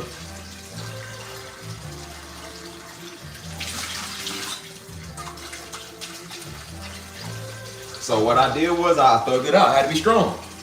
You know what I'm saying? I was like, well, the word has hit me for a reason at this point. So I said, well, I'm gonna have to do what I gotta do. I said, God wouldn't allow me to hear this word, man, if it wasn't for me. Is there a part 3? I don't even know. I don't even know. Yeah, that's why I said what it was, man. It was God and the Holy Spirit, man, was talking to me. And so it was God, that was God really trying to get my attention. That's what I realized God was trying to get my attention all of these years, man. And I didn't really notice it till I came out to San Antonio, man. That's when, because you ain't got nothing else to do. I came out here, I said, dude, you ain't got friends to distract you. You can't go over mama's house real quick. You can't go up to old girl's house. You can't have her come over. You can't go hang with the homies. You know what I'm saying? The church was right around the corner where I lived at. So I'm like, you ain't got no easy escape routes. You stuck here now. And now you have to figure out what you gonna do. And I said, there was plenty of time just hearing God. I said, there was plenty of time I can hear God, because I was going through it so much, man. And I was like, finally learning to be still. Like, I said, maybe I'm going through this because God's trying to tell me something. And I was like, okay, well, God, what do you want to tell me? Because at first I was like, no, I just got to work. You know what I'm saying? I was just trying to get the job. So I got to work, man. And no, I just got to go find friends. And I got to get another relationship. I just got to move on. No, I got to go back to Louisville every now and then and just go have fun, go party. It's like, no. See, he's trying to tell you something. So what is it? So I kept doing that. I kept running from it, kept trying to do something else, you know what I'm saying? And it really officially last year was when I learned it. Last year I was like, that's when I kept noticing it was the same. I kept getting the same results. I'm like, bro, what is up, man?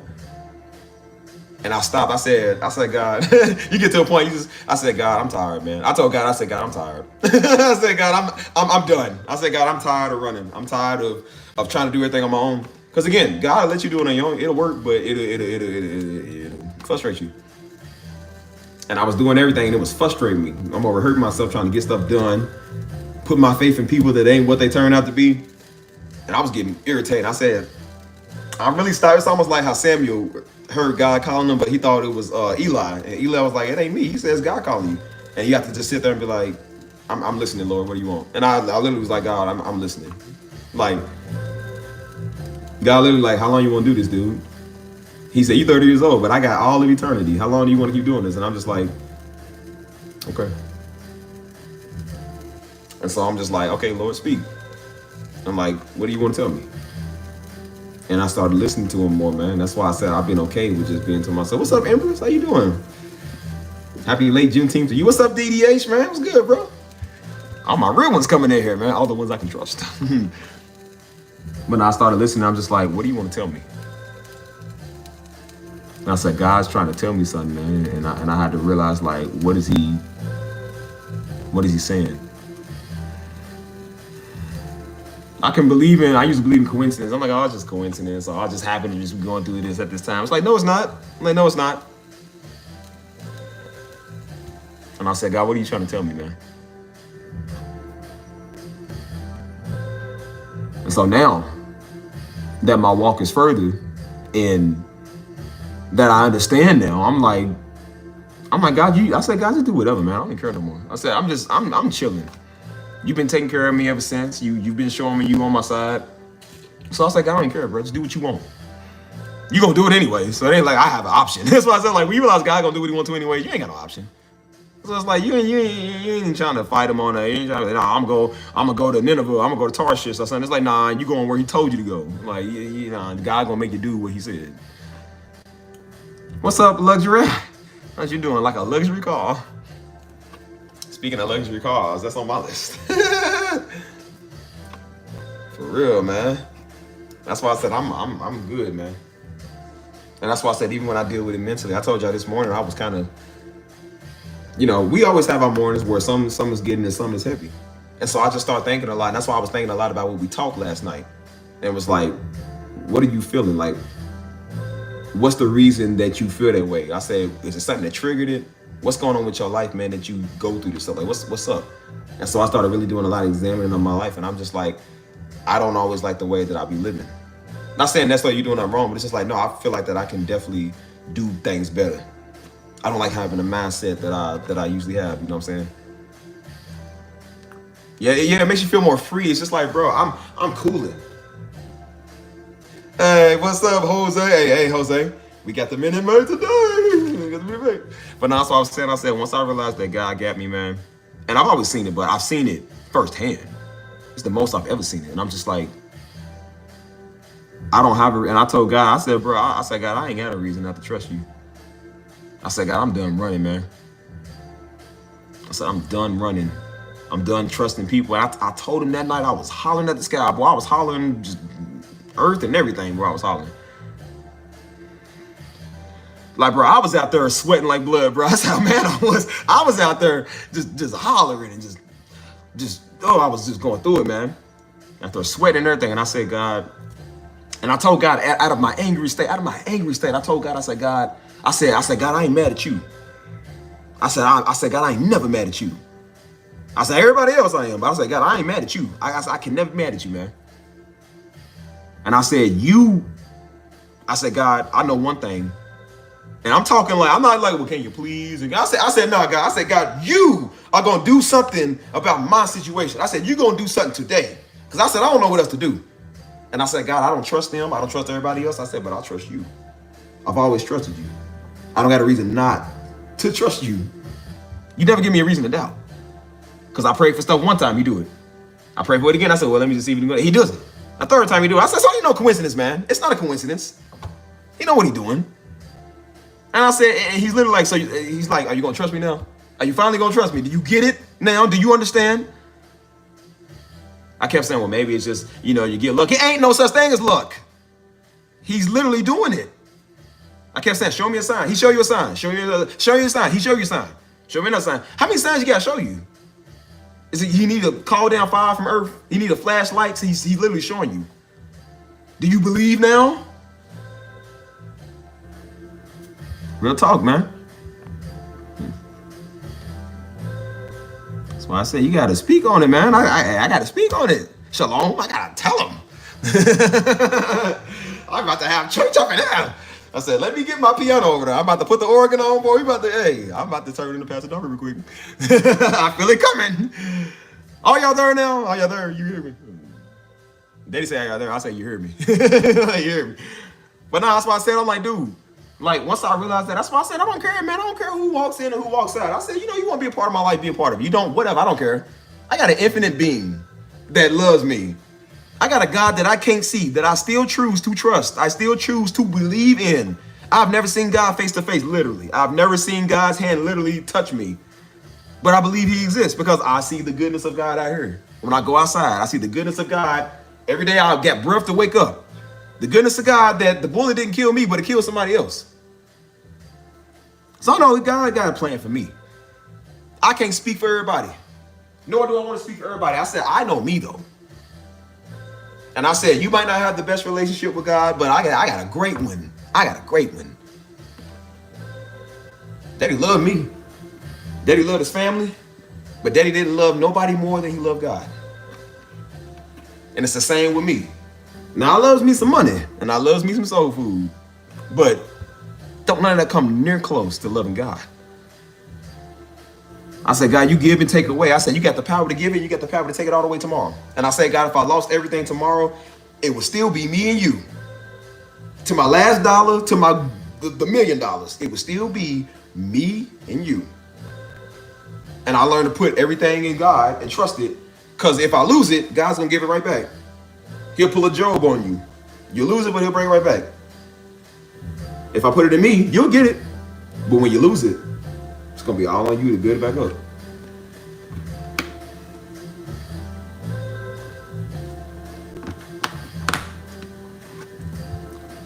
Maybe this tune makes me want to preach. That's like what it is. But it's just like, nah, man. It's like Once I start realizing, that's why I said, like, of course, there's some things that upset you in life. You got human feelings. That's why I said we all deal with it mentally. We go through a lot of stuff. But I said, but right, no one does the joy and the love of God. I said that's the one thing that ain't gonna disappoint me. That's the one thing that always got my back, no matter what I do, no matter what I say. I said, God, you never left me even when I left you. You never turned your back on me even though I turned my back on you plenty times.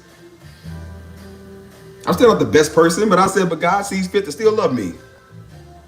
And I said, God, I'm going to do better every day.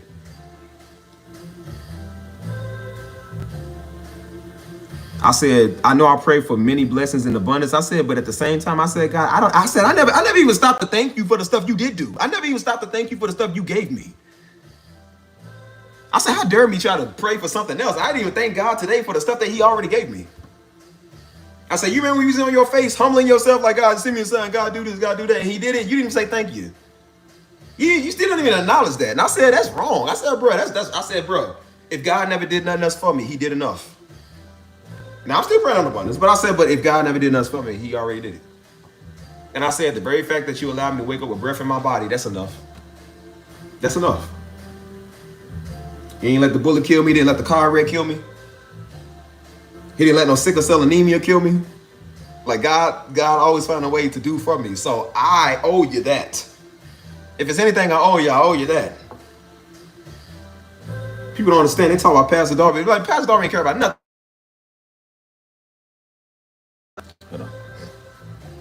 Hold on, y'all. Somebody calling me right when I'm giving my testimony. Don't do that now. But I said, people, like, they don't say, like, Pastor Darby was like, if God takes everything from me, he said, man, I love God. He said, I don't care about no money. He said, I just love God, man. He said, man, all I want to do is just make it to heaven. And shortly after he said that, boy, he passed. We know where he is now. We know where he is. They didn't care about no money, or no recognition, or no YouTube, or Negroes, or nothing. He just wanted to make it to heaven, man. And now he's there. And now we got to strive to get there. Every day, we got to fight to get there. I ain't got an option. I got to go to heaven, y'all. I ain't got an option. I got to go there. I don't want to go to the other place, boy. It's hot in Texas now. I'm thinking what it's like there. I ain't trying to go there. I want to go there.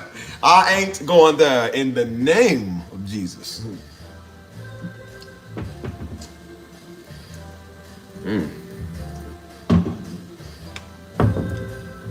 Crazy, man. And when you understand that, that's why I said God bring you a lot of blessings, man. When you stop, I mean, you pray for it, but I said, but when I was like, well, God, you gotta do this, you gotta do this. Like, okay, yeah, he will. But I learned to just be like, I'm patient on your time too, God. And I said, I learned to just be still. Like, what do you want to tell me? Like, what do you want to say? People don't. I tried to stop doing music, dude. I tried to stop. I was like, I didn't care about music. I was on something else. I said, I'm gonna go do this. I'm gonna go do business. But you can. But I kept noticing it was harder to do other stuff that wasn't my field. And I'm sitting here cracking it on the keys. And everybody's sitting there like, dude, your keys is amazing. I'm like, nah, I didn't know that. I said, nah, I always do the church, just whatever. Like, you ain't no whatever thing, dude. This is you. This is what God gave you. God didn't make me a preacher or pastor. He didn't make me an entrepreneur. He made me this. This is what I am. You can't stop. I tried to stop music. You can't stop. I can't stop making beats. I can't stop making piano tunes. I can't stop uploading on YouTube. I can't stop any of that. The music got stronger when I started doing live stream. I never did music like this. I got so much music now, and it was never supposed to be a part of this channel. Even the very thing that I was trying to do vlogging. I'm not a vlogger. I'm a musician. And I kept saying, well, I'm gonna do this, gonna make some money. I said, you sitting in something right here that can make you $1 million. God will bless it if you do it. And I said, God, I'm gonna do it, you bless it. End of story. I said, I trust you. Now I'm gonna go do this music and you bless it. And guess what he did? Bless it. Now I got opportunities. People's like, hey man, we need you to come play here. We need you to do this. We need you to do that. Everybody's linking up. I said, bro, people's like, I was listening to your piano. It was just a snippet of me playing. They said, bro, I start crying. They said, it's beautiful. I'm like, bro, it ain't all that. It's just a piano. I said, what's wrong with y'all? I'll be looking at some of y'all. I'll be like, what's wrong with y'all? But I don't realize, I'm like, that's what God blessed me with, though. So that's why I said, I don't, like, bro, I'm getting to it. And that's why I said, I'm talking to y'all, but I'm talking to me. Because I have to remind myself, too. And I said, bro, a lot of times I don't care no more. I don't care, man. Say whatever you want to. Think whatever you want to. I said, God got me. I don't care who leaves, who walks in and walks out. There's always going to be somebody to replace you, fool. And I said, whatever you don't do, God's going to send other people to do. Just like Daddy said in the church. He said, if you niggas can't act right, God gonna send 2 more people, and God will send 3 other people to come and fill that spot.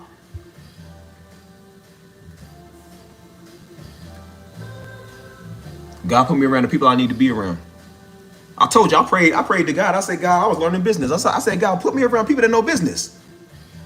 A lady happened to walk past, and she said, I don't know why, but I feel compelled to talk to you. She said, are you an entrepreneur? I said, not yet. She said, well, I don't know why I feel compelled. She said, I was praying and felt just compelled to talk to you. She said, God just told me to talk to you about business. I said, well, it's funny because I just prayed on business. I said, Steve, there was a sign right there. I said, God, send me a sign. There was a sign. A couple of days later, I met another. I said, God, send more people in my life that know business. I ran into a dude that knows real estate. He knows business. He just happened to magically start talking to me, right? He put me on another guy that does the same thing. So that's 3 connections right there. I ran into another dude that also knows the same thing, the same field I was in. And he was like, hey, man, connect with me. He was like, hey, I'll let you know what's up. That's 4. I said, God, send me a sign again. He sent you a sign again. That's 5. Lord, I need you to send me a sign. Another one, that's 6. Lord, come through again. That's 7. How many times do we need to send you a sign before you see it? You got 7 signs, man. 7 days. How much more do you need to see it? I kept saying, I said, oh, well, you know, it just happened to be like that. I said, see, that type of thinking right there is why you never going to believe. Because you keep thinking that way. It's not a coincidence. We don't believe in the universe. I don't believe in the universe. I believe in God. I kept saying, I said, dummy, he's sending you signs. I said, well, maybe you say, so God got to send you 8 signs before you believe? And now I know why it says, even if they saw, they wouldn't believe. Because look at what you do when you do see it. Oh, no, it's a coincidence. Oh, no, see, it's just, it's just lucky. Like, no, it's not. No, it's not.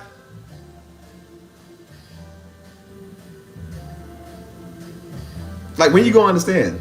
Like, when you gonna understand? And I told God, I seen him do it a 3rd time. This is the 3rd time out of the 7 times I've seen it. The last 3 times he did it, I was like, okay. I just been still. I said, okay, God. I said, you trying to tell me something? Okay.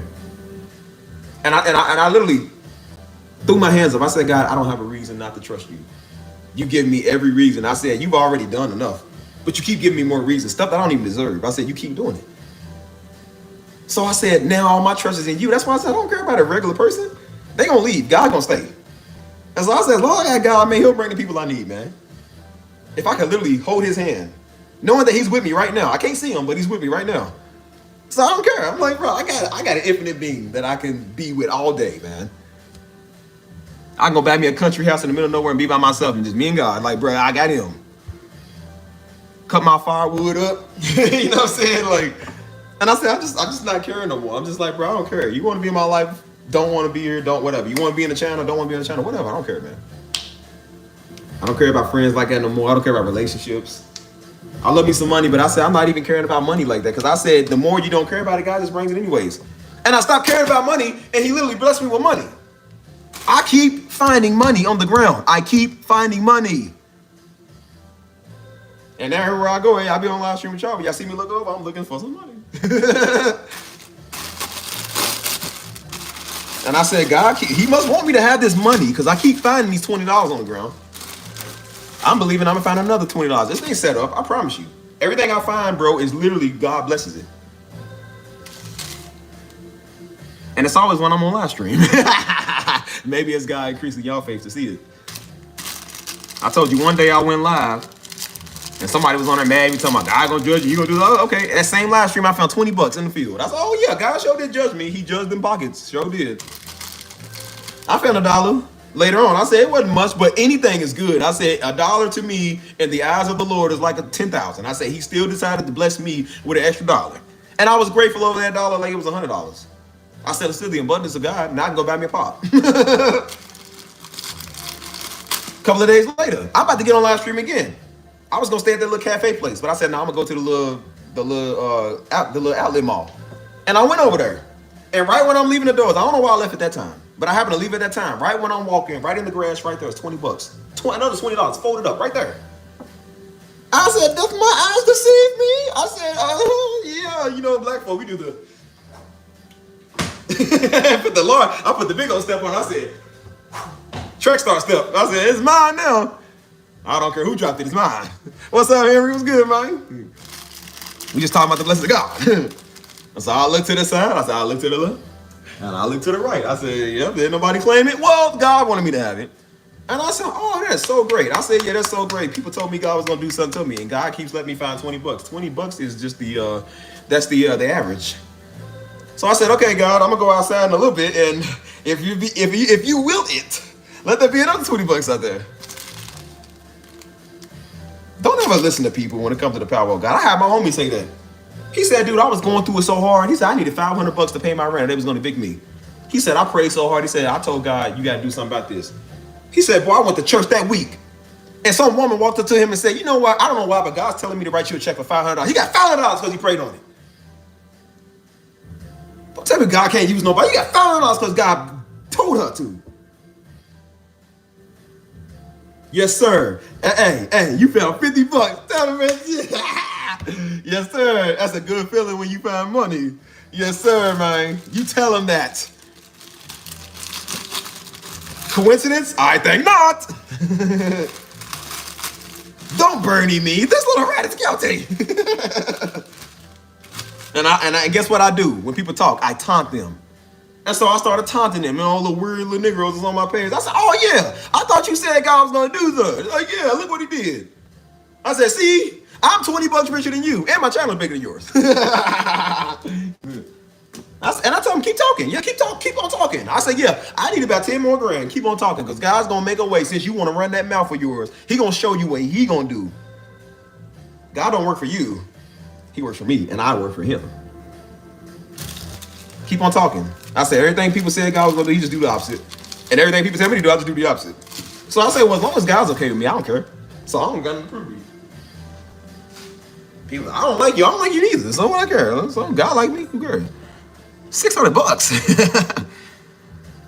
Yeah, it don't matter who money this is now. It's mine. They didn't want it. That's why it's in the trash can. Well, if you wanted it in the first place, it wouldn't be in the trash can. So it don't matter. Now, if I knew somebody dropped it, of course I would give it. That happened one time at my job. Some dude dropped $200 outside, two $200 bills. He dropped it. And I said, oh, well, I didn't see who dropped it. So I said, oh, God must want me to have these $200, blue hundreds. So I said, oh, yeah, I got the blue cheese. Give it. So I took it. So he came outside. It was a dude came outside looking. He was looking around. He said, hey, man, I said, and I knew, I said, it's probably his. I said, hey, man, what you looking for? He said, hey, I dropped some money, man. I was like, what was it? He said, it was a couple of $100 bills. And I said, nah, I could have been a Negro. I could have been the biggest Negro in the world, but I was like, nah. I said, because I knew if it was me, I would want somebody to be honest. And I always said if I did see somebody, if I knew, I would tell them. And so I said, well, I guess I won't get that new pair of J's today. So I was like, well, here it is, brother. And I said, hey, man, I said, hey, it's your lucky day, bro. Yeah, it was a test. I said, hey, it was your lucky day, man. I just found this on the ground. Because I wanted to know first. Because I'm like, Negroes act like they lost money. They might have seen it out there, but they don't see it no more. They try to act like they lost it so they can see if you got it, so they can take it from you. So I said, how much was it? He said, it was about $200. I said, I said, my spirit was telling me, give it back. My Negro side was saying, no, he's ours. He's like, but on the good side, this is his money. He worked hard for it. But on the other side, it's me precious. Like, precious mine. I said, no, I ain't giving out the $200. I need this. The new Nike Air Maxes just came out. I need those. And I was like, nah, you gotta let it have it. So I gave it back to him. He said, thank you, man. That was really nice. He said, that was really good at what you did. Keep in mind, I didn't realize what type of person he was. He came back with a false word. I said, no, I should have just kept the $200. He said, the Lord's telling me to tell you. I said, man, he was white. I said, even the white people doing this, I can't escape. I said, no, white man. You're supposed to make it easier for me, okay? You're supposed to make it easier for me. He said, yeah, first he left. He came back. He said, the Lord wanted me to tell you there's going to be a woman in your life. He said, she got herpes. Bro, that nigga said that. He said, yeah, the Lord saying don't get with her because you're going to get herpes like her. I looked at this old timer. I said, you know what, bro? I wish I would have just kept the $200. I should have just did the wrong thing and kept the $200. I said, so not only am I $200 less in my hopes of, now I got a false word that I got to go pray against. I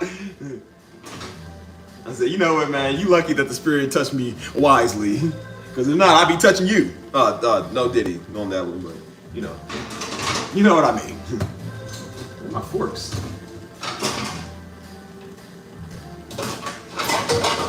I don't know where my forks went. But I got bad new dishes, bro. I threw all my old stuff away. So. Yeah, no diddler on that one. But no, that's why I said, like, bro, God take care of me. He look out for me. That's all I care about. Where my forks, man? So that's why I said I ain't worried about Steve. Ain't worried about nothing, man. I'm good, bro. And I said, unfortunately, some people just walk away from you. They don't want to be a part of it. But I said, that's fine because there's other people that do. You know what I'm saying? That's why I told myself, like, don't wait on people. Don't play them games. Just do what you got to do, man. And I said, I stopped worrying a lot about money and a lot about everything. I said, God's going to provide you with everything you need, man. Don't worry about it. It's coming. It's coming. And so that's why I've been so heavy on.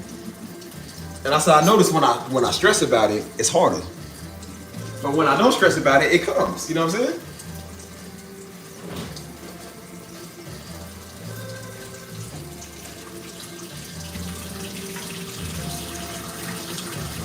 So that's why I said I'm good, man.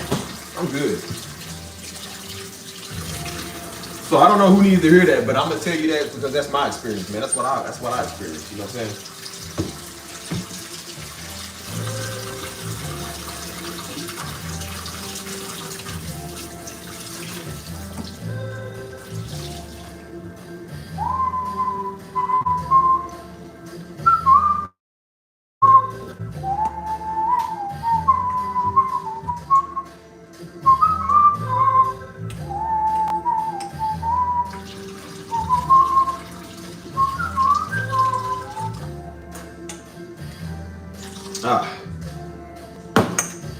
That's why I said, and the guy knew I was living on a prayer at one point. I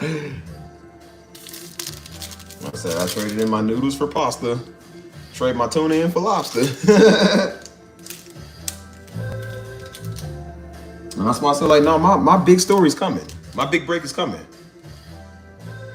People don't know for years, man, we struggled, man, as a family. We struggled. Living off of $25 a week, that's when you could live for $20 back then. You can't do it no more. Eating the Winn-Dixie stuff, man. Bar S and Big 60s. I don't know if y'all remember Big 60s. Not Rolling 60s, but Big 60. It was the big old cookie that had 60 cookies in there. And Daddy was like, he said, I remember he preached that one of his first messages he ever preached. He preached that. He said, man, me and my wife was preparing our kids' clothes by candlelight. He said, we was happy, man. He said, we was happy, dude. Yeah, bars, hot dogs, and everything. That's what we ate. He said, we was happy, man. Because he knew God had us. And we struggled for some years. We struggled, man. And now we all living abundantly. We all living a good life. This one just gifted to us, man. This ain't no silver platter, no silver spoon. We work for this. I don't use Darby's name for nothing. I said what I could because I worked to get this name. I worked to do this stuff. I sacrificed everything, man. We sacrificed everything for years to do this. Wasn't no family vacations, no family bonding time, family game nights, wasn't no being cool all the time. We didn't have time to do nothing because we was always doing the ministry. So we worked for 20 years to do this, dude. 20-something years. I chose not to use his name. I could if I want to. I could take over a lot of this stuff. I choose not to.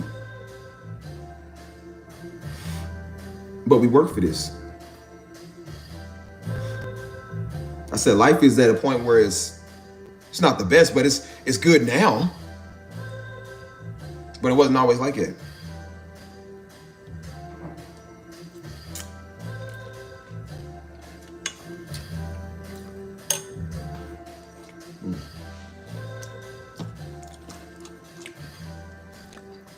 Over the years, we've been through some stuff, man. And the hardest one of all was losing Daddy. You know what I'm saying?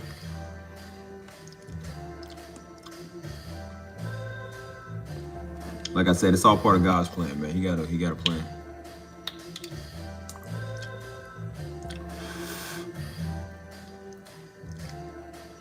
But that was iconic though, man. In his funeral, we circled him around the church one last time, man. Because the church we had the funeral service at was right up the street. So we circled him around his building, man. It was a very honorable Super honorable moment, man. I remember that. Super honorable.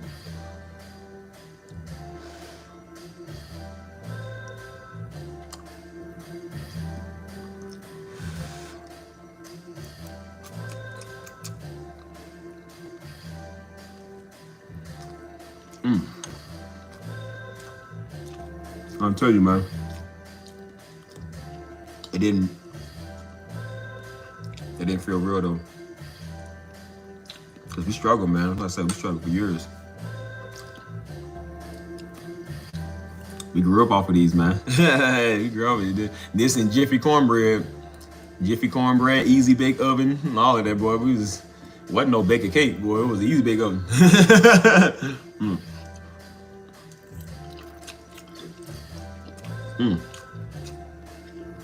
All right, man. And again, yeah, Jiffy cornbread, that's the one, like we used to make the cornbread, that's the one you gotta pick up in the pot. Like you pick it up and drop it on the floor, like, he just like, drop it. The real ones know what I'm talking about. Only the real ones understand that. I used to be like, why are they dropping cornbread on the ground? I said, what's that for? I said, boy, you don't know struggle. And again, if you had snacks, Daddy was putting his hands in your snacks. It wasn't no exclusive nothing. There was never such thing as exclusive. No, we ain't never did cereal water. I mean, one time I had an airhead as a kid, boy. I came home, I was so happy to eat that airhead. I left on top of the microwave. I said, where my airhead at? And Mama, she said, oh yeah, your father ate that. I said, my airhead. I was saving that all day, bro. I was so happy to come home from school because I wanted an airhead, dog. I said, bro, I want my airhead, man. I came home and I said, he didn't even ask. He just went and took it. And they used to preach. He said, boy, anything that go in that refrigerator, I can put my fork in. He said, I can stick my fork in and if it's in my refrigerator.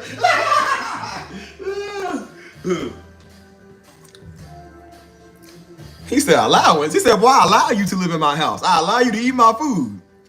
He said, I allow you to wear the clothes that I bought you. He said, I'll make your room a laundry room. He said, everybody can go in there. You ain't got no privacy.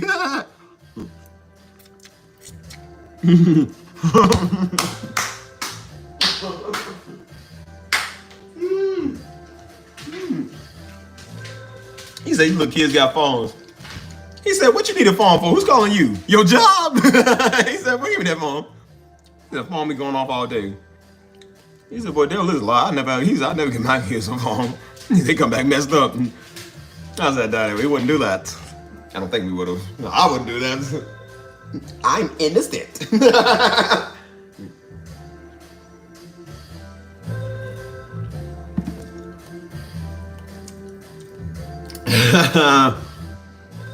That's why I ain't like having the TV over where we were. When we was young, he said, no, I don't want y'all here to watch TV. Y'all here to watch stuff you ain't supposed to. I said, that's not true. What? No, that's not true.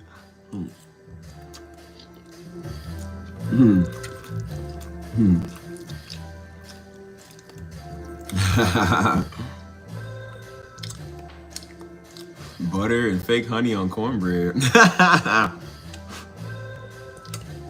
Jiffy was fire though, man. That's why I said we went through. I don't know if y'all know about breakfast rice. I know about breakfast rice. You put butter and sugar in it. You mix it for breakfast. Damn! White people don't know about this. I thought everybody did this. We grew up doing this. And so when I would tell my white friends, I said, oh, you eat breakfast rice. They said, what's that? And then I would tell them, they was like, I don't know what that is. I'm like, well, we eat it.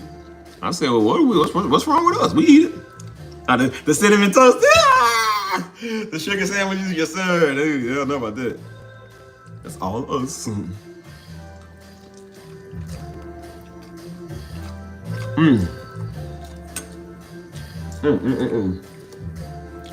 Oh, the chicken sandwiches. Y'all remember?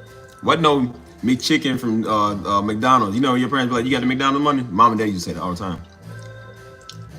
He said, you got McDonald's money? I was like, what does that mean? It's like, it's just, because you're a kid, you don't know what money is. You just like, just go get it. It's up the street.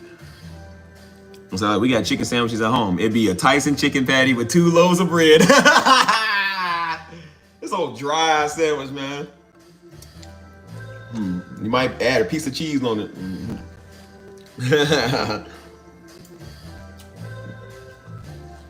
Hey, speaking of ramen noodles, I'm gonna tell y'all a story. I'll tell you a story. So one time, Daddy used to make his noodles in a bowl. He used to have us make a bowl of noodles for him. And so I guess we had made one ourselves. So it's a hot sauce. We put hot sauce on our stuff. So I guess when we was throwing away in the trash, it splat on the wall. I guess we weren't paying attention. So one day we sit in our room, and all you hear and whenever Daddy mad, he never finishes his sentences. He's like, so who did? He said, oh no. Like, that's what you know somebody about to get. He's like, no. He's like, come here. Who did this? And so we thinking like something broke. Like, what happened? And it's just like hot sauce splattered on the wall. And so we was like, I don't like, what's the problem? Like, what? I don't know. Like, Daddy, we'll clean it up. He said, who did this? I'm like, I don't know. So when so nobody knows. So nobody knows, huh? I was like, I don't know. Like, you know what I'm saying? And so he was like, I told y'all. He said, we are not Negroes. That's what he said. He said, we are not living like Negroes, dude. He said, nah. Where my paddle? I said, we really gonna get wood, put some hot sauce on the wall. I said, bro, he really would do that. I said, bro, I can clean it. Too late. What's up, Detroit, man? That ain't play none of that, boy. He was just, man, he could start a war or anything. He'd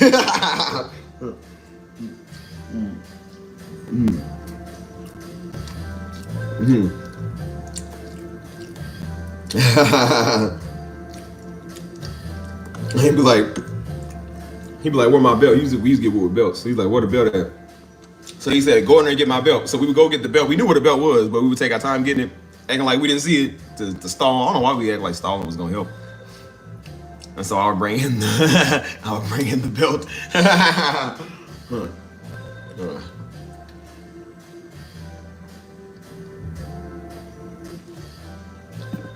I mean, when I was a kid, I was in like 4th or 5th grade. And I went to school. And when you go to school, you start learning about all the bad words. You start learning about all the bad stuff, like the middle finger. You start doing that. And so that was going around. So I started throwing up the middle finger. You know what I'm saying? I didn't really know what it meant. I did at the time. Like, I didn't know at first. Then when I learned, I was still doing it. But I told the teacher when I got caught, I said, oh, it's just a finger. I was like, no. And she said, let me tell you something. She said, would you ever flick off your mom?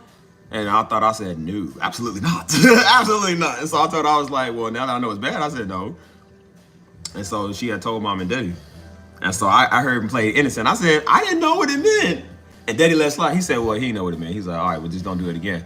I was like, whew. Because usually Daddy don't care. He's like, well, I'm going to teach you what it means now. And he was like, don't do it again. He said, son, don't do it again. And so I was like, so I'm not getting a whooping? I'm not getting thrown up? Oh, yeah. Tisha doing good. She's in Costa Rica. I was supposed to go back this year and go see him. I gotta see the babies, man. Her babies are so cute, man. For real. They look just like us. Tisha did a side-by-side comparison of the baby when she was young and when the baby young. And they look exactly alike, just Tisha darker. But Mama saved her old Jordans. Tisha got like some little small Jordans that she used to wear. And Mama saved it over 30 years, you know what I'm saying? And so they put it on her and she's wearing Tisha Jordans. It's the cutest thing in the world. I was like, that's so cute. But they look exactly the same though.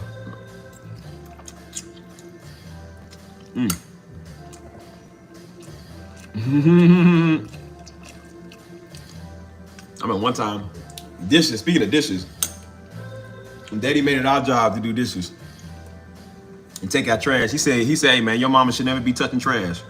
He said, hey man, you take the trash out. So I was like, fine. And so Mama would use it to her advantage. Steve, come take the trash out. So I go take trash out. So one day the dishes piled up. Daddy didn't play that. He said, whenever there's dishes in the sink, wash them. The dishes was like piled up. I don't know why you have so many dishes. They piled up, dude, like high. So Daddy came out there again. He said, oh no, man. He said, didn't I tell you I do these dishes? And so he got on Tisha because she was the oldest. And so he told me. And so I lied and said, well, I told Tisha to do them. And she decided not to. So he goes back to the room. Where Tisha said, well, she better get up with me.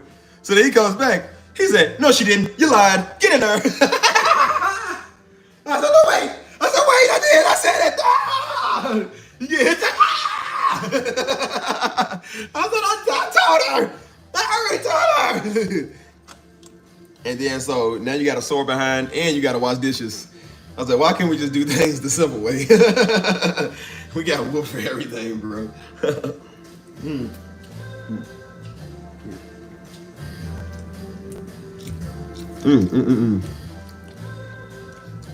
One time he got so fed up with me when I was a kid. He said, here, man. He said, come here. I think whoop me. He made me hold the phone book. He said, hold his phone book. So I'm thinking, I'm like, well, who are we calling? I said, who are we calling, Dad? He said, hold it up over your head. And so I had up on my head. I was like, well, do you need me to hold up for a reason? He said, no. He said, sit there and hold it. And I stood in the corner just holding it. He's just sitting there watching you. He said, hold that phone book. So I was holding the phone book. I was like, is there a point in all this? Like, what are we doing? And so I was getting tired. He said, no, don't you put your arm, don't hold it. And so I held it, just kept it there. And I'm like, my arms are. He's like, hold that phone book. And so I held it for a good minute. I still don't even know what the exercise was. I was like, I don't know if he was like military training. But I was like, you could just whip me and send me to the room. Why I hold this phone book? He said, look here, dude. He said, look here, man, if I gotta come to that school. He said, I'm embarrassed you in front of your little friends. He said, I mean that. He said, well, guess what, son? Your friends ain't at home getting a whooping right now. You are.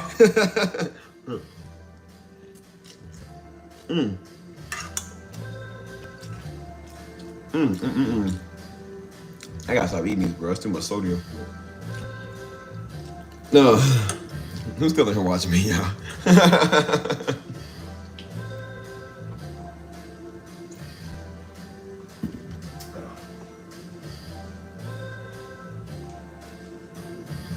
I'm over there. Don't put my stuff there. No.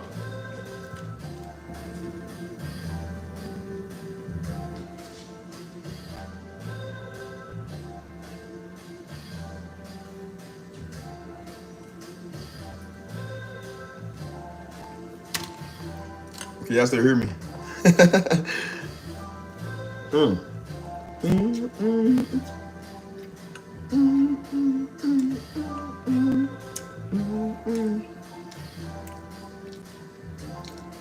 So yeah, let me be a prime example, y'all, of people who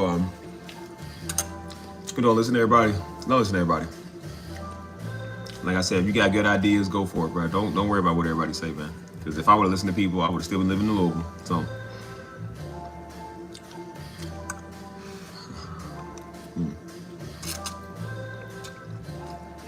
Fucking ramen, yeah.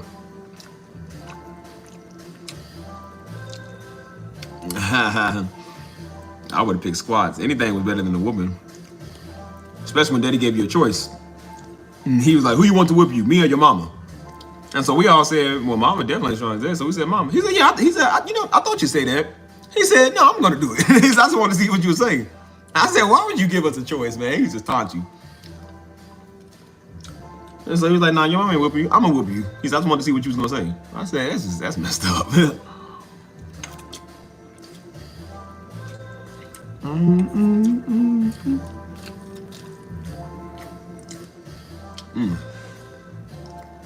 I got so many childhood stories, man.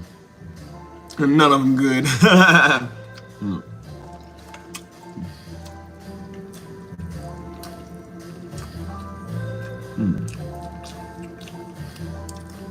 I told you that one time.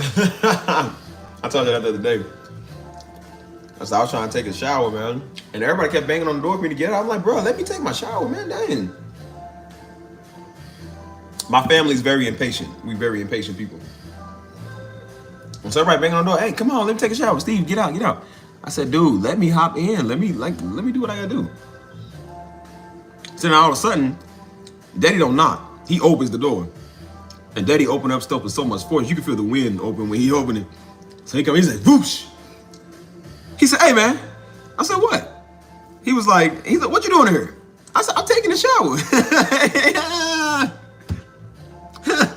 He looked up and he said, you're in there playing with yourself? I said, no. I said, dude, I'm taking a shower. He said, well, hurry up, man. Everybody trying to get in here. So I said, okay. So I was like, okay, I'll be out. He said, no, now. I said, can you shut the door? He was like, nah, hurry up. I was like, bro. So he's sitting there like, okay, like, drying off. He's like, all right. I said, bro, why y'all so impatient, bro? I have patience when it comes to, well, kind of. I was like, bro, I'm just trying to take a shower. He didn't give me 10 minutes.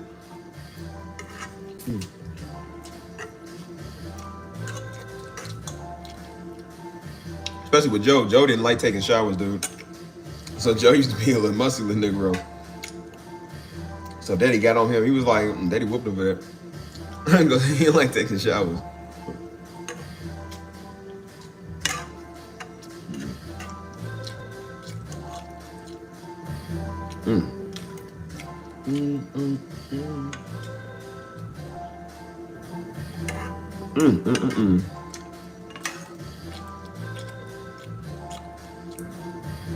Yeah, Joe was musty before. He ain't no more.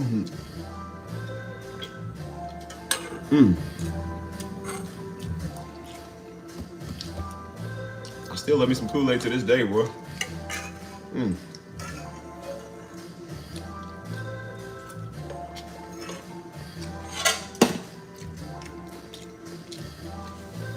Funny, one of my white friends, she was well, she Puerto Rican and white, but she the other Puerto Rican, and she Irish, but she looked more white than she do anything. So she was making Kool-Aid one day, and she don't know that that's a stereotype. It was grape Kool-Aid. She was making grape Kool-Aid, and so she was telling me, she said, hey, come taste this and see if it's sweet enough. And so I told her, I said, oh, so you getting a black man to taste the Kool-Aid to see if it's sweet enough? I said, how racist? And she's like, no, I didn't mean it like that. I said, girl, I'm just playing. I'm just playing with you. The white people start freaking out because they don't want to get canceled. No, I didn't mean it like that. I said, girl, you Puerto Rican. You can say nigga. You is one of us.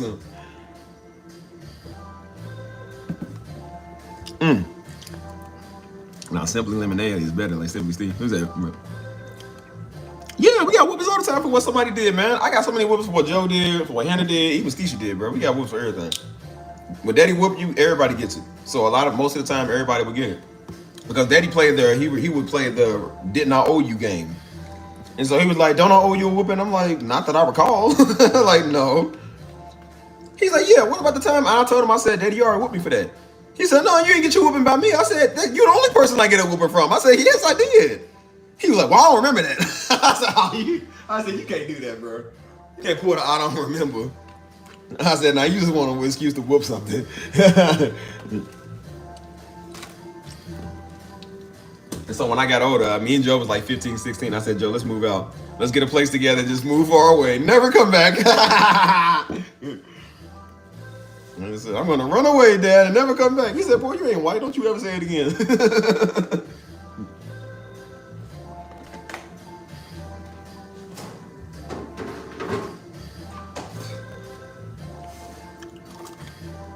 I just wanted to hang with my white friends. That's all I wanted. Made that hard. Hold on, y'all. Give me 1 second. 1 second.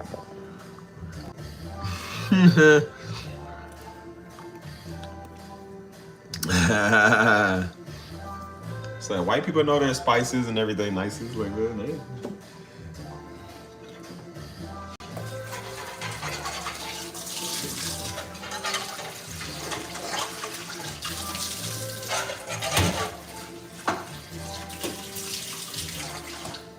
So Daddy told me to leave the little white girls alone. He said, hey man, don't be messing with these little white girls.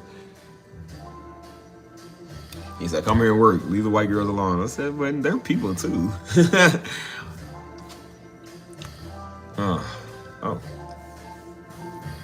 don't even know what to do, y'all. We can still talk. I wanna get out the house. Get up, go somewhere else. Go back probably to that little conference room. I'm going over there.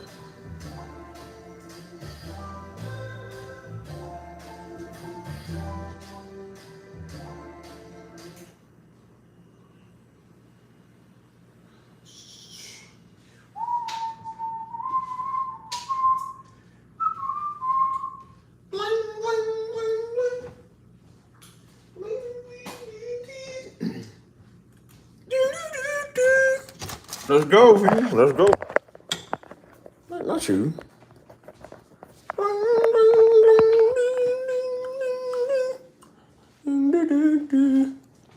So yeah, man.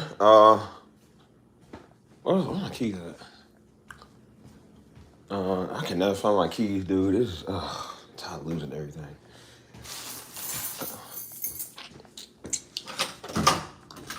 Just keeping it chill today, y'all. So let's just stay chill, man. Just a chill guy. Well,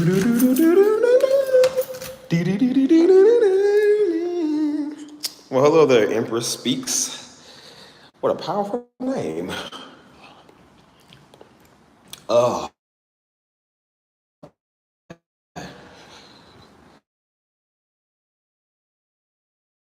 Really does it.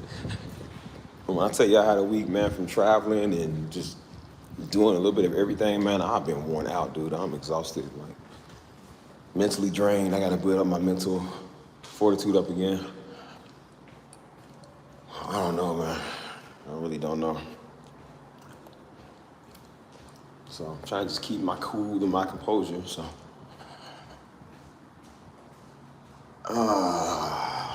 man. I'm like sleepy, dude. I just want to go to sleep again.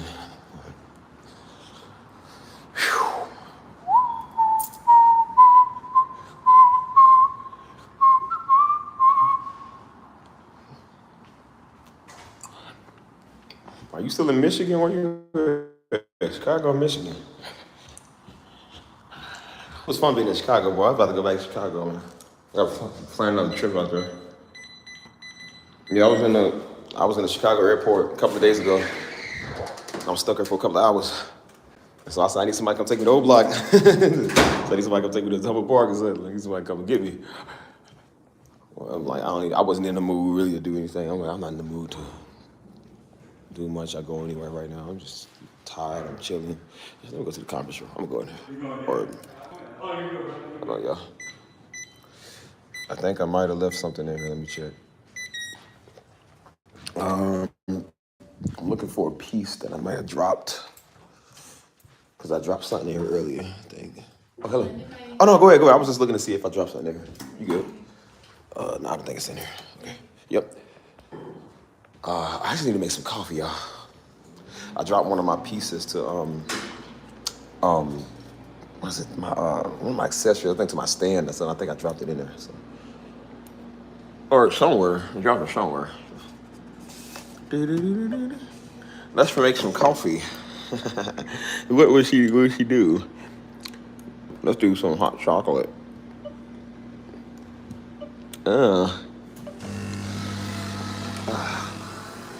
So, hold on, y'all. Dude, I'm so sleepy. Let's go out to the food, y'all. Let's go out to the food. I'm tired, man.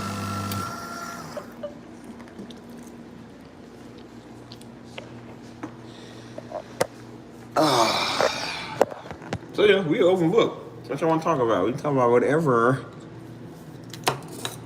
I ain't been out to Indianapolis in a minute either. I ain't been out there that way in a minute.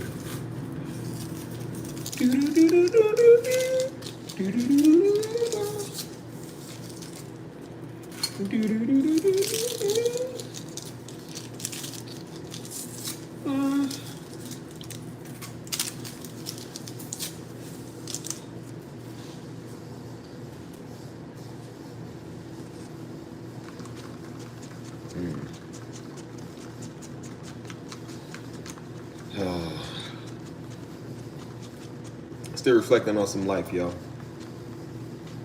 Still thinking about life, so that's good enough.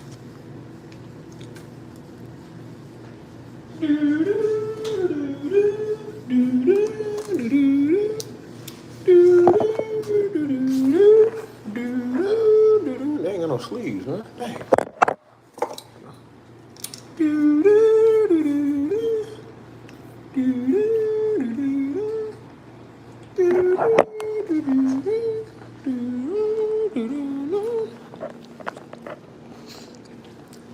Hold on, y'all.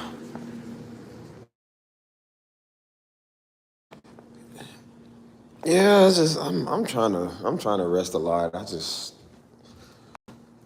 don't know. I was about to say, I feel like I don't have time.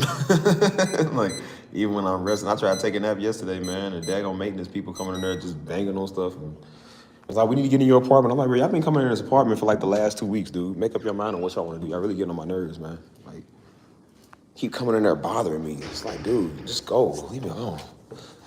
I'm trying to rest a lot more, but it's just, Oh, it's just so much, man. Ouch.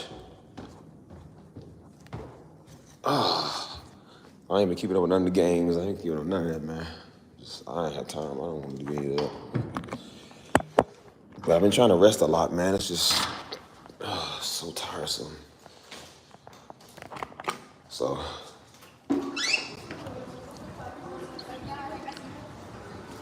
hold on.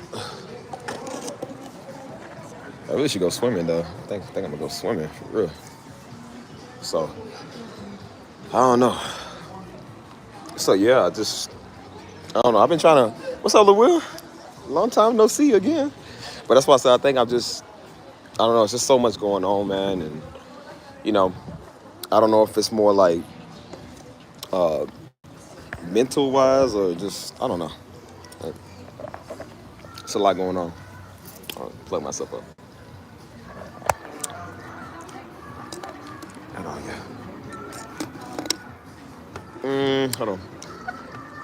So I probably won't be on here for too much longer, man. But I kind of want to have a convo with y'all, man. I love talking to y'all. Just bringing some good vibes, and as I said, I was kind of having a pretty tough morning. Not like in a bad way, but just like I guess just thinking about everything, man. Thinking about a lot of stuff that I went through, and what am I doing, and what am I really looking for. And I don't know, man. And I realized that life is very precious, man. And I don't want to waste mine. And that's why I said I got to make decisions that I don't really want to, man, but it's for the best of me, you know. Get off me. Don't you look back on a relationship or somebody you was with and you like, man, I wish I would have told them off. I wish I would have really just ended it right there, you know what I'm saying? But when you're in a moment, it's a brick wall. You're like, I know, just give it time. Like, nah, you know it good and well. You're just like, just let it go, let it go. Like, nah, don't come around. Nah, that's cool, it's cool. And then you realize, like, no, it's not. Like, no, it's not, man. And that's why I said I've been thinking about my life the last couple of months, but I've really been, maybe going back to Louisville, man, is what really made me think a lot about it. And I'm just like, what do I really want?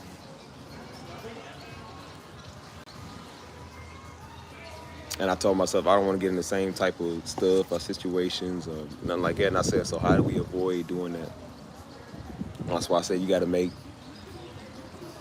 decisions, man. You don't really feel like it or want to, but it's for the best of your mental well-being, bro. So everything that I do now, I evaluate, like, okay, what's the outcome of this situation? What do I do? Like, what's the best way to go about it? Because, again, I don't want to come off like that, but I got to protect me, man. And I got to make sure that I'm on my grind and nobody's throwing me off of that, you know what I mean? So that's what I was feeling a lot of. That's why I want to get on here and talk, man, because I do feel a little better when I do go live. And I talk to some of y'all, man, and see what people's mindset is, too, as well. But that's why I said I'm an overbook, man. Y'all want to talk, just talk to me, man. And just, because I ain't gonna lie, I'm getting sleepy, bro. I need a nap. So, and again, I don't think it's that I'm physically tired. I think it's just mentally exhausted, bro. You're just exhausted, you know? So, at least on the bright side, the pool's up. Like, everybody's out swimming. So, nice little day out.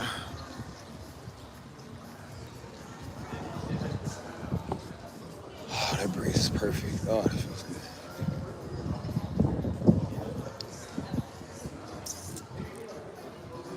A channel email? Not necessarily, but I mean, I got an email. I got a couple of emails, so, which I need to put one on the channel. I actually do. Now, thanks for reminding me because I need to actually put one on the channel. But then again, I'm like, for what? What do people want to inquire? They don't DM me for inquiries. I don't want to speak to everybody. We ain't got nothing to talk about.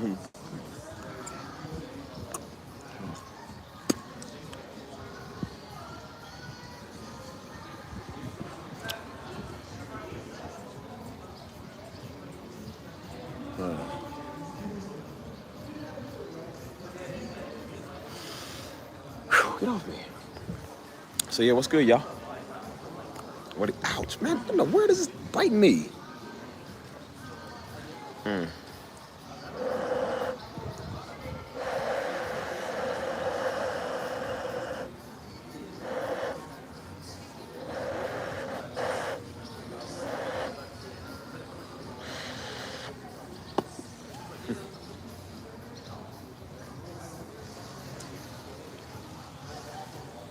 You know, it's the stuff you don't want to do that you got to do, but you don't want to do it. It's just how it is, man.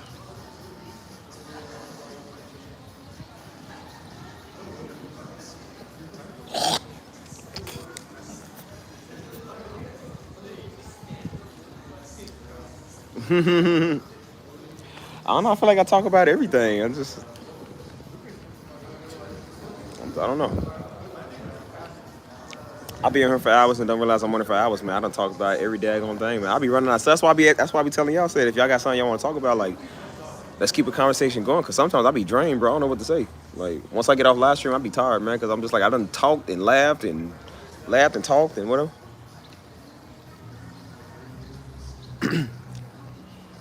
Yeah, every time I go back to Louisville, I go play the piano. Like I said, I'm still Destin Ministries. I just live in San Antonio now.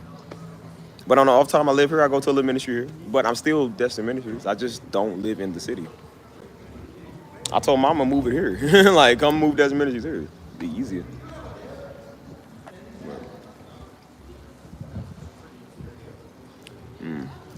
Oh, really?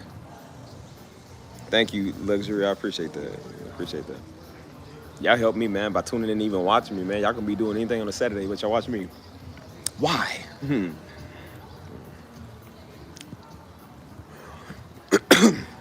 Yeah, it's war, man. I don't know, it's just stuff going on in the world. That's the stuff that stresses me out, too. That's why I try to stay away from my phone and social media and just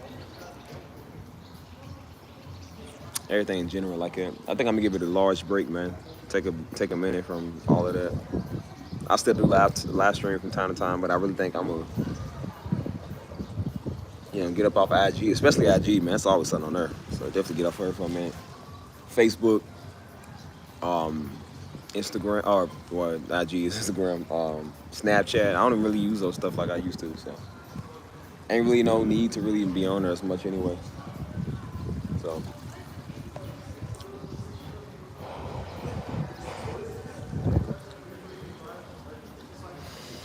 I'm just enjoying the wind.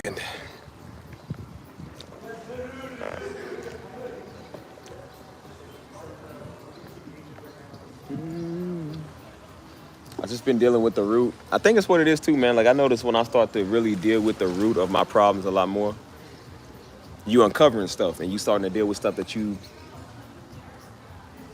I won't say never really seen, but you just doing more to where it's like, I guess stuff that's always been there that you never noticed. You know what I'm saying? No, I ain't fished in a minute. I don't even fish. But I guess in a way, it's like you dealing with stuff that you try to figure out, like, how to deal with it, man, what to do. Yeah, it's just like, I don't know. It's like, as I go deeper and deeper on this journey, like, you start to really unmask a lot of stuff. And so a lot of stuff was getting unmasked when I did that program last year, but it's more now because I'm further.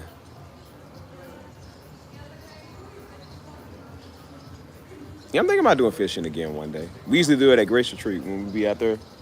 Like, we got a big old pond that we be fishing in and stuff, but I haven't done it so long. But I'm really thinking about, that's why I said I really want a far away vacation. That's why I said, like, when I go back to Louisville, like, it's nice to get out of town, but I said I'm going back into town. Like, that's not really a getaway. That's for business and stuff.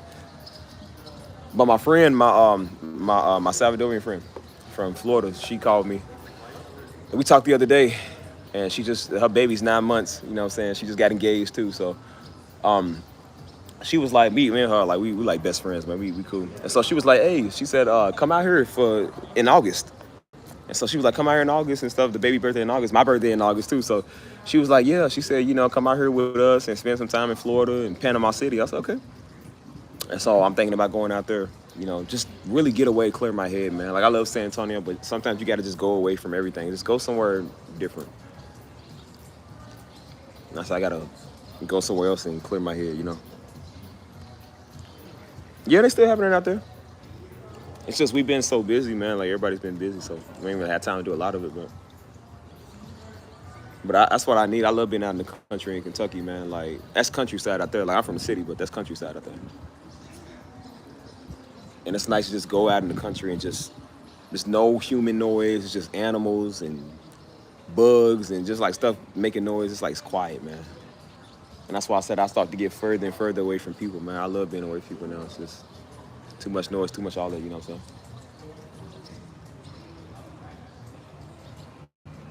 So,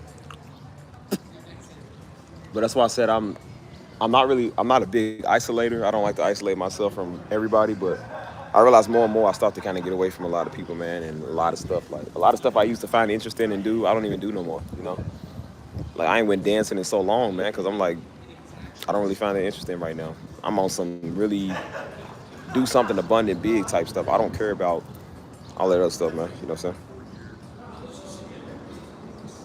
Yeah, ain't a whole bunch of like city lights or nothing, man. It's just quiet.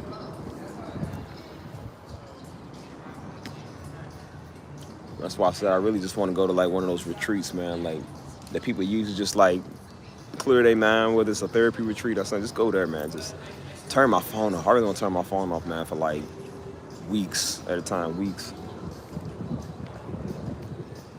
Yeah. I don't know. Get off a live stream, get off of social media, all of that, man. Like I said, start taking time for me, man. Doing a lot of mental healing, man, because I don't know, you get overwhelmed with everything. Like now every year, what we do for the church, we take a sabbatical. It's a month sabbatical where the church is closed for a year, for not a year, but a month. Because it's a lot of work running the ministry, man. A lot of churches do that because it's a lot of work. So sometimes people just take a break. Just take a break, man. You know what I'm saying? And everybody come back well energized, well rested and stuff. So it's pretty good. What's up, Bonita Flo? How's you doing, girl? Miss Little Miss Bonita? What you doing? Ooh, mama, that's hot. Ooh. Why are we drinking hot chocolate in 110-degree weather? I don't know why. Don't ask me why.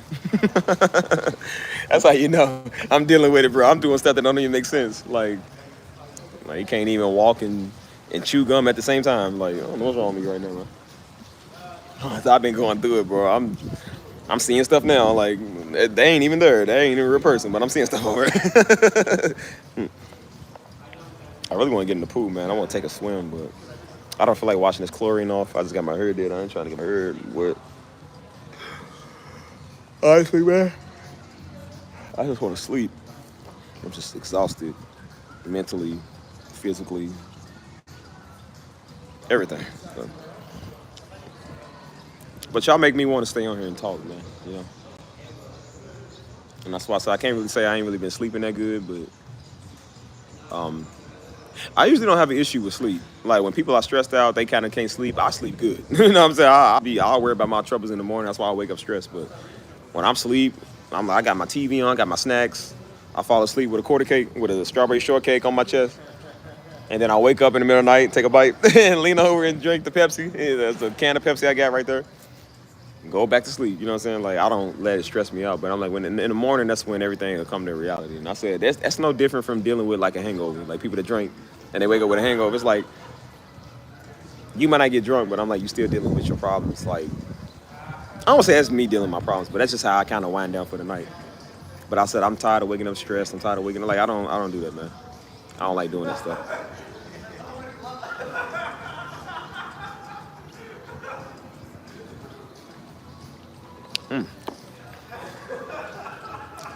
So what's up, y'all? What's good?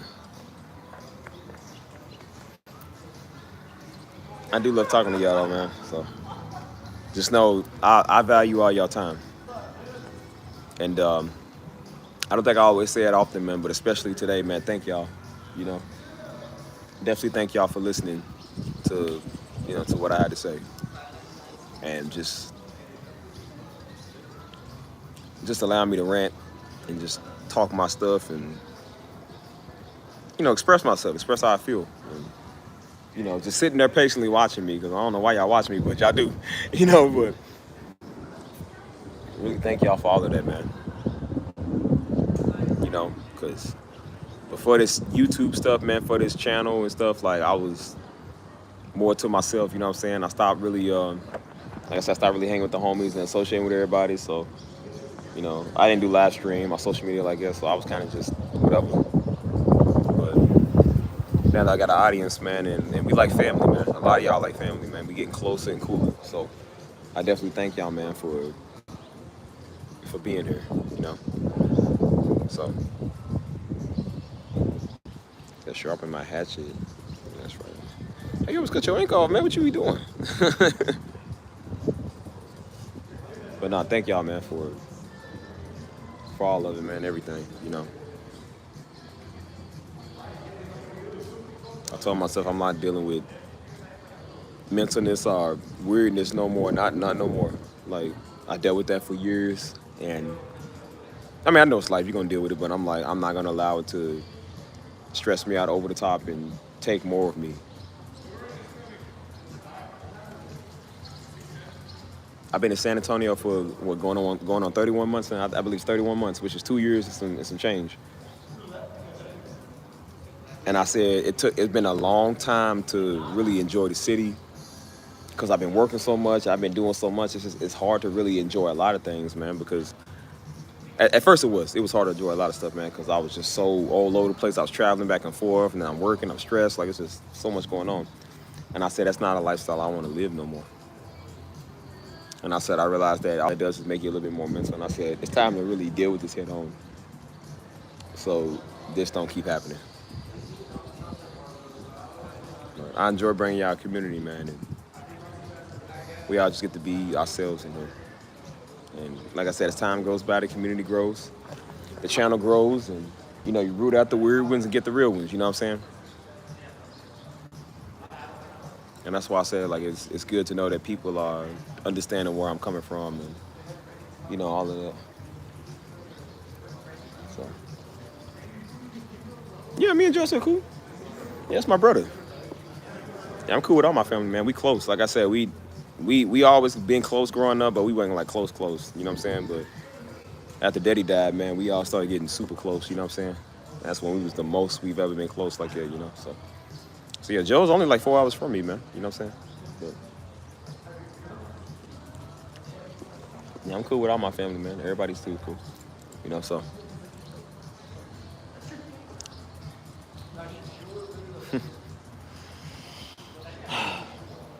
So yeah, I don't know, y'all. A lot of times, man, yeah, Joe's doing his thing, man. We all doing our thing, man. We grown, you feel me? And it makes me feel good seeing my family. Everybody in my family is doing excellent. Mama doing good. Joe doing good. Hannah doing good. Stisha doing good. And it makes me happy because it's just like now, I mean, I'm doing good too, but I said now knowing that they doing all right, I can do better in my life. I can do way more. Because I didn't really want to do too much and know my family's dealing with it and struggling and mama's feeling some type of way and all this. I'm like, I wanted to make sure they good first. And I said, that's why I said I'm okay with getting married last out of all of them. I told mom, I said, in the future, if you want to get remarried, you look at somebody that's cool, you know? I said, I'm not in a rush to do nothing. I'm trying to take care of my own life here. And I said, knowing that y'all do good is what makes me want to do even better, man. My family's set, and I said, I'll be the last one to be set. As long as y'all good, that's all I care about. I will be the last one to do everything.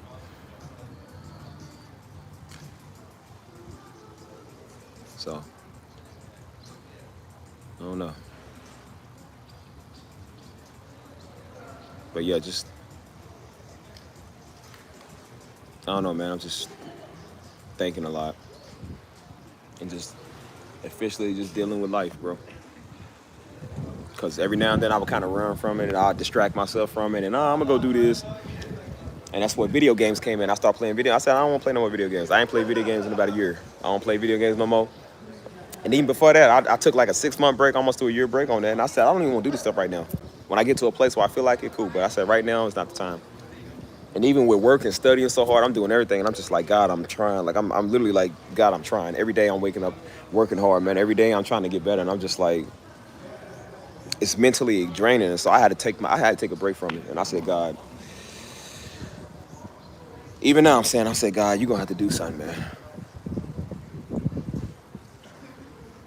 Because I don't know. I That's why I say I don't know how people do this without God, bro. I don't know how you do this without God, man.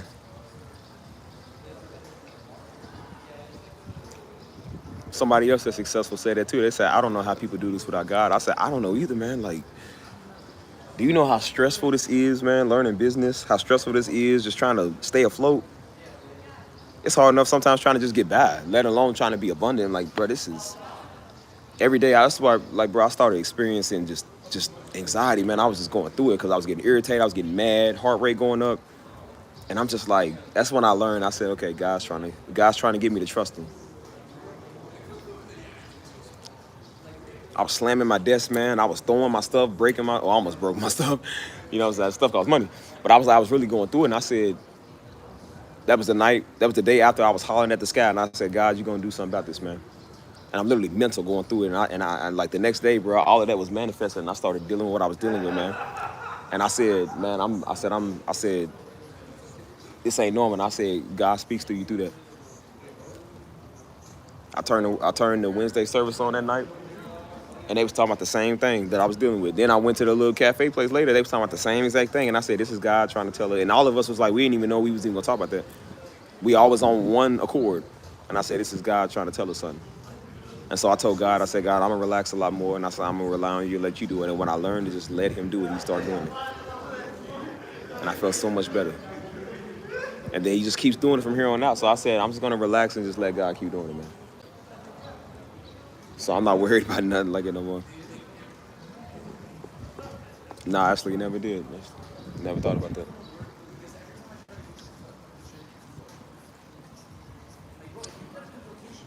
I just been kind of, like I said, I just kind of been doing my own thing and, you know what I'm saying, focusing on my own thing. But it's like no matter what I do, man, I said, even doing the YouTube, man, doing the YouTube is stressful because it changes all the time. And I'm just like, God, I said, God, you gotta do something. Sorry. Bro, I'm just like, I'm so drained, bro. I don't even know, man. But I'm enjoying my time, so.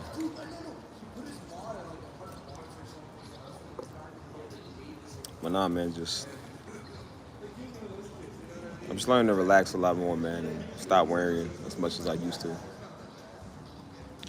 Start realizing everything's all right, man. Everything's okay.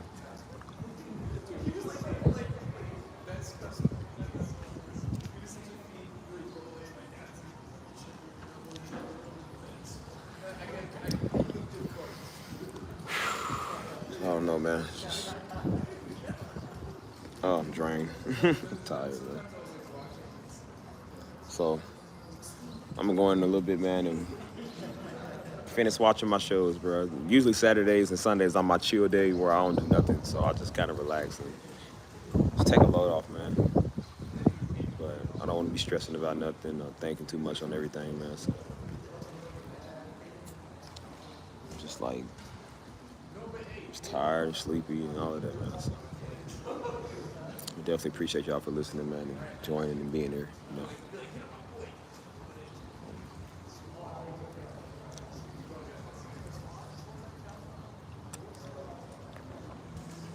For sure.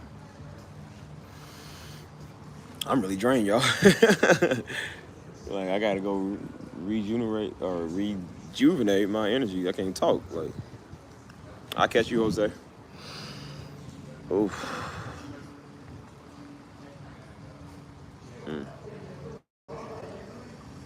While I'm sleeping. Just thought I'd bring y'all some good vibes, man. With the pool and everything. Like, y'all know what's up, you know.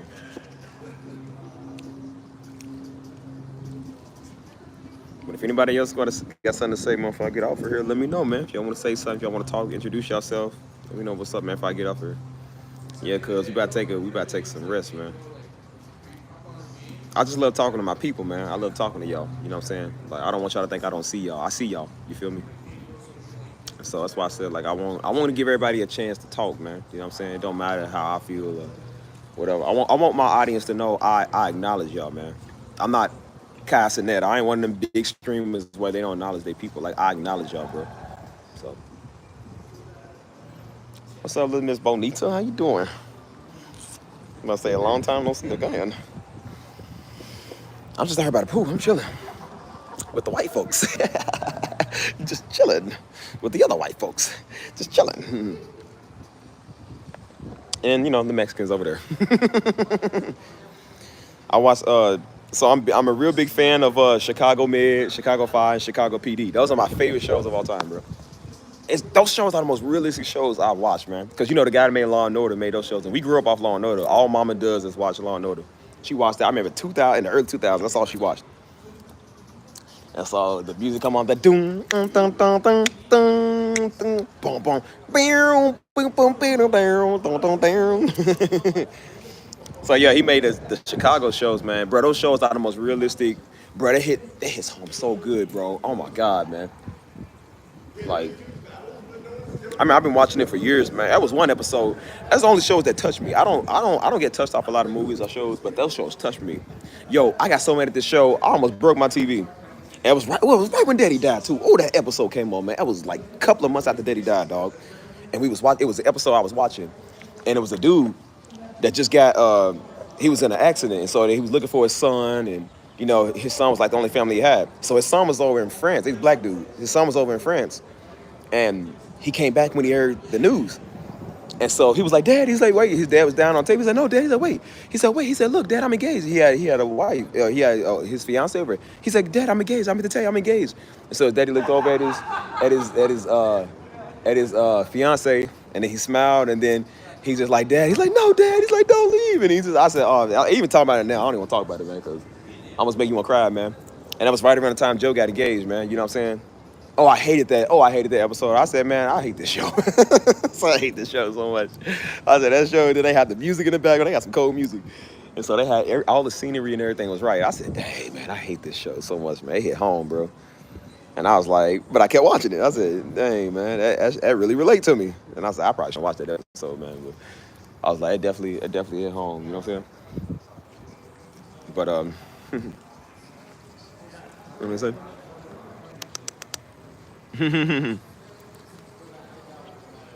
Well, thank you. Dedicated deliverance lifestyle. Yeah, I think it's what it is. Everybody's dealing with a lot of spiritual warfare. Everybody dealing with it, man. Especially if you come from Louisville. And we's Negroes, so we dealing with stuff that our ancestors did. So I'm like, I gotta worry about, like, man, is there anything in my family bloodline that they done did? Like, I gotta make sure. No, that's Negroes.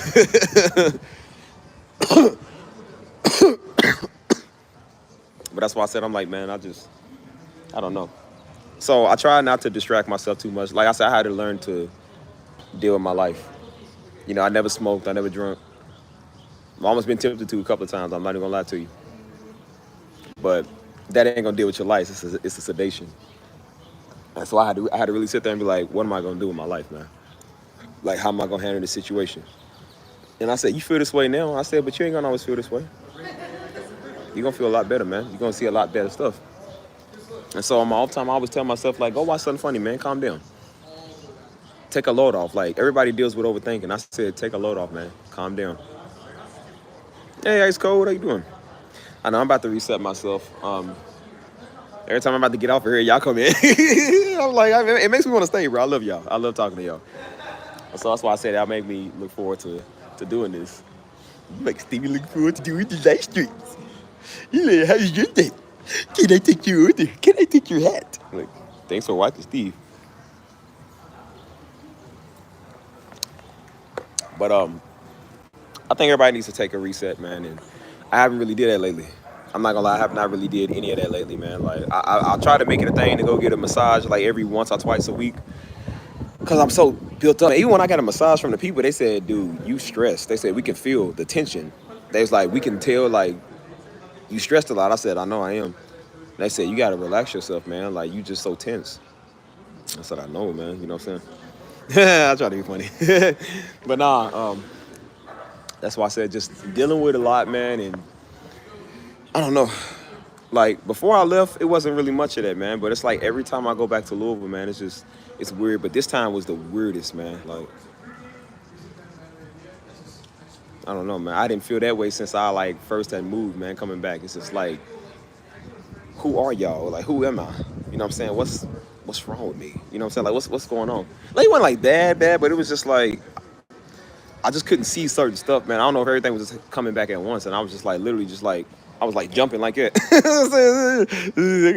Anxiety. I'm just PTSD. I was just oh no. Like I'm over just no, daddy, not the academy. I'm over like, what's wrong with you? And so they sitting there looking. I'm just like, what's wrong with him? But I'm just like, I don't know, man. It was a lot like for real when I was driving, and I would literally drive, and sometimes I was just like chills down my spine. I was like start doing that. I was like, oh no. And I said, I don't want to be back here. Like, I don't want to be back here at all, man. It's like, it's almost like the devil wait for you to come back so he can, get you. And I take my nightly walks here. Like, I take my walks around like 1 or 2 in the morning. When ain't nobody outside, it's all quiet. The only people around is the security. Barely a car in sight. It's quiet. It's peaceful. Oh, my God, it's the best time, bro.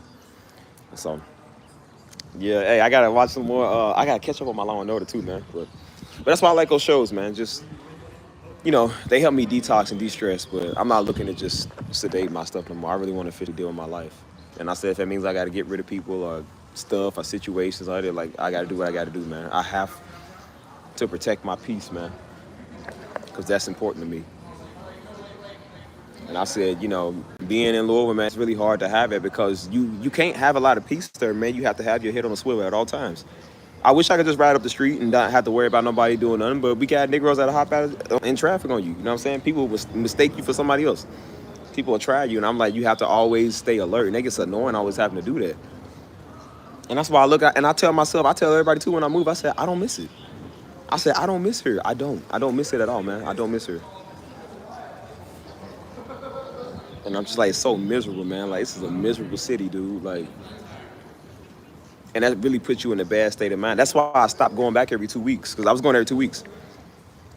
And I said I started going like at least like once a month or once every 2 months or so, because I was like, I can't do this, man. I said, you'll never live in San Antonio if you keep going back. You're going to keep that mindset if you keep resetting yourself back in Louisville. I said, get up off of this relationship. Get up off of your friends and off your fam. And I love y'all, but I said, but you got to learn how to do what's best for you too, man. I said, you can't live like that no more. And I said, dude, you got to learn what life is. You can't take the easy route no more, you know what I'm saying? And so I've been dealing with my life surely but slowly, man. It's been a process, man. That's why I said I'm unmasking stuff that I forgot was there, you know what I'm saying? I forgot, like, I actually went through those things, you know what I'm saying? For the longest, I try not to talk about it. And when you don't talk about it, it comes out a different way. And I realized I'm like, it may not always be anger. I'm being mad or nasty, but it might come out as in, like, it might come in the way it affects how I'm sleeping. The dreams I have, you know what I'm saying? Like, just my social life, stuff like that, Like, I used to love crowds and being around everybody, and now I'm like, I like to be by myself a lot of times, but I really do. I like to be by myself. And I try not to, but, like if there's a table of people eating, I'll go outside. I literally go outside and eat. Like, I don't even like to sit with everybody. You know what I'm saying? Like, if there's a party going on inside or a celebration, I'll go outside, bro. Like, not that I don't like people, it's just I don't know. I just don't like surrounding myself in that zone no more. I used to be like, like I said, I was a party animal, man. I used to always just go party, or I love crowds and stuff, because we didn't get to do a lot of that growing up. Daddy and mama didn't let you do nothing. And so they definitely didn't let you do that stuff. And so when daddy was like, man, go, he's like, look, man, you grown, do whatever. He said, son, you old enough to do whatever you want to do. And so I tried to experience some of that stuff. And for a minute I did, and I was like, it sucks, man. After a while, it sucks. And I said, I know why daddy was a homebody now, man. Like, you don't even want to be everywhere, dude.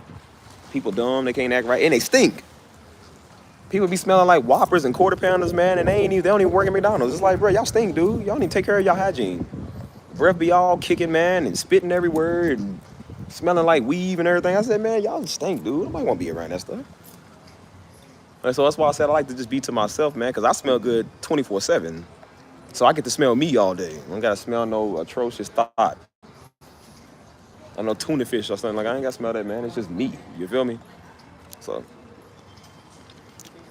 And everybody's got to deal with their past. You're right. Everybody's got to deal with their past, man. You ain't gonna move on being around people that smell like double bacon onion. Like, man, I ain't trying to be around that dude. I was around somebody one time, man, they smell like baby back ribs. I'm like, bro, you don't even work at the Longhorn Steakhouse. Like, you don't even work there. You You don't work at Ruth Chris, man. You smell like baby back ribs, dude. I don't know whether to be hungry or be like disgusted. It made me want to go get some baby back ribs. I was like, I don't want to just eat it now because somebody stink, man. That smell like a whole seafood boil. I said, man, I ain't trying to be like that. And that's why I said, like, that's where a lot of the laughs and jokes come from, man. This is how you deal with it. This is how you mask it. And that's good and all. But I feel like that sometimes it's got to be, you have to deal with it in a different way, bro. Because you can't do this. What is this? Now it's about to rain again. Look at this, y'all. Can't make up his mind what I want to do in Texas. But it's beautiful. I like this better. Like if I was depressed and sad and I looked outside and seen this, at least the setting is right. It's like, okay, well, this is a nice setting. But when it's like sunny and everybody out is out having fun, and it sucks. Like when I first moved here and I was going through a hard, man, and like I said, me and the little white girl, Sydney, that's her name, Sydney, we called it off. And so we were still cool. We was talking on Snapchat. And so I went downtown. Somebody got proposed to down there. They built like a big old arch with roses. The guy was out there playing the guitar. It was a whole bunch of people around, just like, hey, they was filming stuff, and everybody was clapping like, she said yes. And so I filmed it. I said, oh, that's beautiful. And I said, man, forget y'all. I said, you're going to spoil y'all big day with my depression. Like what I'm going through. Y'all going to mess up my good time. You know what I'm saying? And so Sydney hit me up. She said, she was like, oh, that was beautiful what they did down there. I said, yeah. I said, we could have had that. I said, you decided not to. And so we was talking for a long minute. I said, look, I can't like you as a friend, baby. I need you as a woman. I said, we can't be friends. Like, I gotta like you as a woman. And I was like, yeah, this ain't gonna work. I said, trying to be cool and cordial, that ain't gonna work, man. She always smells so nice. Oh, how I miss the days. That's why I said that white woman touched my heart with no. So they stepped in the pool, then they stepping out. They like, yeah, nah. See, I like this right here. I might stay on live stream now. It's bringing everybody in the bad mood like I am. I'm the type of Negro, you can't be happy around me because I'm going to put you in the bad mood like I'm in the bad mood. Crab in the bucket mentality. I talk about that, but I got the biggest crab in the bucket mentality. I don't want to hear nobody doing good if I ain't doing good. I was like, no, I don't still love her. Okay. In God's way. Okay. No, man, I told you, people play a significant role in my life. I always acknowledge people that do. You know what I'm saying? Like, I got family that do. I got friends that do. I got people in my life that, they were there for a reason. So, of course, that's part of my life. Again, it's part of my life. I'm going to acknowledge the people that helped me through that. You know what I'm saying? But it doesn't mean that I'm stuck on the person. Like I said, it took me a while to get up off of it. We had our discussion. We already talked about everything. And we decided we had to do what's best for us. And that was it. And we agreed to be friends because we had such a good connection. We agreed to be friends, and I'm like, I can't be friends with you. Like even she said it. She was like, I don't think I can be friends with you. Like I like you too much. And so we both knew the best just to do is just to stop. So maybe I took it a little extreme because I blocked her. I told you I block fools when I'm doing. I don't like people. So I'm just like, nah. I said, if I can't have you, nobody can. I said, don't you understand? Why I'm doing this? I love you. That's all. So you just thought you were gonna just leave me? Is that so? You think I'm crazy?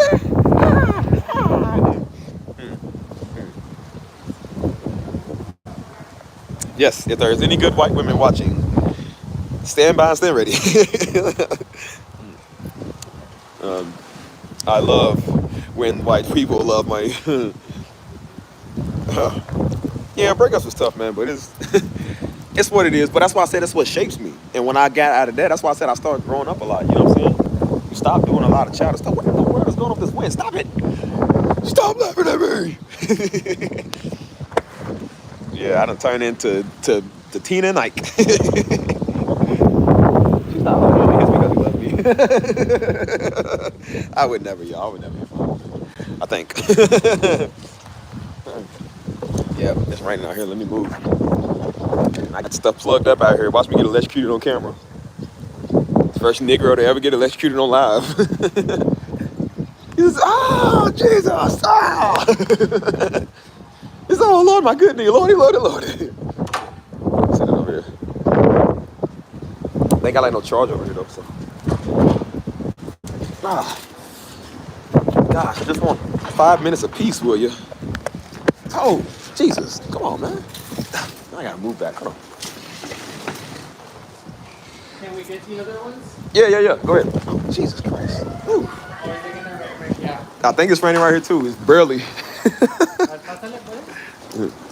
Oh, yeah. I'm sorry about that. No, you're good, you're good. I don't think we're safe. Shoot. Yeah, I'm getting rain on out here, y'all. Let me move this chair. Sorry about that. Oh. Whew. Yeah, we getting rain on out here. I gotta find a new spot. I gotta find a spot with a charger. Jesus. Woo. Woo. Yeah, it's raining out here. Oh, I'm getting hit. Oh, I'm getting hit. I'm hit. Oh, Sheriff, I'm hit. Help me, Sheriff. Help me. Don't leave me. Oh, man.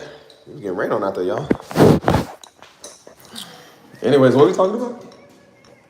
Yeah, we done, y'all. Let's go. I'm gonna go through the gym area. So. There we go. Oh, man. Ooh, Jesus. Bro, when I tell you it is like raining hard out there, it's like on and off all day today, man. It's like a storm is like coming through the city. I don't know. It's like crazy, dude. So it's over now. It's over now. I feel like I can make it. The storm is over now. Ah, ah, da da da da da da da da da. Ah. Yeah, it's keeping my teeth straight at the bottom. My teeth starting to get crooked again, so what better way to keep it straight than to keep it in the style? Ching, ching, ching, ching. So yeah, what was I gonna say? I don't remember, man. Y'all, what do I be talking about? I be forgetting, dude, for real. I really be forgetting like fast. I don't know if that's good. Nah, it ain't my song. That's I don't even know who that is, bro. At this point, I don't know what's happening right now. Like, what's going on in the world? How old am I? What's my name? Who are y'all?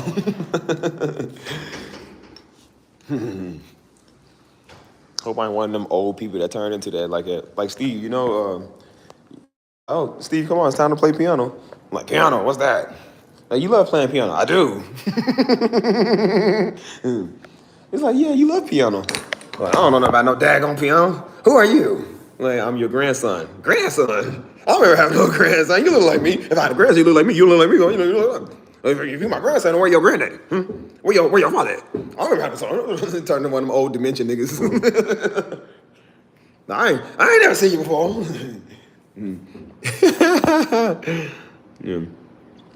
Yeah, I saw that when Glorilla won the Gospel Award. That's funny. It ain't no difference to me, man. They all the same. So. This gospel music now sucks. So just like they music out here sucks, man. Everything sucks now. Glorilla said, "You can be how you want to be. You can live how you want to live." She said, "I'm FREE." Get off of me. Off of me. Boo. Let me talk to my beautifuls. Talk to me, baby. I'm gonna turn in the power line on y'all. Y'all remember the dude off a Goofy movie? He said, "Hey, Stacy, talk to me, baby."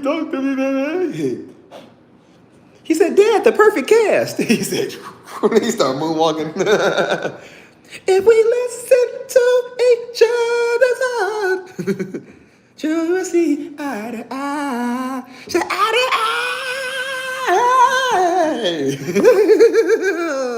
Oh, I gotta go watch the Goofy movie, bro. Put me back in my zone.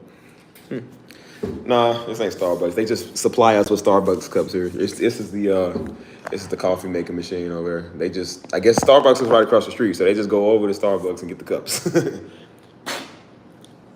If we listen to each other's heart.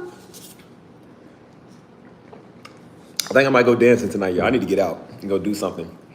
I ain't hang with my Latinos for one night. I ain't went. I told the homies. I said, bro, we ain't went dancing like since November, bro. We need to get out.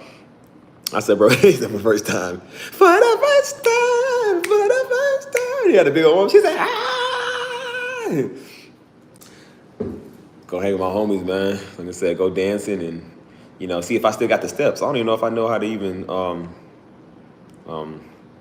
yeah, we got that too. Bachata, merengue, boricua. See, Babacito. Like, Babacito talking to you. I be like, dun, dun. They be like, paraíso no hay, paraíso no hay, paraíso no hay. Ta-da-da, sin salsa. Porque sin salsa no paraíso. Oh, dun, dun, dun, dun, dun, dun. Boy, we be getting down in there. They be like, come on, Poppy, show me what you got. I was like, girl, don't call me Poppy. Hey, show me what you got. And I'll just bust out the steps. And they be like, hey, hey, hey, hey. And then I do my my Nacho Libre Eagle Powers. I start flapping my wings and stuff. And then they be like, doom, doom, doom. And then I'll be, doom, doom, doom. I'll be, like I said, fellas, let me tell you something now. Latinas and white girls love when you can dance. So if you can dance, dance. Dirty dancing, like, I don't know, society won't like it. Hey, I like the bachata. Put on some Aventura.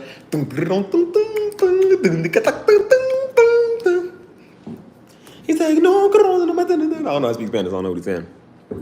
Porque sin salsa no paraíso. You put that on? And so my one friend, she Mexican. I got a lot of Mexican friends. I know about Aaron too. What you think? Man, come on. How do you think Stevie's popular with everybody? I know my music. So I told her girl, she was like, she said, come Poppy, I'm gonna show you how to do the bachata or whatever. I was like, I already know how to do that. And so she was like, well, I'm gonna show you how to do it my way. And so he did it. I was like, oh, hey. I said, yeah, Poppy got this. I said, yeah, Poppy got this all, baby. They said, I didn't know you could move like that. I said, girl, you should have known me. Like, come on, man. I said, I'm black. We dance better than anybody. I said, all the Dominicans, hey, that's one thing. All the Dominicans love their El Alfa, bro. It's something about El Alfa, man. They love El Alfa, bro. It's like,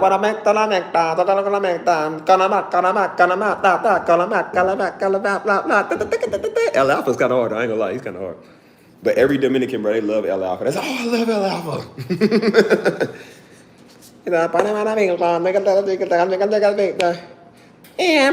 Why do you talk like it though? He talks like whiny. But every time they play El Alfa, all the Dominicans come out of nowhere. They Dominicans get down to y'all. They get down like us, like real.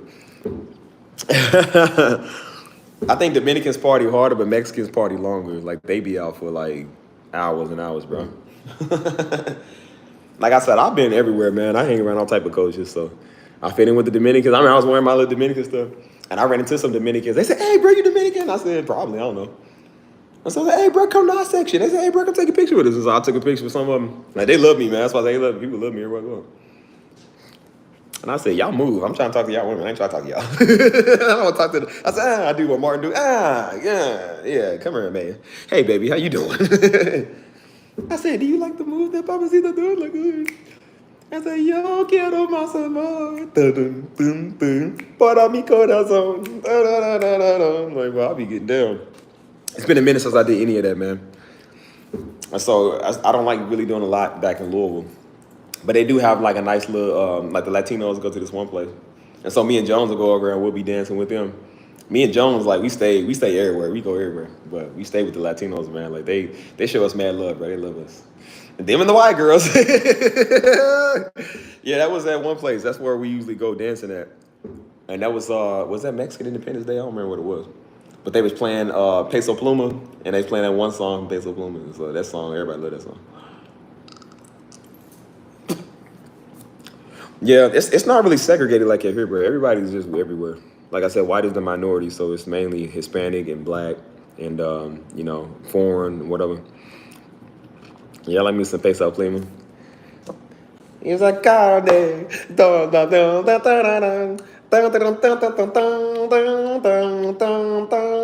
used to love that song, man. Oh, it's hard to dance to. That's the song I was dancing to on the clip I sent y'all. Like, that's the one I was doing.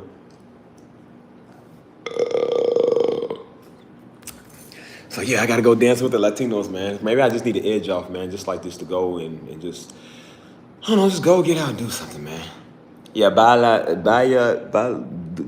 whatever. That's what it's called. You know what I mean, okay? I'm not Hispanic. I can't say that. Oh, yeah, I had a couple of Dominican friends up in New York. They was cool, man. They was wild, though. They was wild. Everybody up in New York was wild. And then I think I knew some Dominicans elsewhere. I knew some that lived in Santo Domingo. I don't think we have a large Dominican population here. Like, it's not like that here, at least. But Dominicans be black, they be us. That's why I said that's an exception. Oh. Ow. And so even my brother-in-law told me, because you know Miami got a large Dominican population, and so he said, yeah, a lot of people when they go to Miami, when they go to the Dominicans over here, he said they usually be going over to put hits on people. He said Dominicans go do hits on people. I said, well, that's kind of crazy though. But I said that's really everywhere. That's really every society. They'll go do that. It's not just the Dominicans. Like, you know what I'm saying? What did I eat today? I ate. All I had was the thing of ramen noodles. I just actually ate that not too long ago, dude. Like, I haven't really been eating like I usually do, man. I've been so exhausted, man. I don't feel like getting up out the house and going and making nothing, bro. I'm just like tired, bro, for real. I told you this dude is just mentally tired, bro. That's the worst type of, you know what I'm saying? You say you made a quesadilla is that biscotti? What does it say? Bistic? I don't know what that is. All I know is a quesadilla. That sounds good though. So I'm just so, I don't know. I feel like I'm hungry and tired all at once. Like I could sleep and eat at the same time, if that makes sense. Just stressing with life and just everything going on. It's like, bro, I'm over everything. That's what I'm saying. I'm just over everything, bro. Like, traveling makes you tired. Life makes you tired. People in my phone making me tired. You know what I'm saying? Like, it's just, I thought y'all say carne. Is carne just meat or is that, oh no, asada. I thought asada was steak. Oh, does that mean something else? Because I've been saying it wrong the whole time. Like a carne asada? Well, I don't really know. I don't cook, so. Like I said, I can make you some of Chef Boyardee Stevie's ramen noodles and some Kraft mac and cheese and a Tostino's pizza. Call it the struggles. The strugglicious, like Young Child supports at it again. Yes, sir. Like struggle single meals, like that's exactly what it is.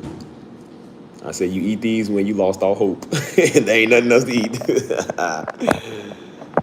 All I got in my refrigerator is a couple of slices of cheese and some baking soda. That's about it.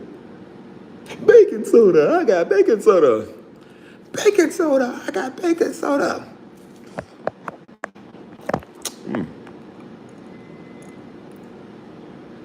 Oh, asada. I thought asada meant steak. Well, you teach me all my Spanish. Okay. I need you to teach me some Spanish because I don't know none, man. I'll be trying to work my magic. Be trying to work my game. I remember I tried it one time. I tried to press this girl. I said, hey, hola, ¿cómo estás? She said, ay, bien, muy ti. She said, hey, está bien, muy tú. I said, no comprendo. I said, no comprendo, siento. Lo siento mucho. Mi no comprende de mexicana. Mi only solo inglés. Soy. I told him, I said, I'm American. So I said, I tried to speak at in Costa Rica because Tisha didn't want to speak for us, so we had to learn how to speak. And so I went to the counter. I said, mi español es no bueno. And they started laughing. I said, soy americano, es stupido. And they started like, oh, no, it's stupido. I said, no, I'm not just saying I'm stupid because I'm American. I said, I'm a Negro. I'm stupid because I'm a Negro. I said, bro, I do Negro stuff. I said, soy is negro, not negro, just black. Like, negro is the mentality. I'm a Negro. And so I said, necesita dos hamburguesas con queso y papas medianas, which means 2 hamburgers with cheese. 2 hamburgers with cheese and a medium fry. Because I work with the Mexicans, so they taught me some of that. And so she said, tu papas medianas? She said, tu nombre? I said, or your name. She said something about your name. I said, ¿qué? She said, your name. I said, what is my name? He said, tell me your name, son. Like, SpongeBob, stop playing, tell me your name. Like, Beef Wellington? I forgot my name and everything. I said, my name's Steve. He said, okay, Steven. They say like Steven. I like that. Huh. I know, I'm a little crazy.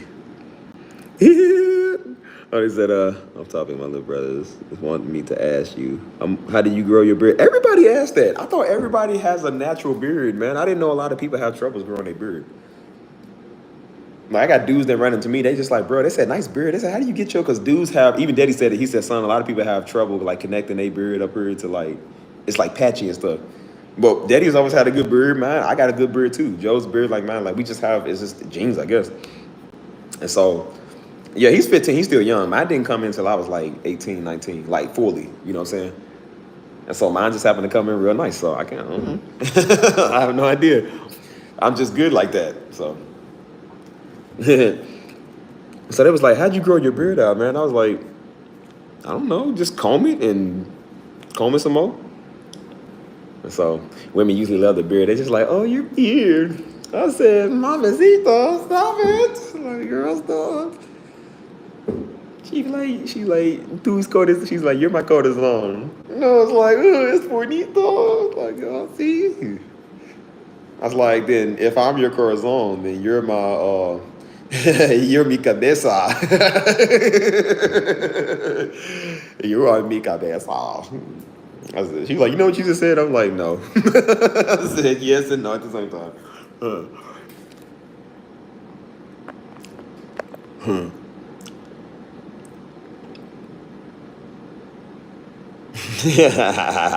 Yeah, we ain't heard of a good beard. You don't even need no oils, man. I never used oils. I just comb it and trim it, and that's it. Like I said, you just got to be good. I got the Darby gene. We just happen to have it. I said, oh, Stevie, is there something you can't do? Yeah, you can do everything. I see why people hate me now. I do a little bit of everything. I'm black, but I speak Spanish. What's up with that? I'm cool with everybody. I'm black, but I'm cool with white people. I finally get to be cool with the white people. So yeah, I think I might go dancing, man, and get around some of my Spanish tonight, man. Just go do something. Just tired of everything. I said I'm tired of everybody. Everybody's getting on my nerves. So I need to just go and just feel myself full of culture, man, and I don't know, just something. So usually when we go back to the city, me and Jones will go places, man. Like we hang with all the Hispanics, man. They love us, so we'll just go over there with them. And so they're like, we like y'all. Y'all so cool. I said, we just like this, bro. We don't want nothing crazy. But I'm like, I don't know. I don't feel like it, man. I'm tired. Like, you have to get ready and get dressed and stuff. And I'm like, you're gonna be doing a lot of moving around. I don't want to do moving around. I'm not in the mood for any of that. I just said I'm gonna go, and I said, oh, I'm not in the mood for none of that. I don't know. I don't feel like anybody will love me. I feel like I'm gonna be alone. Even they can't leave me alone. I can't be left alone. Not on this channel, not in real life, not when I go do stuff. I go out anywhere. It's like people just, they come and talk to me. And they just like, it's something about you. I just want to talk to you. I'm like, please don't. Please, I don't want anybody to talk to me today. Like, and they be like, hey, come over here with us. I'm like, oh, I don't really want to. I just want to chill. Tired of psychos.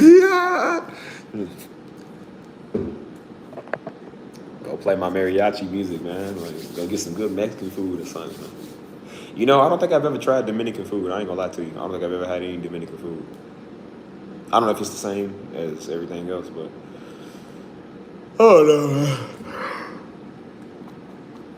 no. So sleepy. But I love talking to y'all.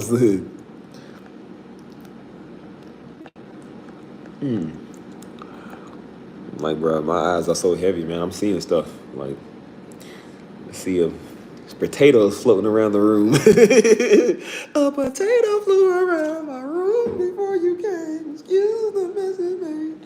It usually doesn't rain. In Southern California, much like Arizona, my eyes don't shed tears, but get it pour when I'm thinking about you. Ooh, no, no, no. No, he said, I've been thinking about you. Ooh, no, no, no. I've been thinking about you. Do you think about me still?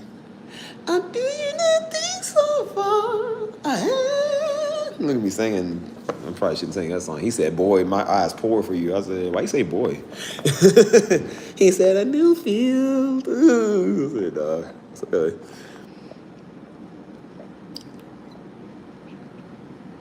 I ain't even check that out. No, I'm gonna go sleep early, man. I ain't old. Like, I got a bedtime. I don't go to sleep till usually around like 3 a.m., dude. Like, I can't go to bed early no more. It's just, mom and daddy always made us go to bed around like 9:30. So when I got older, I said I never had a curfew. I just start going to bed whenever I feel like it. Even if I got to be up at 5 in the morning, I still won't go to bed by like 1 o'clock, bro. I just can't go to bed early. Yeah. A potato flow around my room before you came. You know what we used to do, bro? We was so broke. We used to go to the store and steal these. Oh, they was free, so we used to just like take a whole bunch of these. We was just sipping out the creamers. We was broke, man. So we did everything we could, bro. Whenever we would have like these type of stuff around the house, like we have sprinkles, we'll just open them up and eat them. You know what I'm saying? Seasoned salt, we'll put them in our hand, lick it. Like we just take these around, think it was a flex, and just like start sipping them and stuff. I remember when I was in school, man, I used to steal the sugars. I had a whole pocket full of sugar, and I would open up the packets and eat them. I don't know why I did that. My teacher, she said, dude, that's how you get diabetes. I said, but it's good. I said, they're like, are you a crackhead? They said, are you a crackhead? I was like, I don't think I'm a crack baby. I mean, I got to ask mom and daddy if they ever did it, but I don't think I'm a crack baby. I said, man, look, they even got a couch over here, man. You can lay over here and just relax, man. I'm thinking about taking a nap out here, bro. Somebody wake me up. They'd be like, insert cash or select payment type. Huh? Use pen pad to complete transaction. You know, you hear stuff when you sleep, you know, stuff that don't even make sense. Scanning purchases. Be sure to remove all your bags. Hey, man, what are we doing? Can we go back outside? Let's go back outside, y'all, because I'm a bored man.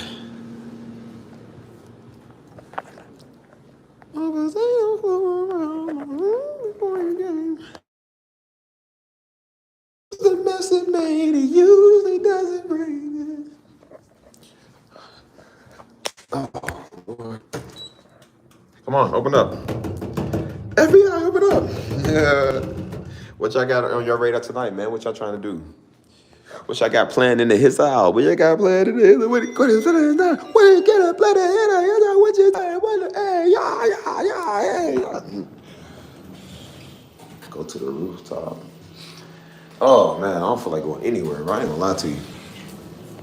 I don't even feel like going to sleep. That's how tired I am.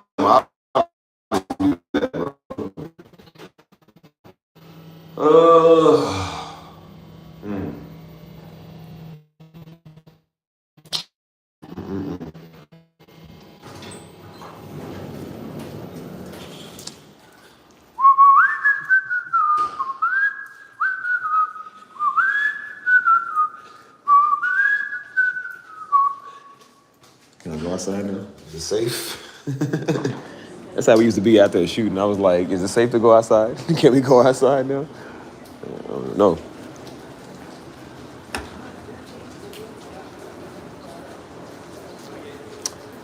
I don't even know what else to say, yo. Let's say something else. I don't have anything else to say, bro. I hope y'all mental health is good, bro. If y'all want to keep the conversation going, we keep it going, but just let me know, because I don't really know what else to say, for real. Like, I'm getting sleepy. I'm gonna go sleep outside, bro. That's what I'm gonna do. Go sleep out front.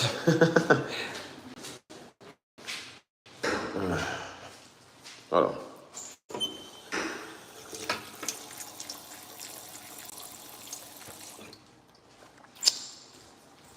Oh, yuck.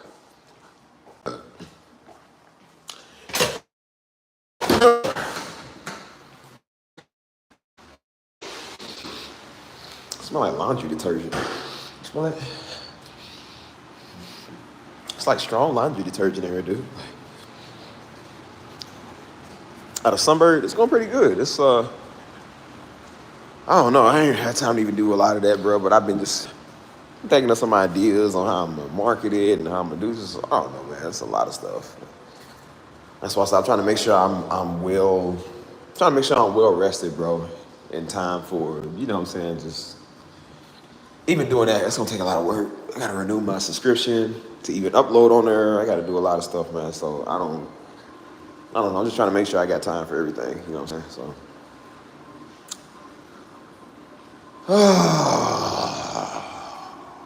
Uh,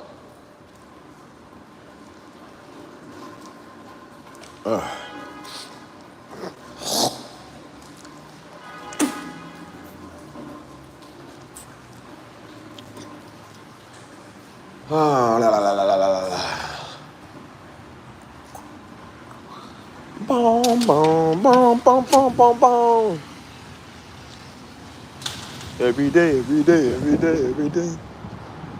Say we pray, we pray, we pray, we pray. Yeah, it's got to be done right, man. So I got some funny things to do with it too. I'm gonna do some funny advertising and everything, like. So I just been thinking, bro. Oh, what? Somebody screaming in that car. Should I go help them? is that a sign I should go help them? They screaming in there. Every day, every day, every day, every day. Say we pray and we pray and we pray and we pray.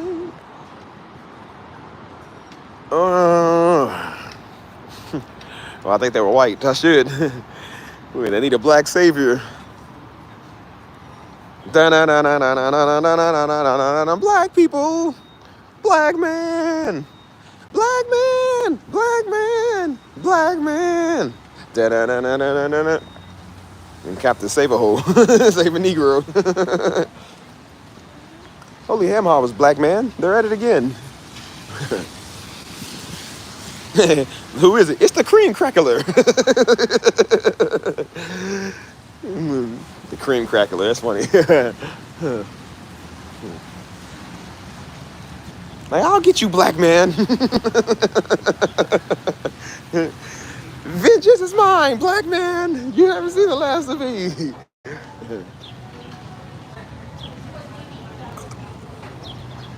Oh, I don't know what to do, y'all. What do y'all want to talk about before I get up off here? It's time to get off here, so what do y'all want to do, y'all? That thing get tight, too. It's hard to take it out. Dang, hold on, y'all.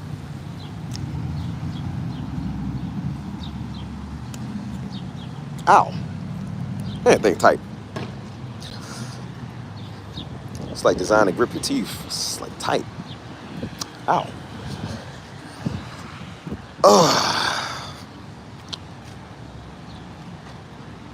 Why did I come out here? I don't even know, bro. I don't even know why I came out here. Like, I need to go, like, lay down. Bro, I'm acting like an old man with dementia. I don't know why I even came out here, bro. I really don't know why I came out here. Like, that's not safe. That's, like, really not safe. like, we should call somebody on Steve. Call the elderly people. He needs to get checked up on. I said, I don't remember why I came out here. Yeah, I'm gonna catch up on my shows tonight. I'm about to in a little bit because apparently I'm wandering outside and don't even know why I came outside. Got me turning into Mermaid Man. He said, "What you say, Barnacle Boy?" He said, "Evil, evil." Yeah. I just came out because I wanted to. I don't know. No Pride Month. I came out like that, but scared to catch me outside. Catch me outside, y'all. Yeah, I ain't gonna lie, I'm about to get up off here, y'all. Just, cause I don't even know what I'm doing at this point. I really don't even know why I'm out here, bro. I don't know why I'm doing anything in life. I don't know what's going on with me. Just hit me in the Discord, y'all, and then I'll get with y'all when I get with y'all, bro, cause I'm out of it right now. I'm out of it, but hit me in the Discord. I'll catch y'all later, man. Thank y'all for being a part of this stream. I definitely appreciate y'all, man. And I love each and every one of y'all. As long as you ain't crazy, you know what I'm saying? But just thanks for everything, y'all.